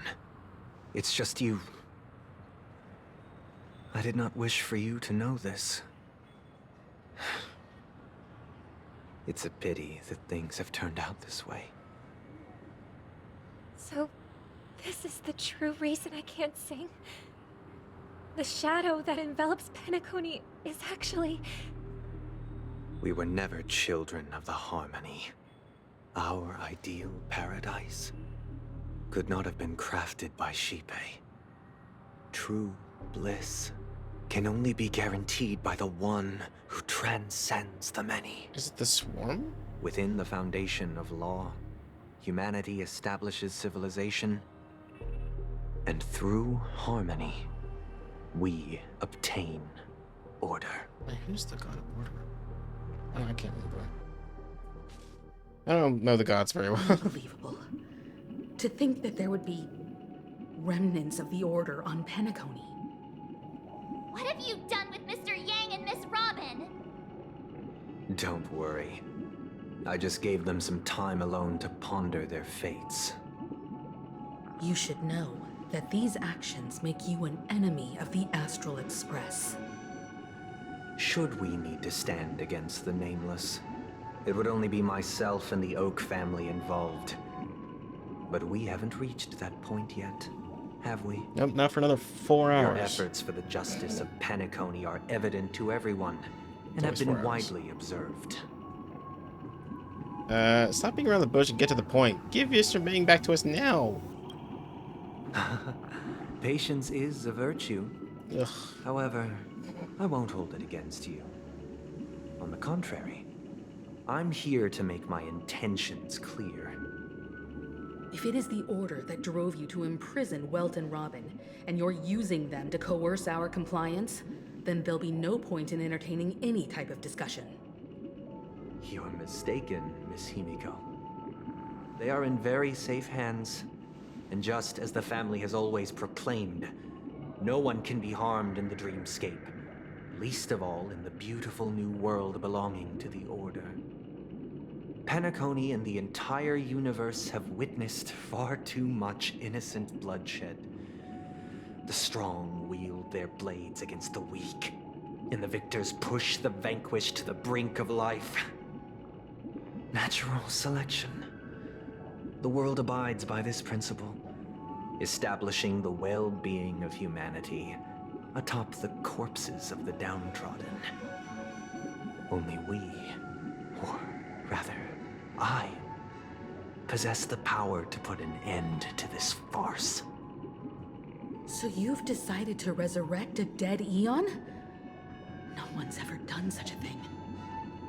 If Miss Himiko is interested, let's draw back the veil and speak candidly. I've always firmly believed that people can understand one another through peaceful means. I'm willing to divulge the unembellished truth as to the intentions of the Order's Pathstriders, so that you will make better judgment for the Astral Express, for Penacony, and for this stretch of the universe. Words can hardly do justice to the beauty of that ideal. So, come with me, everyone. Let us retrace our steps and see once again where this road leads. I hate the word retrace. Where'd he go? Welcome. This isn't any location in Penacony's dreamscape. It's my inner world. The reason the scenery before you remains unchanged is because your consciousness has drawn on similar concepts to fill in the gaps. Who in their right mind would expose their inner self like this? That means... Did you do the same to Welt? It's a tuning process. Stronger in effect and more draining on the mind. The gray-haired guest has experienced it before, so he should understand what it entails. Tuning allows you to intuitively grasp my feelings, which also means that I cannot hide anything from you. Now, everyone, please look at the huge screen. The road we once took begins here. From this point on, you will witness the numerous decisions I've faced. Right. I've selected a portion of these to share with you. Thank you. I believe after going through similar predicaments, you'll be able to better understand my thoughts. I don't care, though. I just don't care. Let's yet. begin. My friends, I'm gonna kill you. The first decision. A story about a baby bird. This story happened when Robin and I were very young. We were victims of the Stellaron disaster. I'll be right back. And the family's Mr. Gopher Wood, who would later become the Dream Master of Penacony, saw that we siblings had no one to turn to and took us in. Later on, Robin and I lived a time with nary a care in the world. One day, after dinner, while my younger sister and I were lounging about in Mr. Gopher Wood's yard, we spotted a fledgling Charmony dove all on its own. That baby bird was tiny. It didn't even have all of its feathers, and it couldn't sing. When we found it, it was already on its last breath, having fallen into a shrub, probably abandoned by its parents. We decided to build a nest for it right there and then. However, thinking back, that winter was unusually cold, with fierce winds at night in the yard, not to mention the many poisonous bugs and wild beasts in the vicinity. It was clear that if we left the fledgling in the yard, it stood no chance of surviving until spring. So, I suggested we take it inside, place it on the shelf by the window, and asked the adults to fashion a cage for it. We decided that when it regained its strength enough to spread its wings, we would release it back into the wild. The tragic part, something that we'd never considered, was that this bird's fate had already been determined long before this moment. Its destiny was determined by our momentary whim.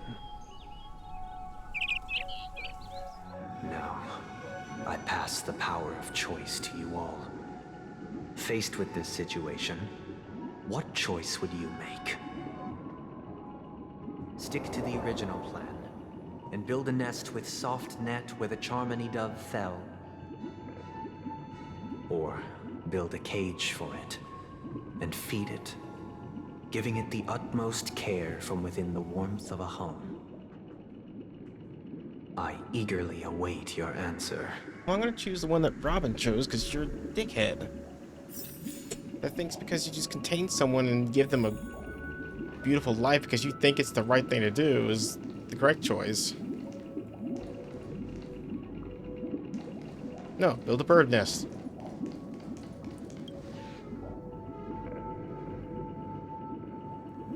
Yeah, I think this is just interesting. Since you've made up your mind, allow me to reveal what fate this choice will bring to the fledgling. From what I've observed, there are at least 3 predators in that yard that prey on small birds. The Vossicle scorpion, Asdana wolverine, and the Huntington winged snake. Even if they shy away from humans, these animals are still near apex predators in a fenced location like a yard. In such a location, only one fate awaits that little Charmony dove. A painful death. As for the choice you made, I am deeply sorry. Now, let us advance to the second decision. This time, it's the story of a dream chaser. This story happened when I was appointed as Bronze Melodia, a position exclusive to the Oak family, charged with listening to the problems and vexations of dreamscape residents, and providing them with the relevant guidance. It was during that period that I had the opportunity to hear voices from all corners of the dreamscape. Joy, sorrow, arrogance, regret. The complex tapestry of human nature that formed the world. And I was fortunate to catch a glimpse of it. He was a dream chaser, and an illegal stowaway. Just like the rest of them, he came to Penacony in search of a better life. Except that, to most people, the price he paid, I suppose you could say it was everything.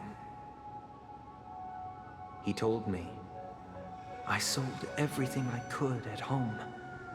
The house, the land, even his 2 children.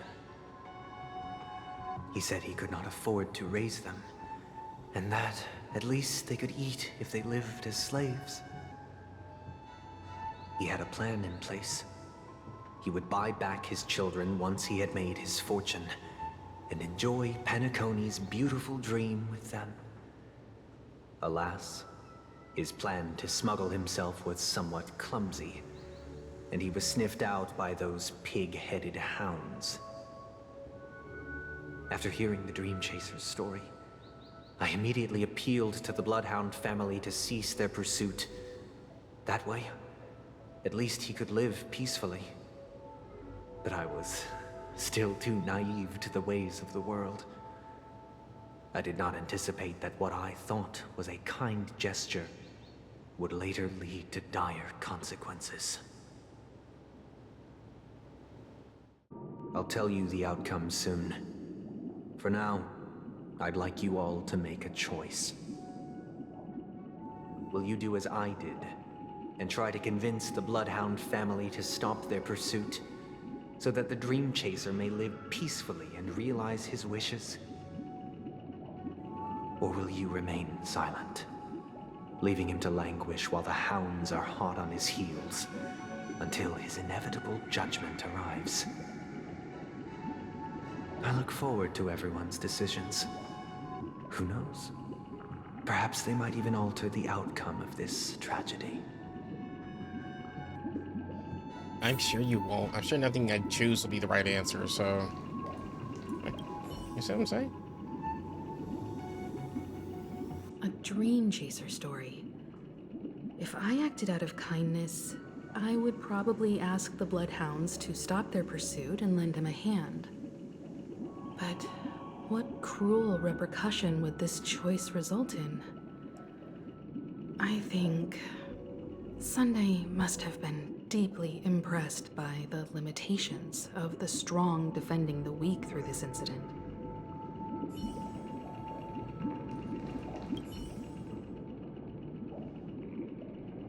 This question... Surely it has some connection to the baby bird story. And this connection is precisely the breakthrough Sunday aims to use to persuade us. I'd probably choose to ask the Bloodhounds to cease their pursuit.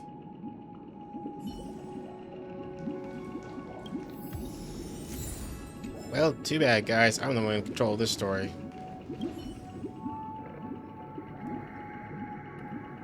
It seems illegal stowaways are really quite common on Penacony. But that guy in the story, I don't think he deserves any sympathy at all. He sold his kids to chase a dream.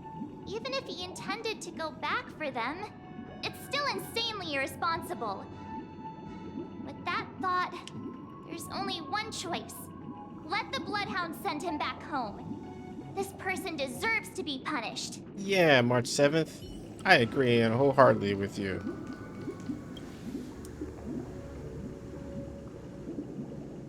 It seems you, like me, are pondering whether a different choice could have led to a better outcome. Sadly, his fate would only be more tragic. How would you know that? Say he never gets caught. He would only die from delirium. The methods with which illegal stowaways enter dreams are unorthodox. Not flawless like the hotels. Living in the dreamscape would be a mere pipe dream. Should he be apprehended? Could the hounds afford to turn a blind eye? The answer is a definitive no. They couldn't bear the resulting consequences, and thus wouldn't dare extend a helping hand. As to your choice, I once again offer my heartfelt apologies. Next comes the third and final decision, and the story this time is my own. This story happened the day I was appointed the Oak family head. At that time, Mr. Gopherwood was the current Dream Master, and as per his wish, we had a private conversation. What surprised me was that the Dream Master had only come to deliver a letter to me. He let me read its contents, and it was a letter from my sister. The letter contained the usual pleasantries, anecdotes from her travels, nothing out of the ordinary. Just as I started wondering how this letter related to our discussion, the Dream Master began to speak. Do you know who wrote this letter? My sister, of course. But why would you personally visit me to hand me a letter from my sister containing mere trivialities? To help you grasp the full scope of this issue. Do you know where Robin is at this moment? From what the letter indicates, she must be in Caspelina 8, correct? She's touring there right now. Correct. Has she mentioned anything about a stray bullet? A stray bullet? What? A war has broken out on that planet. It is because of this very reason that Robin chose this destination. To spread the word of the Harmony. And to save the lives of that planet. She personally made for the front lines. She hoped to ease the people's suffering with song, and was willing to brave mortal danger to deliver the IPC's medical supplies. Unfortunately, stray bullets show no such compassion. Is she all right? If the operation was successful, she should probably be recovering in the field hospital. By the eon above, the bullet struck her neck directly, Yet, possibly as a reward for her consistent deeds of harmony, it didn't hit any vital arteries. Once you've attended to your outstanding tasks, it'd be advisable to write her back as soon as possible. Those damned savages! I'll pack my bags right away. My gratitude for bringing this to my attention, Mr. Gopherwood. Now you understand why she always wears such elaborate neck ornaments, don't you? How could this happen? How could this happen? It's a stray bullet. It's all in the past, so please don't worry. Stupid. I share this in the meager hope that you will understand the harmonies, limitations, and predicament. As grandiose as the strong defending the weak sounds, many times, it is nothing more than wishful thinking. Likewise, I've prepared one last question, one last choice. But rest assured, this choice will not have any grave consequences. What, should you go actually after her or stay there? Because this is merely a figment of imagination, a nightmare that has haunted me through countless nights.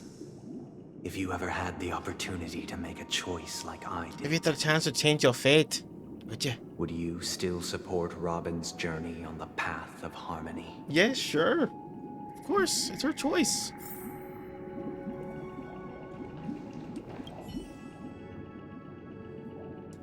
I often feel like I've dreamt of similar scenes on certain nights. In the dream, I see blurry faces. I don't know who they are, but I sympathize with all of them. Fighting for survival against some unfathomable force.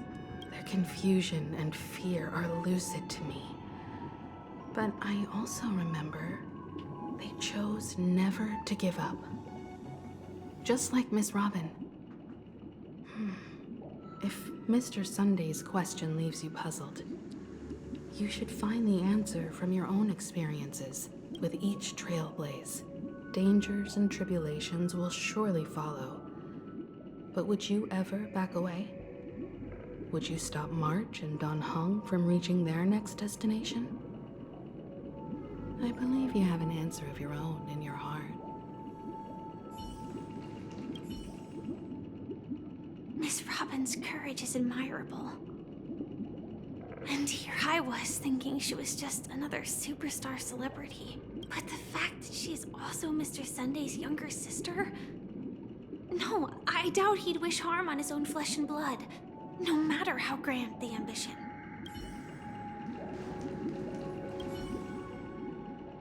I can't believe that happened to Miss Robin. The strong defending the weak is a great mantra, but if I had to pay such a price, I don't know what I'd do. Of course, support her. It's what she wants to do. Yes. I see. I am now aware of everyone's stances. They're all against you because you're a dick.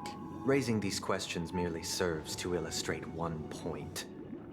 The plight of Penacony cannot be salvaged by the harmony. The true foundation for a sweet dream paradise can only be established through the order where the strong govern the weak. I know the suffering of being tormented, the turmoil of losing your way, how sorrow and even despair set in when matters don't work out. All of this causes me unending pain, because this is not what happiness is at all. We must teach the weak how to live a happy life. And this life isn't some noble propriety that the upper crust preaches, but in definitive terms, a way of survival that belongs to everyone. So what is your definition of living a happy life? What, being protected, safe, and... Good question. Human consciousness is fundamentally an illusion, a cage known as self-worth. People lured in by this illusion make mistakes, yet still ask that external influences bear the burden. When one mistake after the next permeates the masses, they become impossible to trace. Thus, the amassing of these individual cages culminate to form a prison, a place dictated only by the rule of survival of the fittest. Nature is always accompanied by predation and sacrifice. Its antithesis is known as order. That is what I want to do. Unite people's happiness under the banner of order. They won't need to make bitter choices any longer, nor face the weaknesses of humanity. They can cast aside their primal instincts to build a haven for mankind. Simply describing thoughts is far too abstract, so allow me to provide a simple example. As you all may know, there are societal norms like weekends and long weekends that exist on some worlds. I'm aware of this. During these hard-earned rest days, people are given the chance to extricate themselves from the stresses of everyday life, allowing a certain tranquility to return to their souls. And it is only on these days that people do not have to adhere to the law where the strong prey on the weak. They can live out their lives happily during these brief intermissions. It's just a pity that 2 or 3 days are still too fleeting compared to the span of a lifetime. From where I stand, society's ideal system should be 7 rest days. Following Sunday, there should ensue a second, a third, and indeed an infinite procession of Sundays. This should be the face of the new world. Idyllic, eternal, peaceful days. And thus, every person can return to their base selves in this utopia. Some gaze in reverence at the stars, pouring their whole beings into calculating the distance between us and the isolated world of Pagana. Meanwhile, some seek refuge in quiet corners, holding one another, unencumbered by the chains of unwelcome obligations. There would be no need to bear the hardships of reality. Only in this way can humanity face the inevitable end with the purest of spirit, living a life of dignity. This is what it is to live in bliss. Miss Firefly, you who are stricken with entropy loss syndrome, you of all would surely understand this.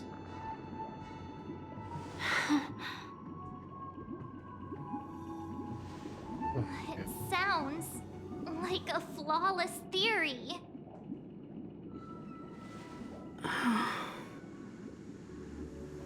But what is the price to attain all this? Sacrificing free will. The cost is minute, merely a personal and eternal sacrifice. If this paradise is to be maintained for everyone, someone must remain trapped in solitary awakening until the end of the cosmos. Awakening. Which means that this so-called paradise is still a dream. Stepping into this paradise means forsaking reality, correct? It is not forsaking, but transcending. Flesh, blood, sorrow, weakness. If the physical is the root of spiritual suffering, it is only logical that we defeat it. But in this supposed bliss, people won't have defeated their demons. The chance to overcome their tribulations would be forever lost to them. In other words, it is an escape. Not a solution. That's another way of understanding it. But there is no shame in escape. On the contrary, the seeds of escape exist in everyone's hearts. Don't you agree, Miss Firefly? And as to why we sleep, it is because we are afraid to awaken from our dreams. But this is not in conflict with the grand plan. Only in acknowledging this can we truly understand the frailty of human nature, and from there, show compassion and protection.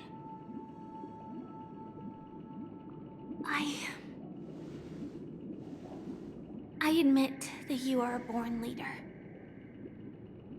Your perspective on humanity brims with pessimism. Yet you express compassion for all, even when your heart pities them. But unlike you, I live for the self. From my perspective, individuals making choices for themselves is their birthright. The want to escape may be innate in the weak. But whether they are weak or not, it is not up to another to decide. Perhaps in your mind, you also view me as weak?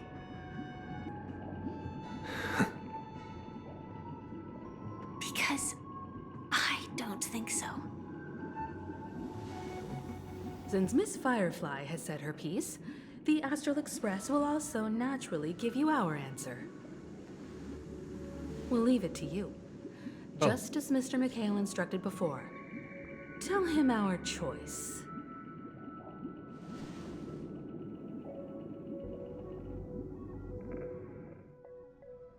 Oh. No, no. What is this Oh place? I cannot stand Does this Penacony, place dude. ring any bells, Misha? I don't know, but I feel a sense of deja vu. What is this place?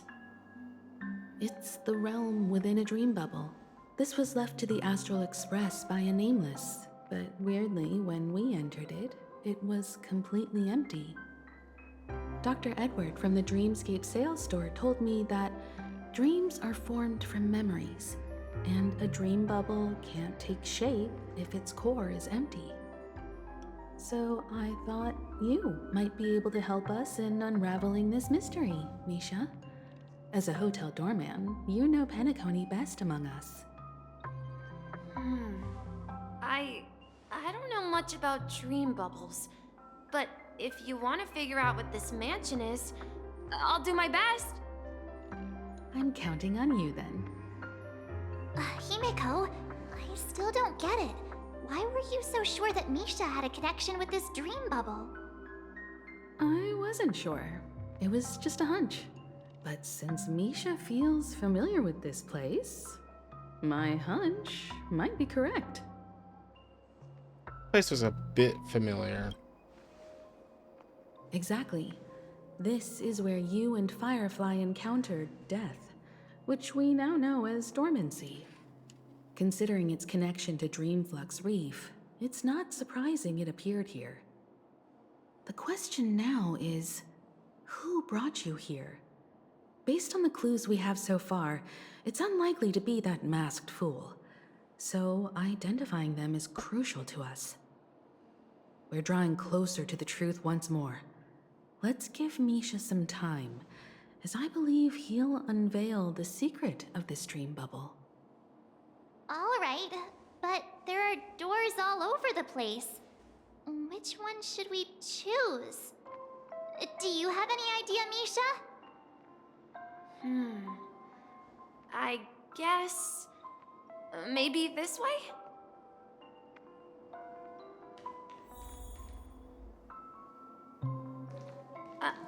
I'm not entirely sure, but... let's give it a try.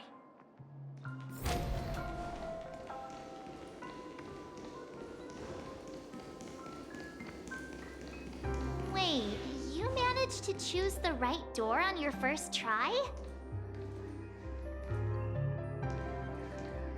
Weird. This place is quite different from the hotel. But I feel like I've been here before, and even lived here for a while. If I remember correctly, there should be a fireplace down that hallway. Clocky and I used to sit by the fire, listening to the crackling of firewood. Misha Mikhail. And the room on the other side was the toy room. I loved spreading out all the toys from the box on the floor and making up stories for each of them. Hold on. This doesn't make sense. Didn't I grow up in Dreamflux Reef? So, what is this place? This could be a case of amnesia. Don't worry, Misha.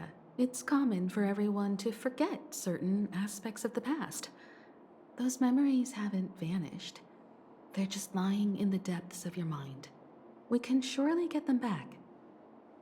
Since this place seems familiar to you, why don't we explore a few more rooms and see if you can recall anything more? Yeah, then let's check out the rooms I just mentioned. Okay, before we actually continue, I personally need a break from this. It has been too long, and I'm gonna have to break this into 2 parts. So, thank you all for joining, but I'm getting out of here. I need to do something else other than sit here for an additional 5 hours. So, goodbye, guys. Goodbye.